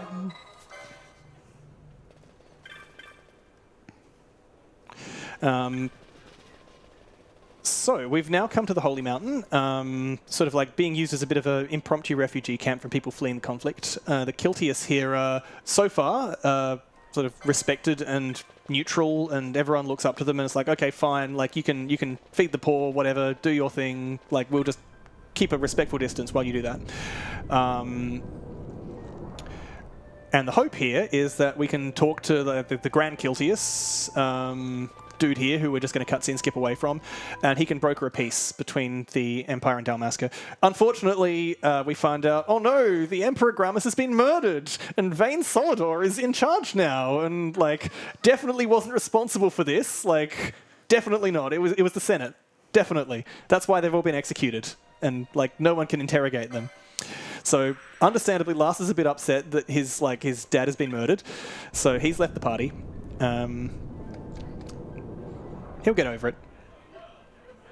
I mean, like, what can I say? Like you know, like Vane's gonna get his. I'll just leave it there. But for now, we've basically been sent off to find the Sword of Kings, which apparently can shatter Nethersight. So, because the big worry is that like the Empire's got like, you know, all the magic shiny rocks. So we've only got one, and we don't even know how to use it. So, like, what do?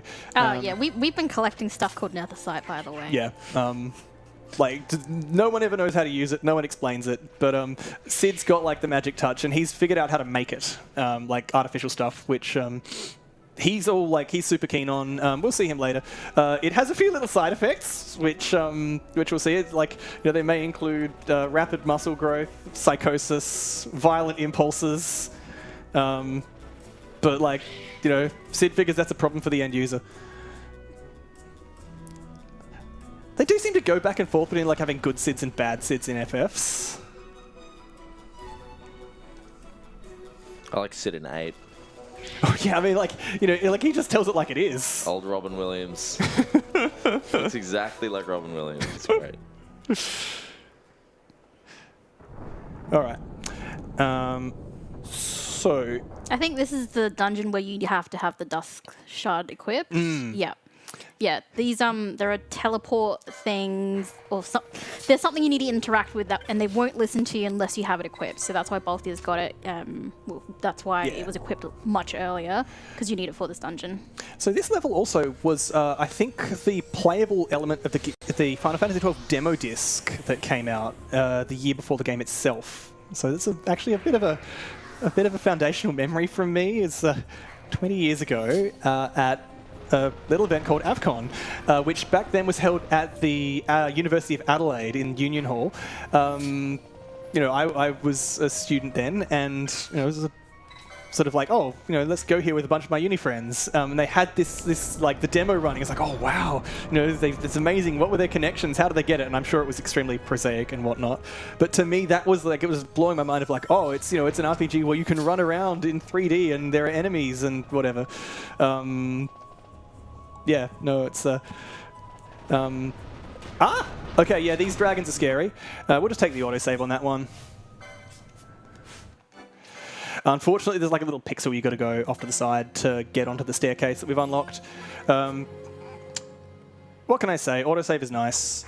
Every time one of these happens, I'm like, man, on PS2, like, what a nightmare this would be. Oh, that saps. Actually, oh no, I'll just have to deal with that. Sap sucks. Because I don't think I can cure that. No, so I found this out really late, that you need regen to cure sap, and I didn't find it in the original place, which was Giza Plains when it's raining. So yeah. Oh no! And then when you locked out, when I just dealt with sap for so long. And like Azuna can do it, and Remedies can do it, but I don't have either of those things. So depending on how this goes, I might just check my high potion budget. It's not like completely game over because I can just keep on like healing it off, and it'll be okay. But if I run out of high potions, then it's game over. So I might just run out the front and use the save crystal. Let's see what my budget's like. Every time this white comes up from like the teleporting as well, like this whole room just illuminates, by the way. Oh yeah, that's not enough. Everyone's just getting flashbanged by the teleport. Oh, come on, fine, use your high potion, Balthier. I'm going to turn your gambits off. Yeah, so a bit irritating because that fireball attack that they have, like, sometimes it can cause sap. If you're lucky, they won't do it. Like, it's not actually that likely. So, fortunately, there's, like, just a gate crystal here. So, back on full health. And we're cooking again. So, that little expedition we had down there has unlocked the doors. And now we've got a little geometry puzzle. There's 3 statues around the edges of the temple complex. And we need to make sure that they're all facing in towards the middle. So, naturally, like it's a video game, none of them just happen to be facing the right way to start with. That's fine. That's an acceptable, entry condition to a video game puzzle. But each of them has a 2/3 chance to be like 90 degrees off, and a 1/3 chance to be pointing directly away. And if they're facing directly away, that sucks because it takes like twice as long to push them around. And going to be going into one of the downsides of X4 speed if we run into those, because the amount of time it takes before you're like able to interact with them again, I've got to make sure anti-clockwise, is linked to the like sound that plays when they turn. So they can finish the turning animation and you're still stuck waiting for like another 4 or 5 seconds before you're allowed to interact with them. So I'm going to be hoping I don't get statue trolled. It's all down to luck. Timing on like opening the doors relative to when you stop fleeing is also like a bit of a thing, because playing in wait mode in particular, if you push the interact button too early when you can't actually interact with the door, it'll instead open the battle menu, and then you've got to go out of the battle menu and whatnot. There we go, we're getting statue trolled. That's all right. So we just got to rotate this one once, and then we'll just sort of do a little dance and wait for the sound cue to finish, and then rotate again. The other downside to fleeing compared to running without fleeing, I should explain them. When you are when you have your weapon out, you actually run slightly slower than when you don't. So even if you like didn't care about fighting the enemies one way or the other, fleeing is still faster. But the downside is that when you're fleeing, you can't block. You just always get hit all the time. All right, so we've got a mini boss coming up here, and we're going to get another reflect bounce set up ready.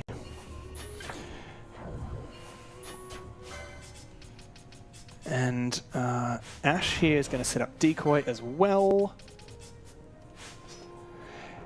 And yeah, that should be fine. That slow doesn't matter on Balthier because items don't care about charge speed.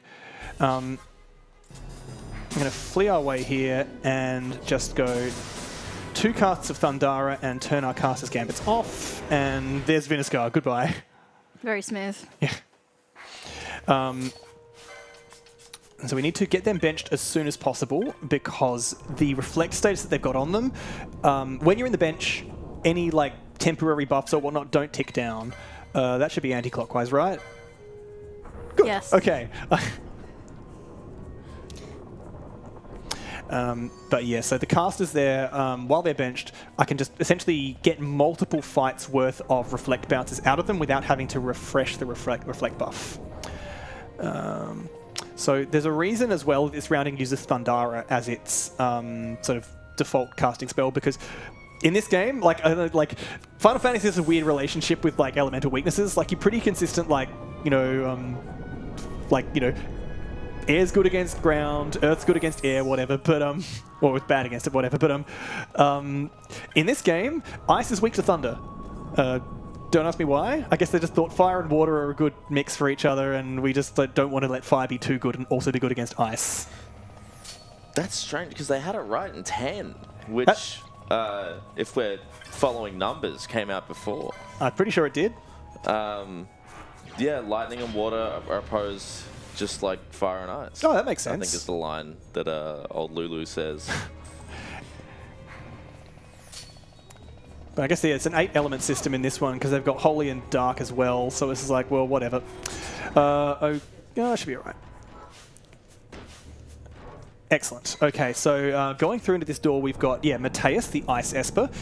And I'm going to immediately do a bit of a cheeky buff inside the boss room because he starts a way off and he's got a bunch of ads. So just immediately just put Varn and Ash back in, turn Ash's Gambits back on, so we get Decoy and Reflect set up again on Balthier. I'm going to run through solo so that Mateus just walks a little bit forward and then bring the casters back out. And it should just be 2 more casts of Thundara again. Boom. There we go. Easiest fight. That fight can get a little hairy if you don't manage the ads very well because there's a lot of them and they can be a bit stubborn and difficult to handle. Yeah, like in the old route, the very first route I learned, you have to sort of do that fight just by beating it to death with swords. And it's this horrible, painful, grinding experience that I would not wish upon anybody. So, like, a non-trivial reason in why I switched my route into the gun route is just being able to no-sell that jerk. So, unfortunately, like, you know, back in Tomb of Wraithwall, we got our, like, plot artifact and we got a handy teleporter to take us straight back out of the dungeon. Unfortunately, we've got to hoof it here, so just run straight through back the way we came. But we're effectively done with the Still Shrine. So our first instinct, of course, is just to, you know, go back to Bur Omisace, report our success, see what happens. Nothing bad happened, right? No, I don't think so. Why would anything bad happen? Yeah. It's a perfectly safe place. What are you implying? Nothing. Just saying. Real good. Yeah, we're just the way we've been able to teleport from this horrible horse monster, and it's just like going to stand there impotently while we do our animation.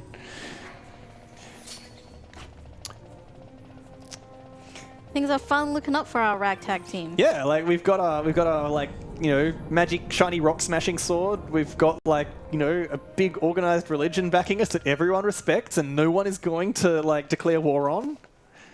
And we've got, like, you know, like the new emperor's younger brother, like, in our company, right? Like, this should be fine. So that ice shield is useful for later. And I just need to touch the crystal there because Varn, because I don't level him, he has like no MP. So I basically have to use that to there. And now just take a teleporter straight back to Bur Omisace.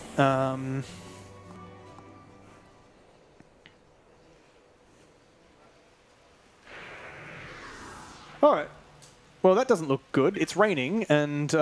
it's just rain. Yeah, but like, that's... Okay, there's fire, or smoke anyway. And there's people like limping everywhere. Oh no. Oh no, something terrible happened, didn't it? Yeah, unfortunately, Vane is flexing his muscles and has sent out an expedition to capture his brother. And incidentally, like, Judge Bergen, who's in charge of the like thing, is like, it wasn't in my mission description to massacre all these people, but like, that's just how I roll. They would get an extra credit. Yeah, like he wakes up and chooses violence every day. So we're going to give him the what for. We're going to start just by fleeing, because he's got some ads that are a little bit irritating to deal with. Turn Penello's Gambits back on, and use a Dispel Mote to get rid of his shell, because otherwise he's quite irritating. And that looks like an easy no-sell, but if you take too long and his, like, soldier bodyguards come up, it's a giant pain in the neck, because he is vicious. His damage output is pretty big. And Balthier can't quite handle it. So the upshot is that we realise that there's like not really anything to be done here in terms of our original plan. Peace is not really going to work out when the new emperor is like spoilers. He's the final boss. What? He's the main villain. You're joking. No, like trust me. So instead, the plan is to go to... There we are. First, the plan is to buy... Oh, okay, we need to sell a bit more. That's all right. We'll sell all the loot we got from that grind against the jellies. 57 yellow liquid should be all right. Yeah, 40k should be okay. Just do more diamond gloves if if I really need to. Okay, so going to pivot from the storm staff to the flame staff because, you know, funnily enough, soon enough, we're going to be buying Firaga from the shopkeepers. So yeah, we're going to take the fight to the Empire, go to Arcades, and infiltrate the Dracula laboratory. Go and say hi to Dr. Sid. Who's, you know, like, because he's got all the shiny rocks, and it's like, well, what if we just broke their shiny rocks and they didn't have them anymore?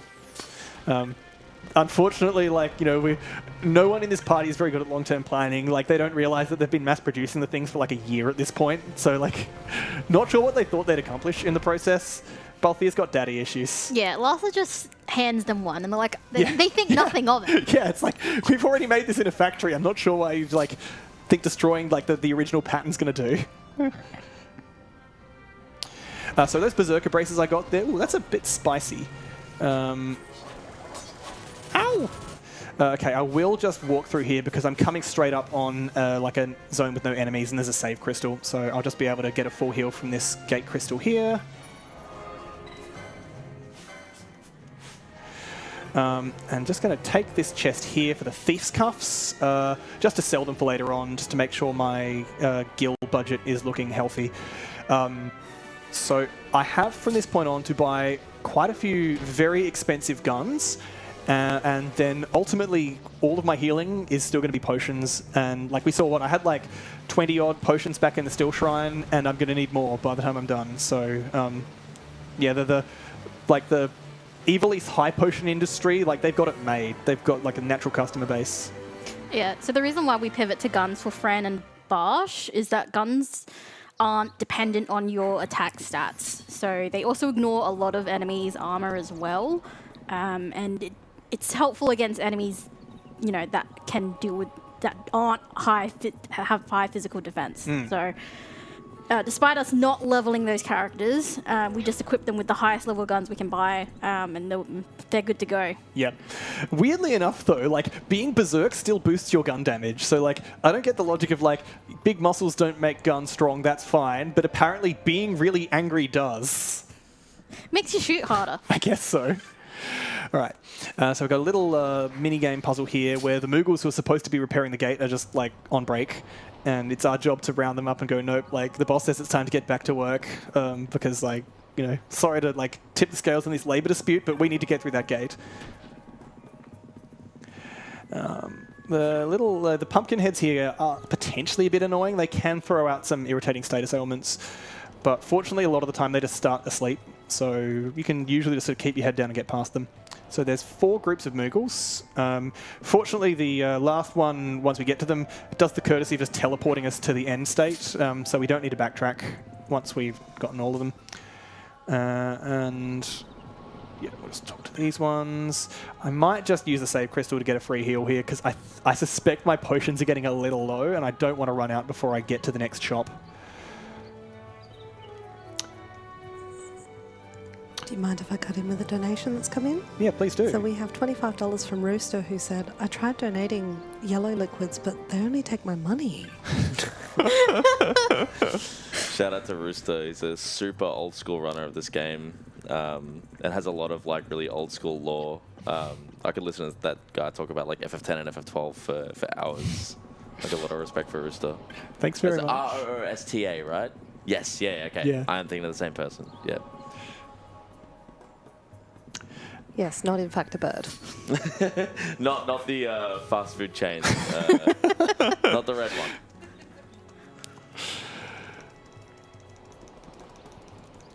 All right, there we go. So, I've gotten lucky too. There's like often there's a Malboro that patrols this area and can just, you know, has like screw you status effects, and it's just not even here. Bad breath. Bad breath. The classic. Yep. It's not usually a problem, but it's like it's nice not even having to worry about it. I found the Marlboros and their family and ilk in this game so frustrating. Yeah, Like going through each of the dungeons. Oh yeah, these enemies, I can beat them. Oh, pack of Marlboros, never mind. Yep, enjoy your poison and silence and sleep and everything else under the sun.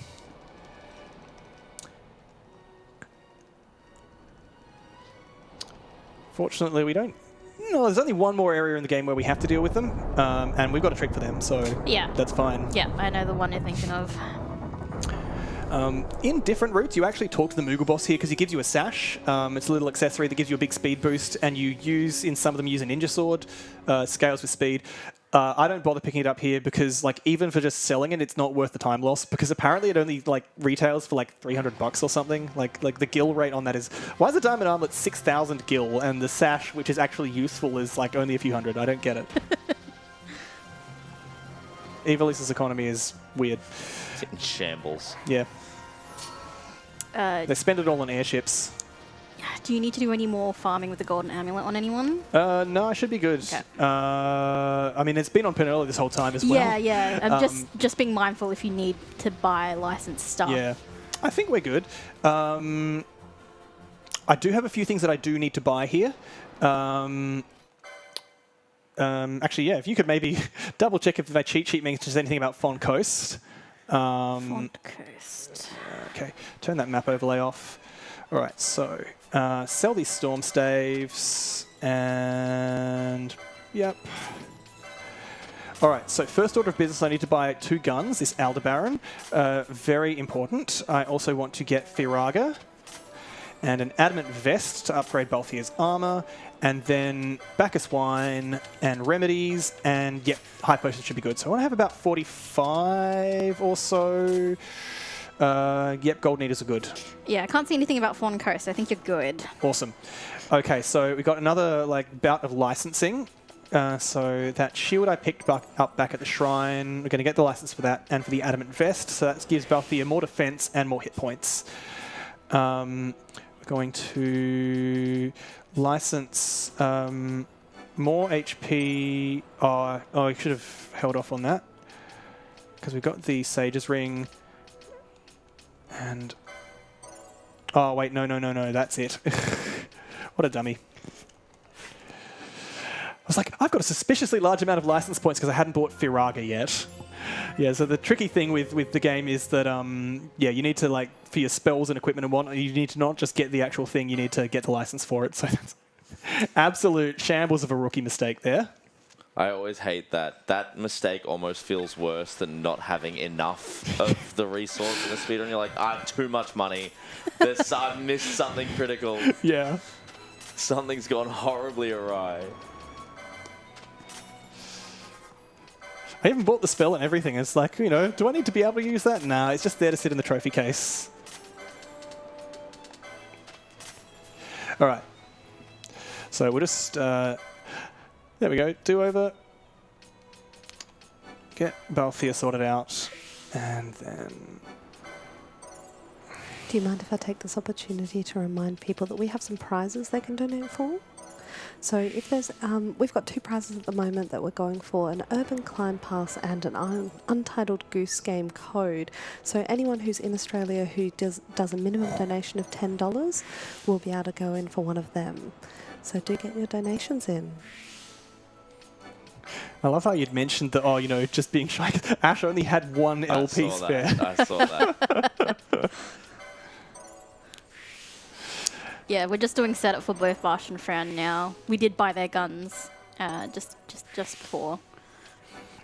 Yeah, like, technically I don't need to do this for a little while, but it's sort of the opportunity to do so anyway. Yeah, well, we're menuing. Yeah. So they're both using as their second job Shikari because it's got a really, really good board set up in terms of what's where. So I'm going to buy this Swiftness license up here. And then buying this Potion Law gives me access to the second Swiftness license. And then on the back of that, I can pivot back over to the Machinist board, and oh, look, here's another Swiftness. So you just be able to do this spending so much less LP than you otherwise would to achieve the same thing. The only other important thing is that both of these characters need to get the Berserker Braces license, and then they also need Spellbound to keep their buffs for longer, And finally, on the Shikari board, Adrenaline. And that is going to be the absolute driving force behind these two. So, like, Adrenaline in the the original version of the game was pretty good. I think it was a 50% damage boost when you were at crit HP. In Zodiac Age, it is double damage. And it stacks with everything. Like, multiplicative stacking, it's ludicrous. Your damage output just goes through the roof. So that's going to be essentially just a way to make sure that boss fights don't last very long and can be scripted more or less.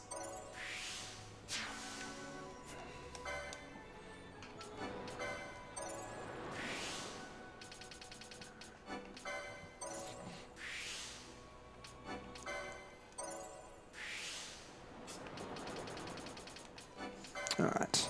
Sorry, folks, I have to duck out very briefly. No worries.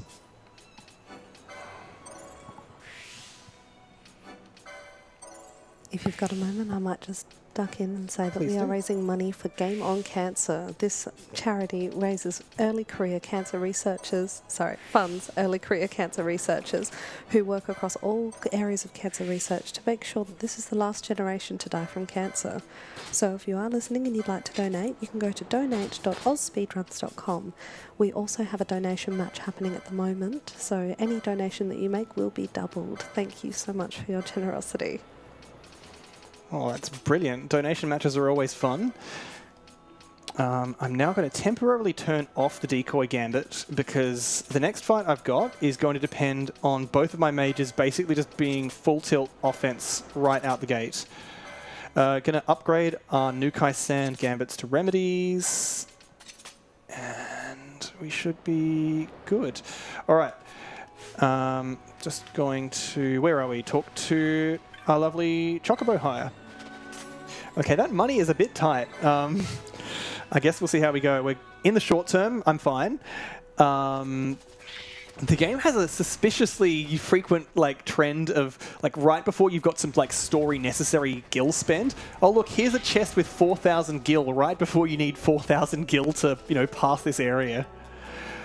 But further down the track, I'm going to have to find some more efficiencies, shall we say, because I've already bought some expensive guns, but I'm need to buy even shinier, bigger, more expensive guns before too long. Yeah, the gun economy is wild in this game. That's right. I also want to equip Penello with a Sage's Ring. So this young gentleman here is offering me a hunt that's definitely legitimate. Look at that masterful artwork. Yeah. Yeah. It's on a hunt bill and everything. Yeah, it's completely valid. We've got to hunt down the menace of Soshin Cave Palace. Conveniently, he's got the only key to the door we have to go through anyway. So we'll take it. Yeah, because the Mandragoras are the next boss fight coming up, and they're sometimes a bit of a circus. There's 5 of them. They've got status effects everywhere, and they run all over the place as well. So yeah, it was a really long fight for me casually. Just because I was having trouble with dealing with the queen. And yeah, they're all painful to deal with. yeah, no, they're a bit of a nuisance. So, oops. Okay, good. That zombie didn't hit me with Confuse. Let's just heal up. Those frogs aren't aggro, which is nice. The demons, unfortunately, are. Okay, beautiful. Those little gargoyles can be an absolute pain in the neck. So I am going into the Mandy solo deliberately, and I'll just bring the casters in once the cutscene's done. All right. Do you mind if I come in with a donation? Go ahead.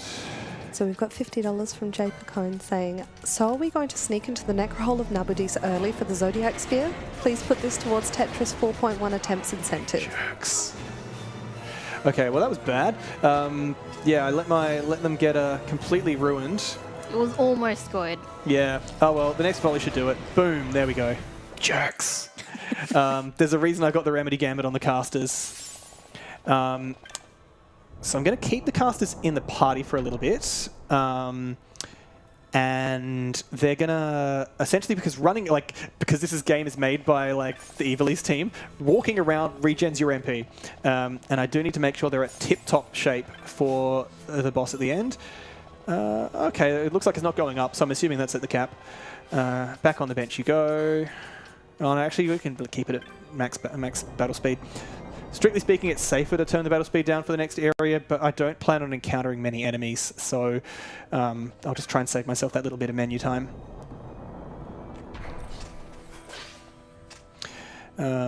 So, need to do a little bit of... the next room always messes me up because like the visuals never correspond to the actual geometry in ways that I expect, but basically I just need to cross this little rock bridge here. There we go. And now I'm going to set up a despawn. So we're going to bring Vaan in.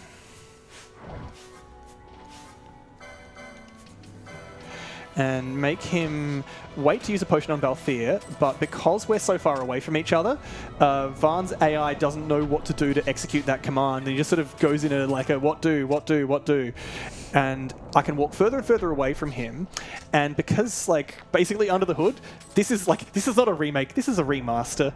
Under the hood, this is still a PS2 game. You want to despawn the enemies when Balthier encounters them, and that's by flicking back and forth to Vaan. So we'll be using this method in a couple of other areas.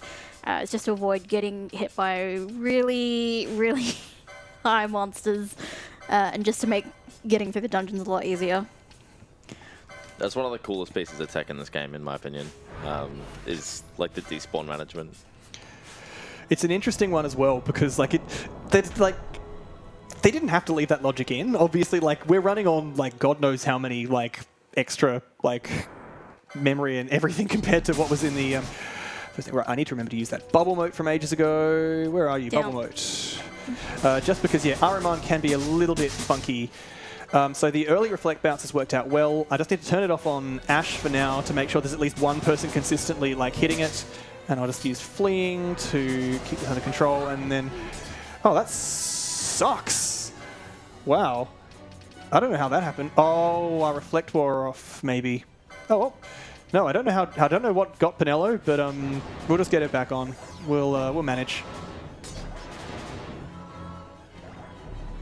Yeah, this guy can be an absolute nuisance because his divide basically just means he can cause problems through whatever means. But we've dealt with him. He's done. And I'm going to use that handy-dandy float mote. Doom, I think I'll be okay with. You can't, so if that ticks down to 0, Balthier is just going to get KO'd. So this hall, you can't see it because I don't have Libra active. Oh no, it does because Ash has got the bangle. Yeah, it's full of traps. And because I use that float mode, I can just walk straight over them. Great fun. You're not guaranteed to get a float mode in the run. It's like basically it's a low chance drop from the jellies that I farmed back in the Hane mines. Like I beat up 90 of them, so there's reasonable odds. But yeah, you can't take it for granted. So I'm glad that it panned out that time. And I'll be able to use a save crystal in town before the next sort of time I'm in combat. So yeah, the Doom counter doesn't really matter now. Do you mind if I cut in with a donation? Please do.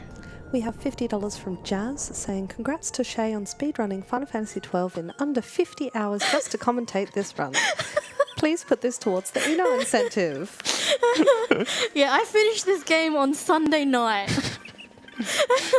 I am really grateful for you putting in the hours there because like you were pretty much going through blind, right? Yeah. So I knew some of the speedrun strats, but I did a full casual playthrough. Didn't use any of the speedrun strats, even though I knew of them. So it was like, yeah. Oop. These stairs always get me. Yeah, I remember this part of the story quite well because I was so frustrated with having to do it. Yeah, no, Arcades is a bit infamous from a casual perspective, especially in the original PS2 version.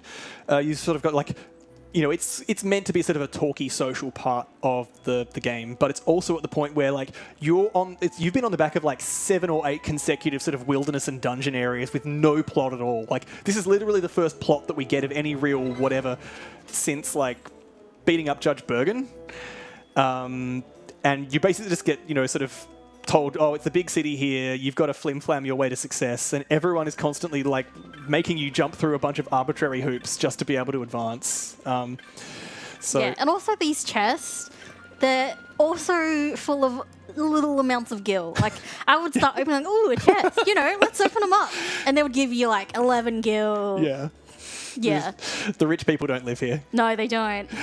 Speaking of like gil just lying around, we've just told someone that his big stash of money that got stolen was stolen by the guy sitting across from him to start a fight, and so the guards are just all going to go into that and like let us into the city because they're just more interested in watching the fight than in inspecting our papers. Balthier's having a bit of a reunion with his like old like street ear friend. They're not friends. No, close enough for fisticuffs. So now we're in Rich Arcades. Yeah, and like I quite enjoyed like this section casual-wise, but I can certainly understand why it has become divisive because coming up we've essentially got a fresh progression gate where once we get to the cab, it's like Balthier wants us to meet us like higher up in the city, and it's like, okay, you can pay us 1 million gil if you've got to ride the cab. Yeah. We don't have 1 million gil, so instead, like, we got to earn some chops, so, like, marks of status, which we do by sort of running around the city doing favors for people and trading information. In the original PS2 version, you need to do 9 of these. Oh my god. There are like 6 pairs of people in most of the areas in the city, so you'd need to do at least 1 zone transition, and you're not doing it speed up.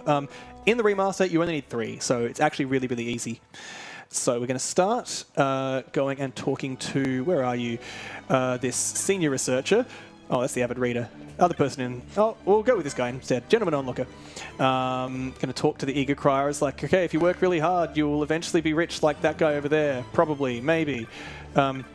Yeah, one person has a set of researcher? problems, the other person, you can solve Beautiful. their problem, and then they'll go, oh, thanks so much for the help. Here's a chop for your trouble. Well, in this case, you get some words of encouragement passed on from the senior researcher to be completely misunderstood by her subordinate who assumes he's going to get fired. No, not you. Now we just need to find the worried husband. There he goes. Like, oh no, my wages have been halved. Like I hope no one tells my wife. And his wife is like, well, oh come on, that's all right. I've got like $1 billion in my dowry purse. I'll just dip into that. Thanks for reminding me it was there. I'd kind of forgotten about it. It was sitting behind the couch. Awesome. And so now we're done. So yeah, in PS2, you'd probably be like at least like 10 minutes doing that, I think. Definitely didn't take me half an hour to do this. And then, of course, like if you do all 26 of them, you get like a shinier version that lets you access another area, which is almost all flavor. Like I don't think there's actually, I don't think there's actually anything there that really matters. I know there's a chop shop you can exchange Oh, extra that's right. ones. Yeah, you can just buy them. I forgot about that. Yeah, I didn't do more than the requisite 3 though. All right. Balthier's irritated that we've taken forever, but like whatever. And our plan to infiltrate the laboratory, unfortunately, has been interrupted because like Vane's still in the middle of like launching a coup, and there are soldiers everywhere. Basically, Jules turns up, a little informant dude, and is like, yeah, I was just sort of stalling you for time, but his heart's in the right place. He basically just wanting to like. Get like a bit of corporate espionage done on the laboratory we were planning on sneaking into anyway. So I need to make sure coming up here I pick the right menu option, because otherwise it'll be like a 2-minute time loss. So I need to make sure I pick where to go here. Okay, good. Because if you pick the first option and just mash through it, it takes the cab back to where you came from before, and you've got to go through the whole unskippable cutscene twice. And then you still got to do this. Alright, so with that done, we're just about ready for, yep, there we go, just to get to Draclaw, which there's been a visitor already. How come every place we go to, there's just piles of dead soldiers before we even arrive? First section here is basically just those sort of, setting the scene, and then later on there are some puzzles here. So up from 66 to 67, these lifts take forever. I'm assuming they were there to mask loading times in the PS2 version, but they the black screen's still there for ages. The animation still takes forever. There we go. Come on, any day now. It's building up. I don't know how anyone gets work done in this place. It's maybe they've got phones. we've raided Sid's office and just found a lab card. Obviously, Sid himself wasn't there, so instead we're just going to find out that the place is in lockdown. So yeah, a bit of a navigation minigame here. Everything swaps between sort of, you know, the red-blue bulkheads and the blue bulkheads being open, and just need to pivot them. There's a bit of luck involved in the lift coming up. So that little ding, there's a soldier in the lift, which means I can't use it until the animation's finished. Otherwise, I could have just walked straight up to the terminal and gone on board. That's how it goes. Can't really do anything about it other than hope to get lucky. Combat isn't necessary here, but I can't just completely ignore the soldiers. If I leave them alone too long, then they will just beat me up. I might be swapping back and forth between Balthier and Penella here as well, because if Balthier's chucking an item, he can't open doors. So we'll just play it by ear. There we go. Navigating here, obviously, like, if you don't know and you're blind, it can be a bit of a thing. There's a lot of room to sort of accidentally send yourself backwards and make negative progress. It's nice of the soldiers to wait outside for you to finish what you're doing. Very polite. It's like clearly they've got important private business behind those doors. We'll just leave them to it. Maybe they don't have, like, the right access cards. Maybe, yeah. All right, good. A little hairy there. I think I had spent too long fleeing, and so Balthier's decoy wore off. Which is, yeah, not ideal. Because, I mean, like, I don't... Oh, Ash is not on full health. I guess Balthier's busy doing other things. Oh, have I run out of high potions? You might have run out. I might have run out of high potions.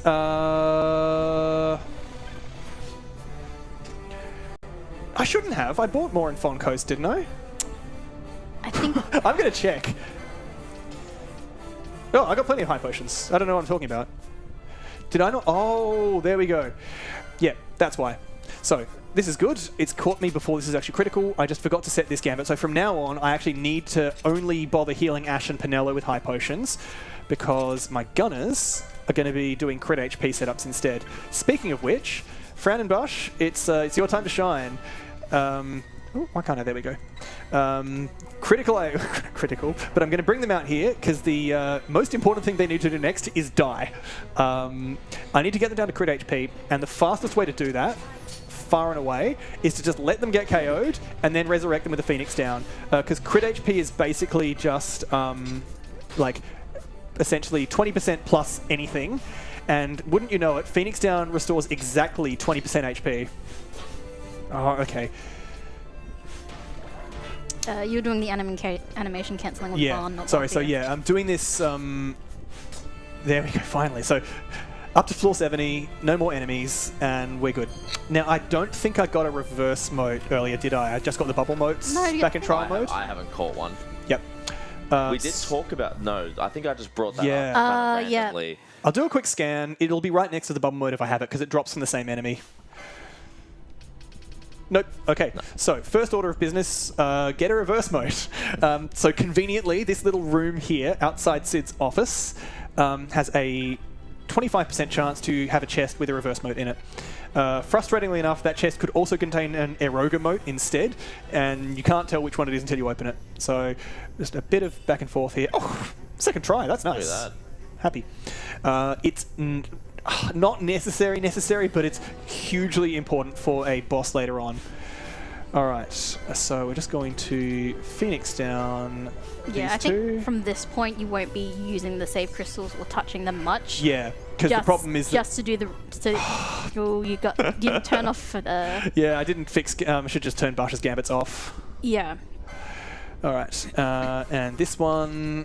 Like, Basha's gambits I don't actually need to update, but yeah. That's all right. I'll just do a thing on Bash. So, hey Bash. Oh. Yeah, you know, like Grim.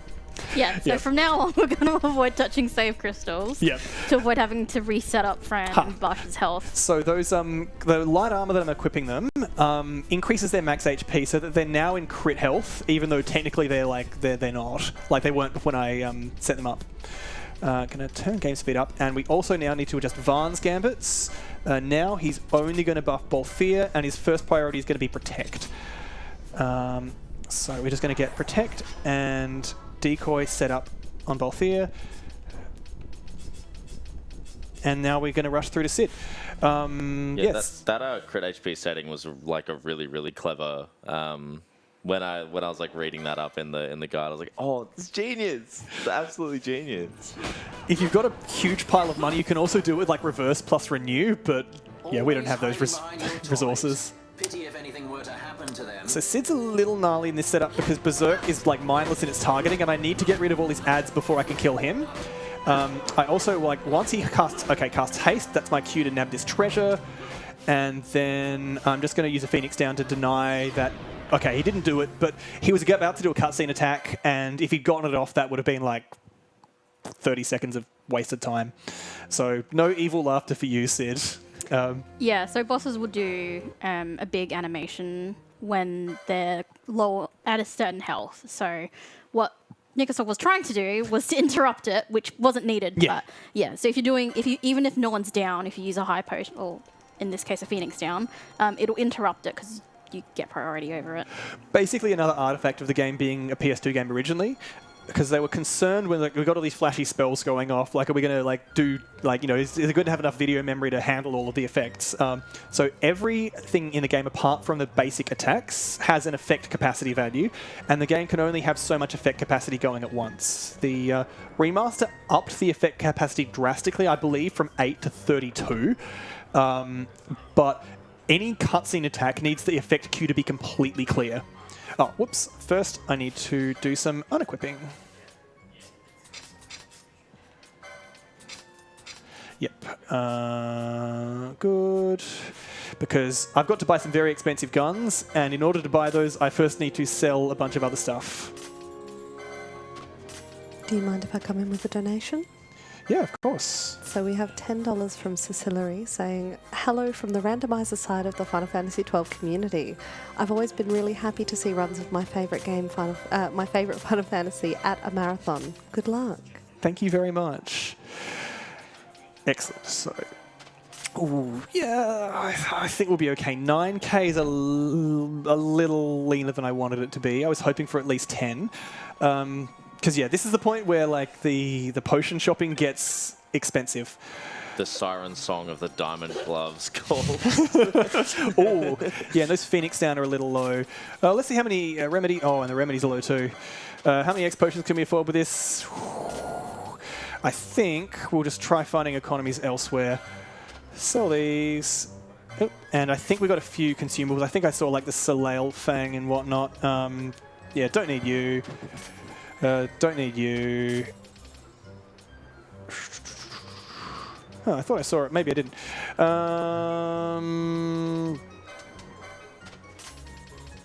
Did you sell all your drops? No, I didn't mean to. I need to keep a few. Oh, yeah, that'll be fine. There's one more X potion. Yeah, we're going to go with it. Because the high potion supply is still pretty good. Basically, what's going to happen later on, I'm going to get a...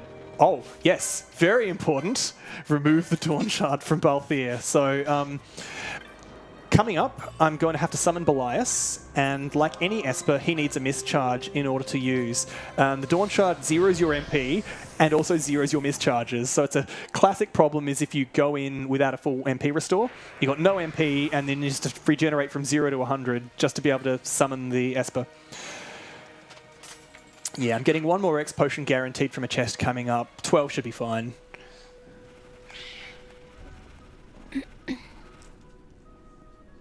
So it's our last Chocobo ride of the run. Which is, you know, I'm getting a bit dizzy, honestly. And we take a hard left here, going down south. Oh, not quite. There we go. And they don't go through this zone transition. Yep, excellent. So, excellent. That's exactly what we wanted. So, Fran and Bush, I needed to get them KO'd there, and that trap has just saved me having to sort of kite them past all these enemies. Good. So, technically, this is an area of the game where you can get to, like, basically, you know, we ran through the Feywood earlier on the way to Boromisace. We could have gone here at this point in time, and you just get told the mist is turning you away. But since we've made some story progress, we now instead get this new cutscene. I'm just going to manually heal with one more high potion, I think, because I've got a boss coming up and I want that one to go smoothly. Yep, got plenty.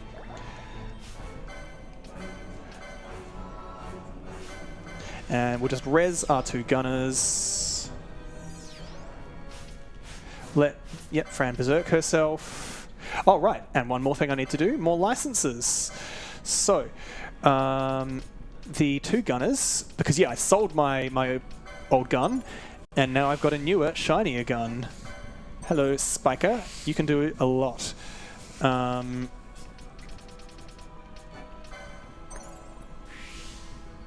And then just make sure that Penelo has her license for oil good.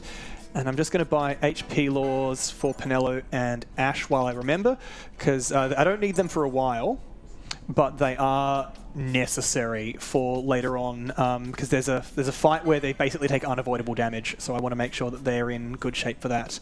And Balthier, lastly, gets the license for the Bubble Belt. Oh, and if he's got a bit of spare LP, let's just one more HP law, just for old time's sake.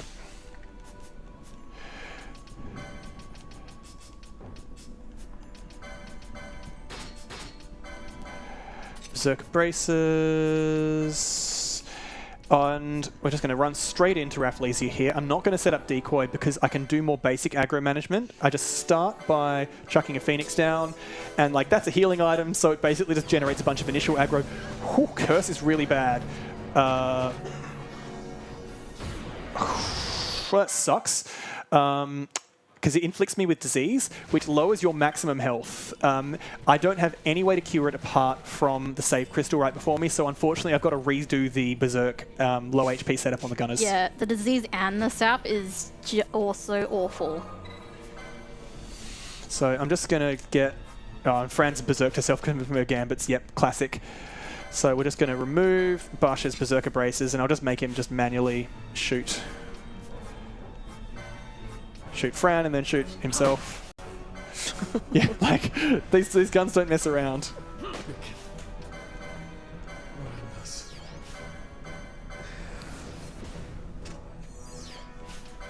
Lovely. Oh. Whoops. And I forgot, unfortunately, to take off their armor as well. So we're just going to do some fisticuffs to... This is why you do the whole armor setup, to avoid having to do this finicky nonsense.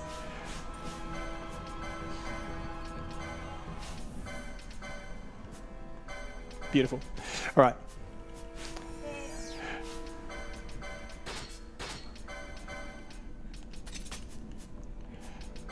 With that done, we're going to do one more little bit here. Just going to get Vaan to put up Protect on Balthier and turn the battle speed down to slow, because we've got some very scary enemies coming up in the area around here. I picked up that bottle of Domain Calvados. Excellent.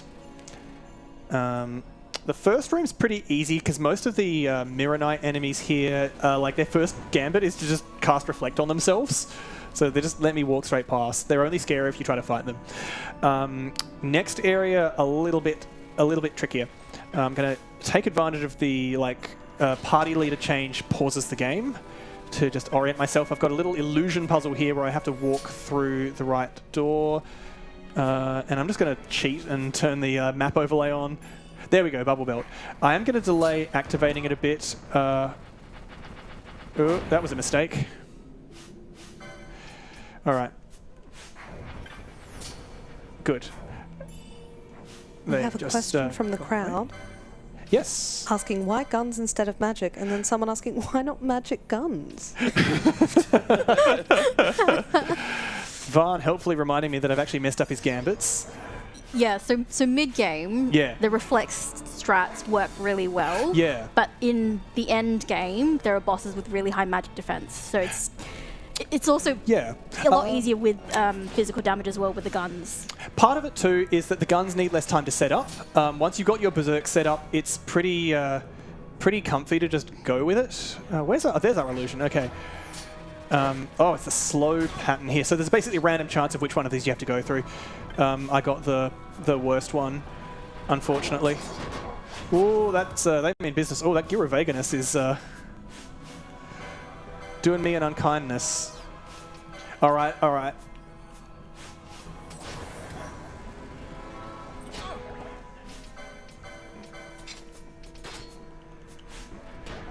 Okay, fine, Balthier. I'll give you your bubble belt.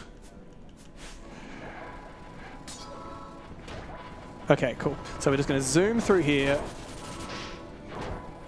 And now's the time to summon Belias. So he's like, hello. And there's no enemies targeting me, so I'm just going to turn my gambits off.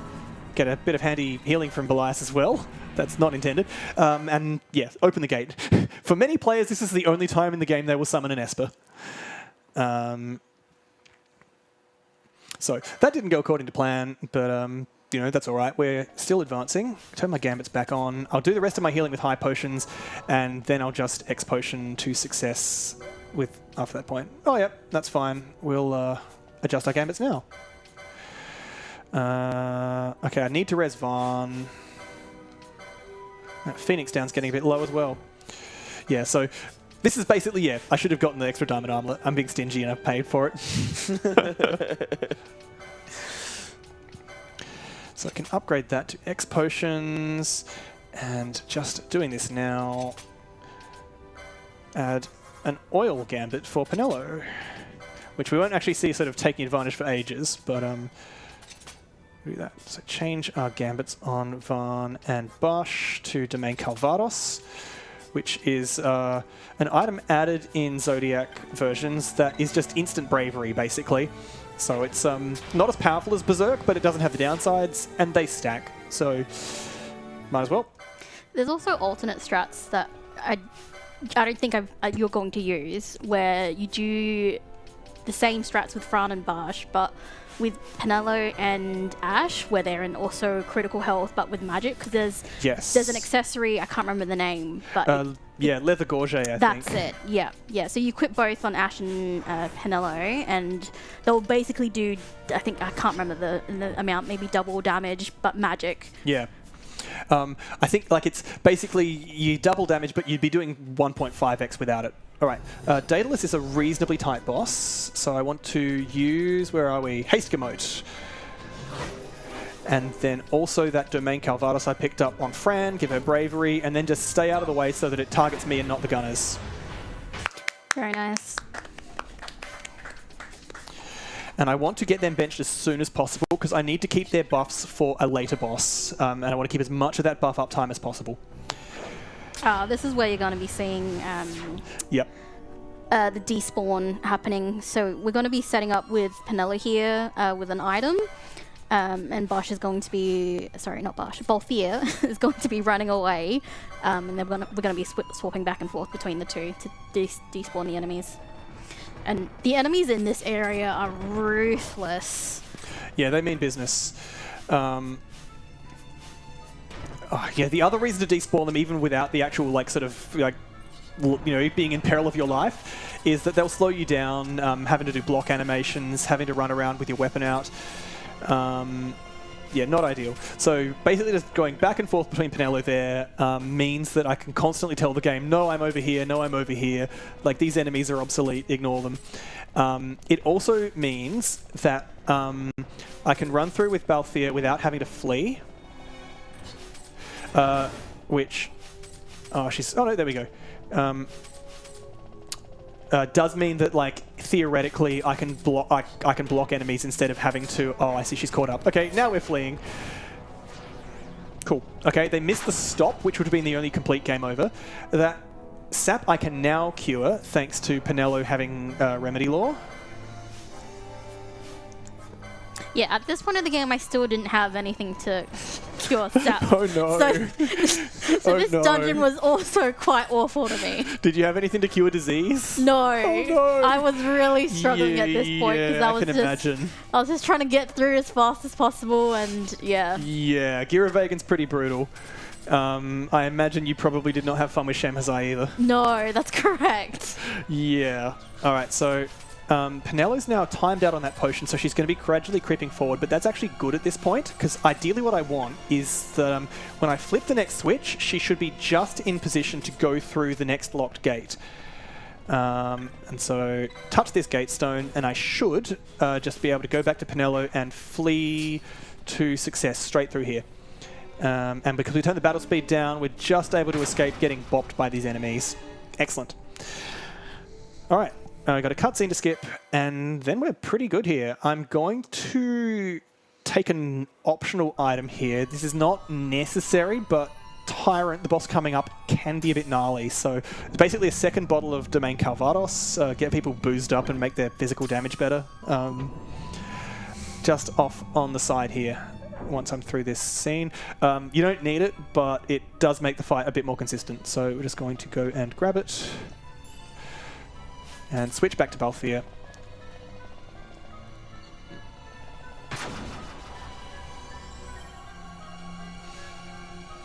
Alright, Ash and Vaughn, just to get him buffed. And I'm going to set myself up with a reverse moat. Actually, I'll wait just a tiny bit before the boss. There we go, and enter the boss fight with it. And immediately I also want to use a Dispel moat, because I need to get this thing dealt with very quickly. It starts with Protect. So yeah, you can see all that like healing from it attacking me, and now the reverse has run out, and GG. Sucks to be you, Tyrant. Alright, bringing Pinello back in because she can just remedy me, cure that poison. And the Great Crystal's coming up. So I'm not doing any of the optional areas. Navigation is still a little bit of a challenge here because you don't have a map. Or technically you have a map and it's useless. Like, great, I'm in a crystal. Thanks, game. Yeah, I was stuck here for ages.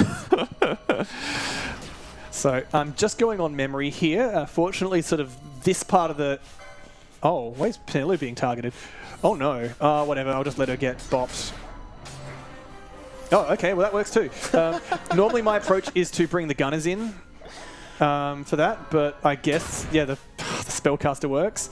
That trap just making me waste my high potion topping up her health is the reason you don't keep her after that first screen.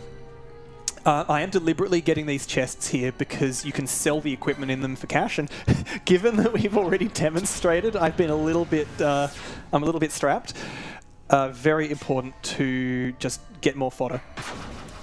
So did I see that correctly, that Pinello just did like 11k damage? Sounds about right. She's like she's casting Firaga with the flame stuff that's like a 50% boost. Yeah. Yeah, there's going to be more damage than that coming up. Yeah. Because later on we're going to be using oil on things. So I think, I guess this would probably be the first game in the series that just has no damage cap at 9999. Sort of, because it didn't, like the PS2 version didn't work that way, so it's just great. Because I think 13 didn't. I think even if you count all of the others, like great damage limit is a specific thing you need to go out of your way for, but this particular version of the game just like gives it to you.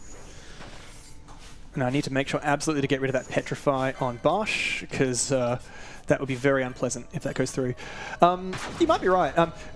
There were a few abilities specifically in the original version of 12 that also just had a baked-in break damage limit.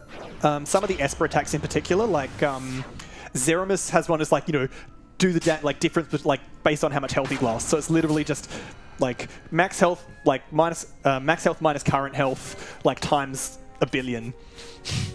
It was there we go. I can't remember whether it was IZJS or TZA that turned off the damage limit in the first place, but TZA is responsible for a lot of sort of power creep on that front, because a lot of the synergies that let you get this damage depend on having more than one job. I guess not in speedrun though, like, but yeah, like Adrenaline on a gunner, normally you'd need to, because Machinist doesn't have Adrenaline, so you'd normally need to get them a Steel Gorget or something like that. Alright, so with that, that should be the last set of, like, actual, like, puzzling in the Great Crystal. What are my potions like? Okay. We will be okay. We will not be better than okay. I got Shemhazai coming up, and she is a really... She means business, but she's a... Yeah, so... There's a note on your thing to say something to do before Shemhazai. Oh, yep. If I remember him correctly. I might ask you to check for it. No, it was Hashmal. Oh, awesome. Okay, he's not for a while. Yeah. I think I just need to make sure I've got active decoy and protect on Balthier, and we should be good otherwise. Triple check the battle speed, because you want battle speed fast for Shemhazai. Yeah, I was getting the Esper's names confused. They're fair enough. They are non-traditional. The standard FF summon names all got used for... oh, you know what? I'm going to... Where are we? Use that Domain Calvados as well. Just get that little bit of extra damage output. I think they got used for airships. Yes. I'm going to deliberately use this high potion here just yet because she means business. That shock does so much damage. Just ADB reset to get a guaranteed X potion out here and another X potion manually. Okay, we should be good because now she just goes into like... yeah, we're good. Sucks to be you, Shemhazai. I do need to get that chest that I failed to collect because that's important for later on. So we're going to take all the gear off our gunners. Important for later on. Do you mind if I come in with a donation? So we have $100 from Mega Slayer 321A that is putting their $100 towards the Jack and Daxter corruption, texture corruption, and just wants to wish everyone good luck for all the runners. Let's go, Mega. Yeah. Yeah. Well done, thank you. So, after we've sort of finished going down to the bottom of Guravagan, Ash gets an audience with the Okuria, sort of like the gods or near enough. There we go. Okay, I was worried. That screen is very dark. It's an OLED. And we've been given the Treaty Blade, which basically is like, here's your license to go and cut lots of shiny rocks out of the biggest shiny rock in the world. Go and have revenge against the Empire. Have fun with it. It's like, I was like, well, maybe I'll do this. It'll be fun. Like, they killed my husband and everything. And everyone else is like, no, this is a bad idea. You're going to start a nuclear war. Yeah, she's been getting visions of him turning up, by the way. And you know, she's thinking it's a great idea. I should do this. Yeah. So, yeah, well, probably not a great idea, Ash. I'm just going to do my shopping now, and we'll see how the X Potion supply is looking at. So, just double check. You've got... Yep, I'm going to optimize you with the Treaty Blade just to get it out of the way. Good. We don't have any extraneous accessories, so... Thief's Cap, Gold Hairpin, Gaia Gear. Yep, okay. Yep, we got this little bit of loot from the enemies here as well. I think we'll be okay. So, first double check, just a few more remedies. Phoenix down, we want about 25. And then the rest... Oh, actually, I do want more high potions because of Balthier's gambit for the healers. Oh, yeah, no, we're fine. I was worried it'd only be like 20 or something. All right. So, after we check in here with Redis, who's we met him back at when we fought Sid, but I skipped the cutscene, so you don't know. Anyway, he's our patron here in Pirate Town, and he's going to join us for the the last series, like major dungeon.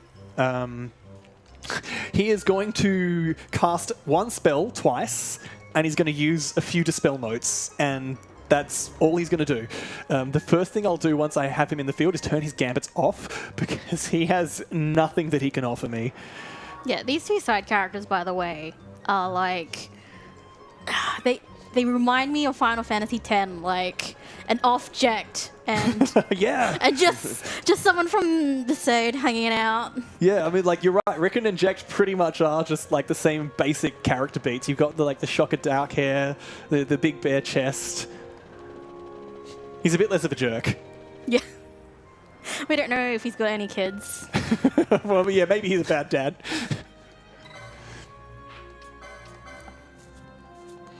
He's off busy pirating in there, just like, Dad, where's my breakfast? All right. We've also now got access to the Strahll, the airship, so it gives you fast travel to a bunch of places around the map. We won't use it for anything but the plot necessary things, but we're basically into the end game, free roam everywhere you want. Gonna turn Redis's gambits off. and control Balthier. So once again, I want to start by getting Bosch and Fran KO'd.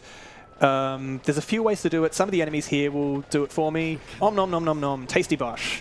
There are also some traps in a later area. The Malboros I want to be a little careful of because, like, if they... Okay, they're just attacking. That's fine. But if they're doing, like, a status, then I don't want to have to deal with that. I want Redis alive, so that's looking good. I'm just going to do double check. Excellent. You have no gear on at all. Okay, so res them first, and I need to be very sure I don't cross the boss threshold here, because that would be bad. Phoenix, oh, beautiful. Yep, Gambit's off. So, got to do a big pre-buff for this one here. Gonna turn the Gambits on these two, and Redis, I'll just going to use a haste emote, and Balthier, where are we? Bacchus Wine to Berserk Fran. Reequip. Oh, wrong character. Anyway, that's fine. So yeah, now we get them kitted out with the fresh light armor, so they're back at crit health. Also lets us take them out of the party. Nope, it's not Penelo. Ash. Triple check. Yeah, we're on fast battle speed.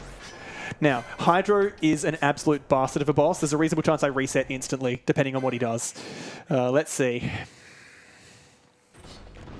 Lovely. He's just attacking. I didn't even realize he could do that. Normally it's like Fireball's the least vicious thing. Awesome. So basically just need to make sure he's beating up Balthier and not the gunners. Oh, Redis goes down, I don't really care. That and sap is mean. Boom. That one was like, oh, yes! And it's just my lucky day, because I've just got those Berserker braces right away. That's a 1 in 4 chest. I have seen people lose personal bests, spending like 3 minutes getting that chest to spawn. And first try. So, because yeah, the second pair of Berserker braces is necessary, because I don't have the action economy to keep on buffing Fran with Bacchus Wine. So now she and Bosch are both just permanently Berserk gun turrets. First layer of the wellspring here, like a little bit of a puzzle. I've got to collect these black orbs from beating up enemies. In the original version of the game, I think it was only like a 1 in 3 chance for them to drop. It's guaranteed in Zodiac. Just another one of those little, willingness to respect the player's time. And I need to get 3 of those orbs and put them all in the altar. So there's one altar I always miss, which is sort of like, I go back to the entrance hall and I need to double back. So got to make sure I catch that. So often I just go from altar number 3 to altar number 1. But yeah, sort of, we're in our final dungeon. You can see that 0-1F thing on the side. So we've literally got a 100-floor dungeon with, like... It mostly doesn't cheat. Like, pretty much most of those floors are you actually going up a floor. So yeah, we'll be here a while. Here we go. That's altar number 2. Okay. Good. Yeah, I was struggling real hard with these upper levels in this particular dungeon. I was low on resources, really struggling. Nope. Let me pick up that orb. Good. If you leave them too long, they despawn. It's a pain in the neck. Now, I don't have to do any more combat before the next boss, so, like, I didn't need to turn the battle speed down, but it's a nice little bit of insurance. And now, orb number 3. And we'll be told a change has occurred. Now we just run to the back of the area and we fight first in a series of sort of themed bosses. So it's funny because like the last of them is optional, but they're like sort of the guardians of the Pharos. They're sort of themed after sort of the legendary like Chinese creatures based on sort of the east, west, north, south. So we got like the black tortoise. Disable, you jerk! Well, I mean, the good news about being disabled is I'm not going to waste my time chugging potions. Disable and poison. There's a reason I keep Penelo around.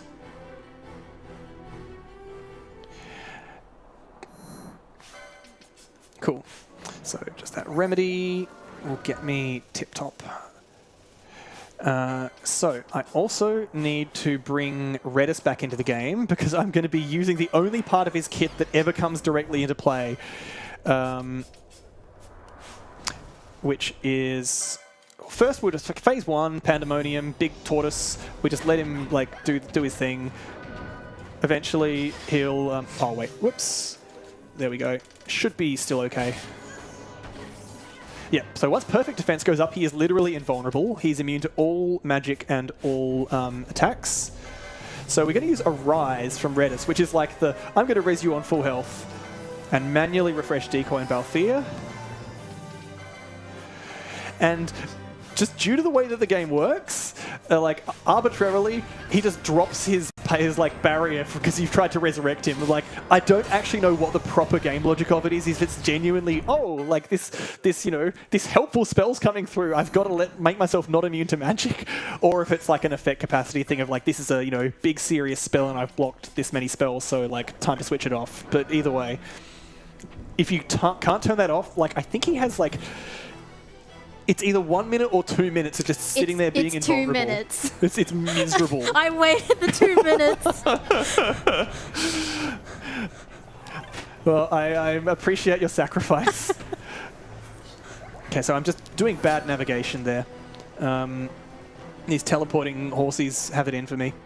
So now I'm going to turn battle speed back up and bring the gunners back out because we've now got, we're done with the ground floor, so now we've got a lot of floors to climb. The first ascent, I find it the hardest part of the speed run. It's probably the easiest part of the tower in casual play, but it is a bit finicky if you're trying to do it quickly. So there's a bunch of gaps in the stairs coming up that are gated off. Like, essentially, we've got to beat up these sort of green brain pan statue enemies. Every one we beat up adds a segment to the gaps in the steps. Just beat these things up. And I need to sort of not get too close so that I'd rather I get too close and keep the gunners further back so that the gunners don't catch strays from the like spells they're casting, because it's like I don't have the time to set up decoy for all of these encounters, so I've basically just got to rely on them.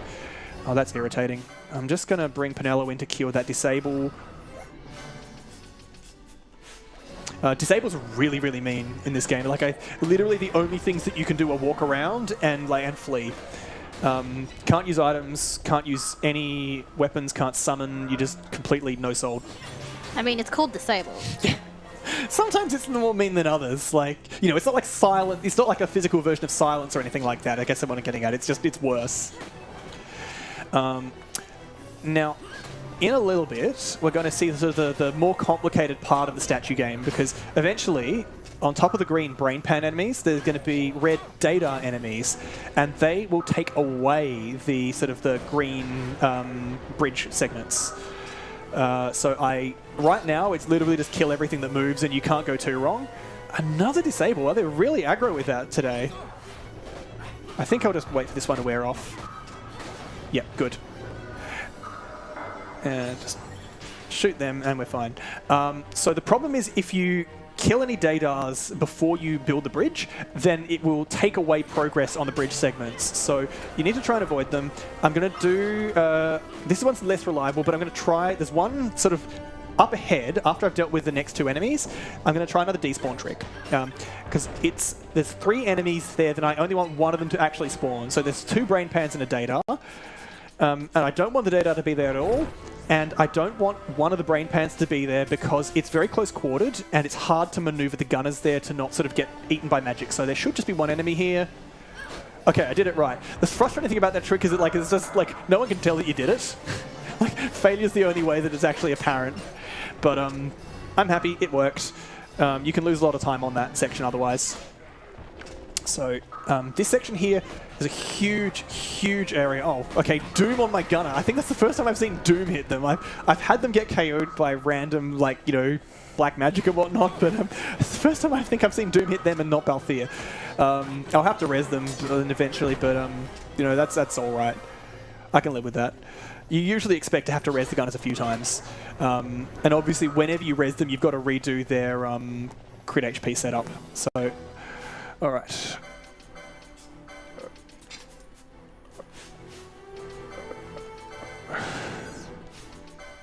Oops.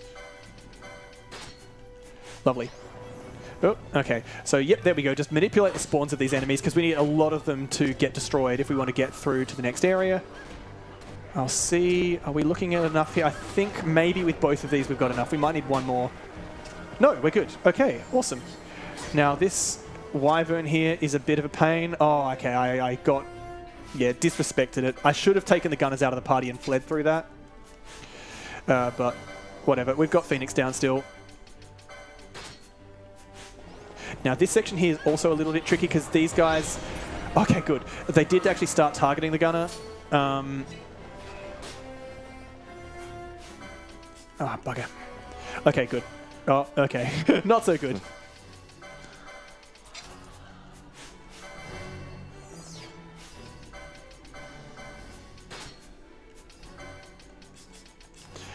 So I'm just going to flee through the next little bit here and get to a corner just after this, and there'll be one more brain pan I need to destroy, and then I'll be good to progress because that will be enough to open up my various bits. So gunners can go on the bench. Oof, that stings. So this should be the end of the stair climbing. There'll be one more little encounter with this wyvern here who really wants to eat me. Ow. Gosh. Okay, that doesn't matter because I've got a safe area coming up with no enemies. And we're now coming up on a fish, which I guess is a sort of a stand-in for the blue dragon. So we're going to be bringing out the casters this time round because Slit is vulnerable to fire and is also vulnerable to oil. So Penelo and Ash are going to be coming out and making this look extremely, extremely easy. Just make sure I get my, decoy refreshed, and we're good. This one has a little bit to it where you basically just need to, it can sometimes move around really, really fast and lose sight of your decoy character, so I do need to make sure to sort of glue myself to it, but otherwise, look at this. That's no health bar at all. So with that, I've got this, that's the first ascent done. So there's sort of 3 ascents in the Pharos, 3 stages.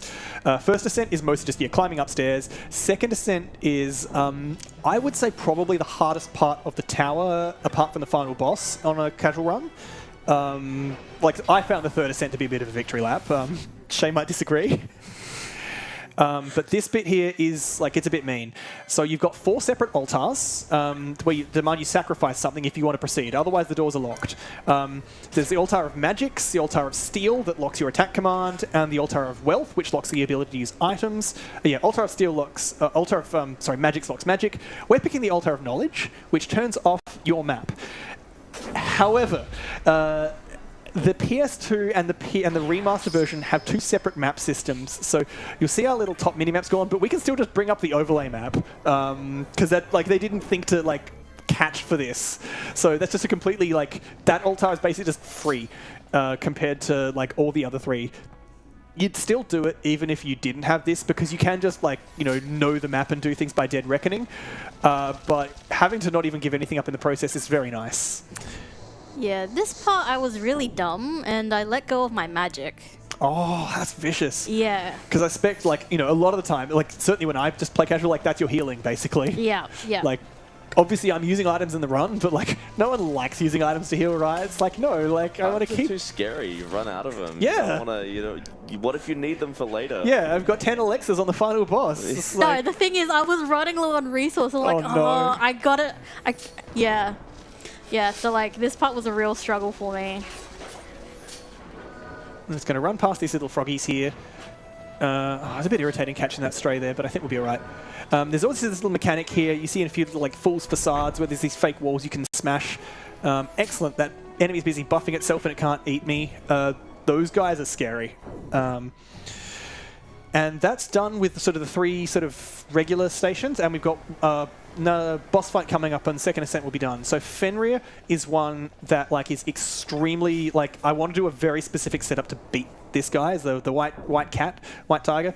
I don't know why it's named for a wolf thing when it's a tiger, but it is. I don't know what's called in Japanese. Probably Byakko or something. All right, so pick up that haste emote, and I want to first. Remove the Berserker braces from my gunners and get them to buff themselves with bravery and chuck a haste emote. Oh, did Fran not have... Oh. Ah, right. I see the problem. I didn't set that up. That's okay. Perfect. And now we'll just put the Berserker Braces back on them, which lets us remove them from the party, even though they're technically targeting themselves. Now, Ash and Varn, I'll just bring in to get a decoy set up. And now I'm going to go in solo, because he's going to open with an AoE attack, and I need to make sure that that thing just whiffs into, like, Bolfir, because if it touches the gunners, they're just going to get vaporized. So Whale fires off, and I can bring him in, because the animation's already underway. And now I need to just make sure it runs as far away from them as possible, and chuck a Dispel Note on it to get rid of its Protect. Oh, that delay. Okay, that delay is quite irritating. I think I'm not going to be able to get the perfect setup from this. So Fenrir has gone well, but it's going to have some downstream effects. I think I took a bit too long on that for Hushmal. But that's fine. That's a problem for later. There are safety strats for Hushmal, fortunately. I have... Yeah. Yep, equip friend before Hushmal. Yep. So that's the second ascent done. Pretty quick compared to the first ascent. All right, no, technically it's not done. We need to cash in here. Oh, right, no, it's not. Because this area here, like, technically it's like you think it's a safe area, but there's a 20% chance to spawn, like, an Undine Entite, this, like, mega roided out water elemental. What do you mean? I never encountered it. And unlike all the rest of them in normal areas, they're hostile on sight. Like, normally they only aggro when you cast magic. In the Pharos, they just hate you instantly, and, yeah, I've had them turn up. Just thinking I was all clean. Well, I got lucky then. Yeah. Yeah, it was only 20%. All right. So we've got a little lift here, and then we've got one more teleporter to take, and we'll be done with the second ascent. And on to the third ascent. We can see those floor numbers going up and up and up and up. What, we're on, like, floor 67 now? Higher still. This section here is like, you basically get given the Banjo-Kazooie quiz show treatment, where you've got like 4 different teleport crystals to touch, and like you're supposed to know what the correct one is by sort of, you know, reading clues elsewhere. So the first one, like the black sigil, because of the black orbs that you picked up on the first floor.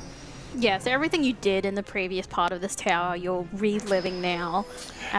If you select the wrong one twice, you get teleported to the bottom. Out of my face!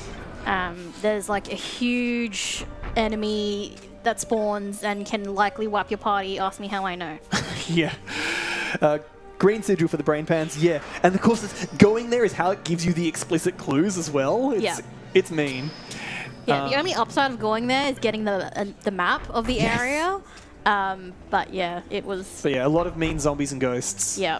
Now, red sigil for the Datars.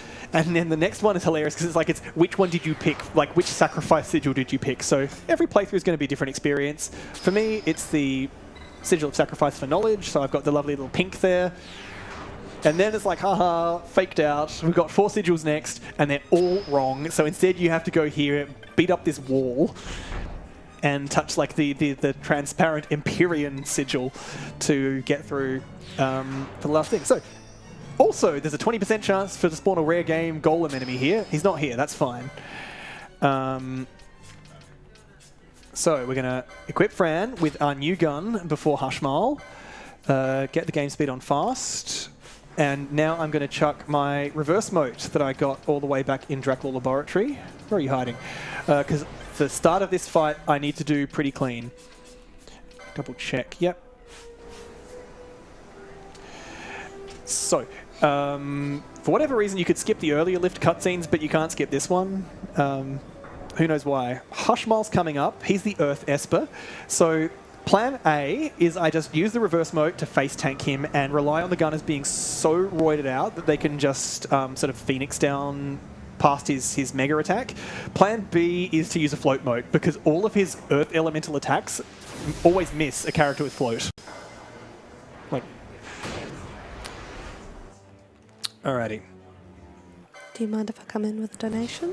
Yes, by all means. We have a $10 donation by Madeline saying, always great to see Final Fantasy XII in a marathon. Thank you very much for your donation.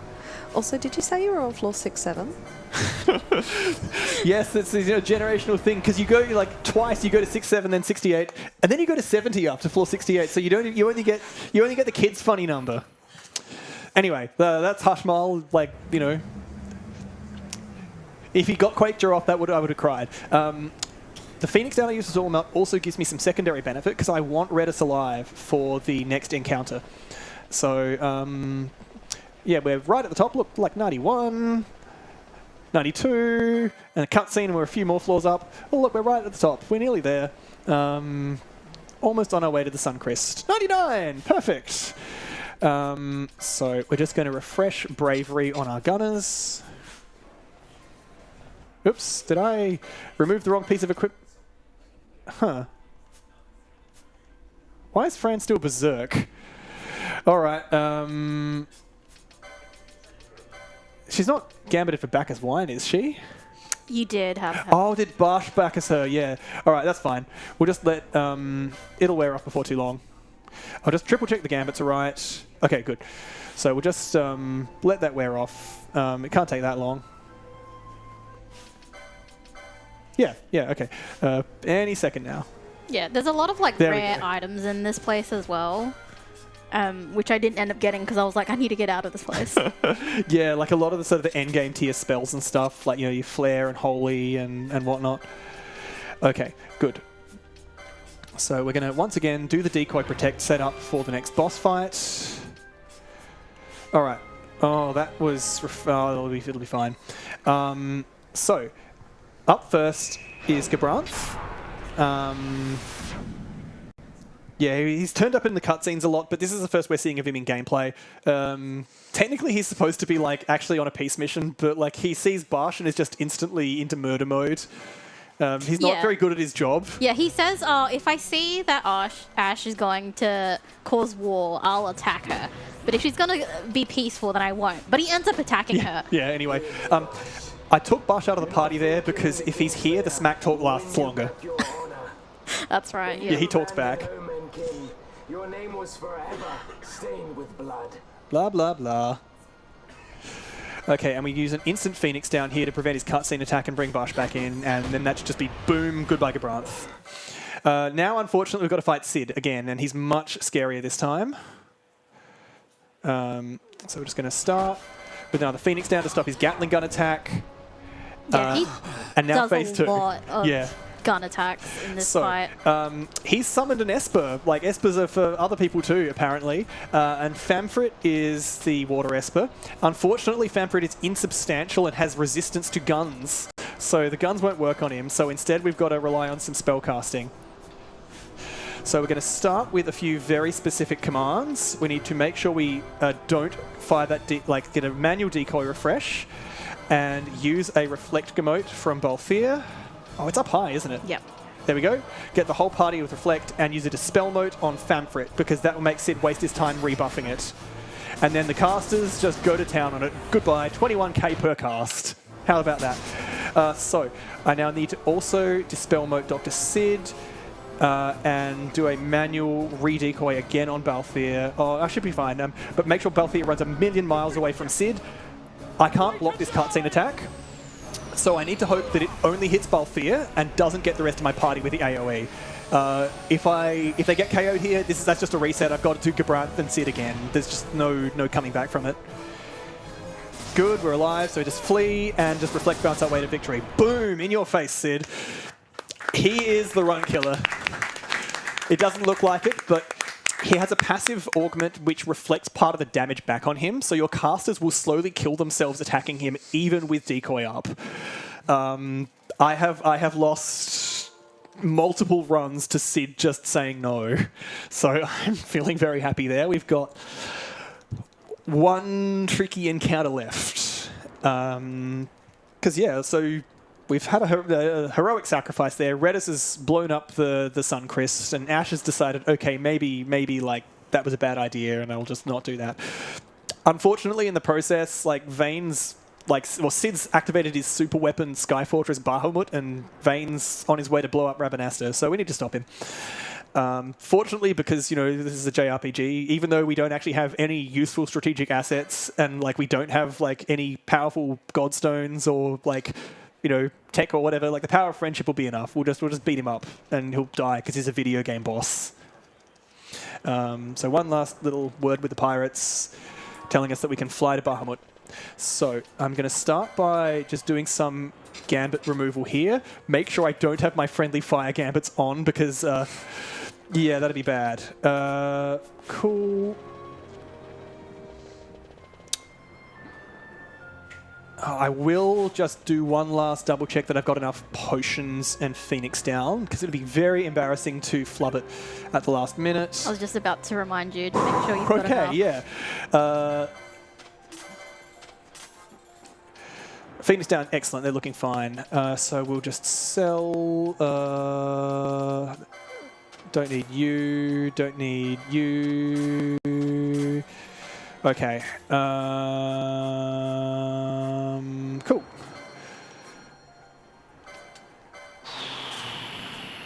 Yep, that'll be enough. Are you regretting that elixir? A little. I mean, I genuinely can't remember how much I sold for. Nowhere near as much regret as I have over the I should just done one more diamond armlet. 6,000 gil. It's like that's like a dozen X potions. All right, so yeah, Bahamut's a point of no return. We've got several cutscenes to skip. You know, we've got a big air battle happening, which, you know, like, we don't do anything to, so, like, technically, like, nothing that we do inside the ships really matters that much to what's going on outside. Like, I guess, like, you know, taking away the enemy commander and distracting him does something. We just don't see it. So, all right, whoops. Change my party and get the game in slow.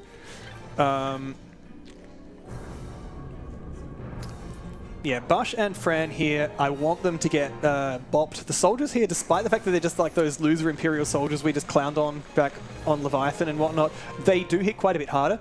And there are also some flying robots with magics that do whatever. So I can't afford to treat things too like casually. But I do want my gunners to get KO'd so I can res them later on. Come on. There we go. Perfect. Again, they do wait for you outside this elevator. Yes. Like, yeah, once you go in. So, like a free tip, like if you load the autosave in here, then it removes all the saved game state other than for the room the autosave's in. Which might become relevant. All right, I need to do that to get the Treaty Blade out of the way. Get these guys to, yep, booze themselves up again. And Berserk. All right, so we're ready for Gabranth. It's very important in this fight that I prime myself on the Gambit cursor, like in the first phase of the fight, because I need to no-sell his mid-fight heal. So, forward we go, and primed, good. And it doesn't make a difference if Bash is here or not. Long have I walked in hatred's company. As long as I can curse your name, I shall not be defeated.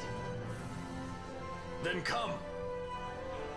Wield your hatred and crush me. I welcome it. Okay, mash. So, good. Gambit's just there because if you mash Gambit, nothing happens like bad. He's set up Renew on himself, so I've just Reflect Bounced it to myself instead. That would have given a full heal otherwise. I don't get to no-sell the cutscene attack, but as long as this only hits Balthier, I don't really mind that much. It's like just the time lost from the animation. Good, nice, that's done. Sorry, Gabranth, you just don't have what it takes. So, with that done, I'm going to activate the lift and bring Varn and Ash in to refresh my buffs. And then get the gunners back out before we're done. So, Vayne, if I could just verify, I think a haste emote at the start. Manual decoy before, haste emote during, and yeah. Perfect. Yeah. So yeah, hi Vayne. You're looking fun. Hastegar, and then prime on a Phoenix down for second phase. Your lives are forfeit, and your insurgents with them. Oh, this is the final boss, by the way, Yeah, everyone. he's got 3 phases. It's a Final Fantasy game.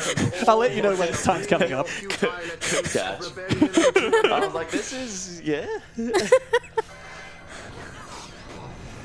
And I managed to. Oh, he still does it. Bugger. I was too early on the Phoenix down.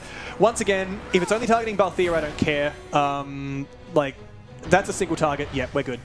All right, Novus. I think that's run forward and domain. So yeah, now he's all roided out because he's got the same like freaky like performance enhancing stuff that like everyone else has been hopped up on. Yeah, 2 domain during manual decoy after the cutscene. And Fran. And Bush. Oh boy. Ooh, that's not fun. Should be salvageable, but unfortunate. The tyranny of the gods is ended. We are their puppets no more. The freedom for which we have longed is at hand. Alright, so gonna switch anyway here to Ash and Vaughn to refresh my buffs, and I'll just use that opportunity to Phoenix down Bush while he's on the bench. Remove his braces and his chrome leathers. And I'm just going to face tank this next attack with Vaughn and Ash. It's possible to skip this by KOing yourself with a holy mote. Like, so the holy mote animation delays the animation, and then like you KO yourself so the attack never gets to come out. But it's very finicky. Yeah, it says that on the notes here. No, actually, this is content. Oh, a different Tree one. of Sephira is a different attack that he has, which I absolutely need to stop. Yeah, that's not on the notes. Yeah, Tree of yeah. So this one you like him getting that attack off is part of the plan. Okay, and we're just gonna gear Bush up to Berserk, and we should be alright. I just need to use a Phoenix down to stop Tree of Sephira once he gets down lower. So we should be at Faraga. Okay, now good. Another Faraga. We're good. Okay. Yep, no cell. All right, so actual final boss. Last final. For coming real. Up. Health bar is not visible. I will call time when it happens. Yeah, there's not much on the notes on this. I'm just going to put this back. Pray. So I'm going to run off to the side and hope that his AoE doesn't catch the gunners. It did. That's okay. Oh, it caught both of them. Well, that sucks.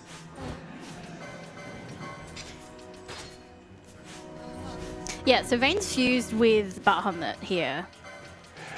Yeah, and then sort of the Acuria, like the rogue god who'd been guiding him the whole time. Oh, did my decoy wear off maybe?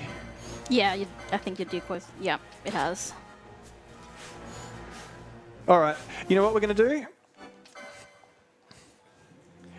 The best backup strat. Use my autosave into trial mode, and now there's no pressure. So I will temporarily bench the gunners. Wait, you can, and then just go back to them? Yes, because it's an autosave. That's cheating!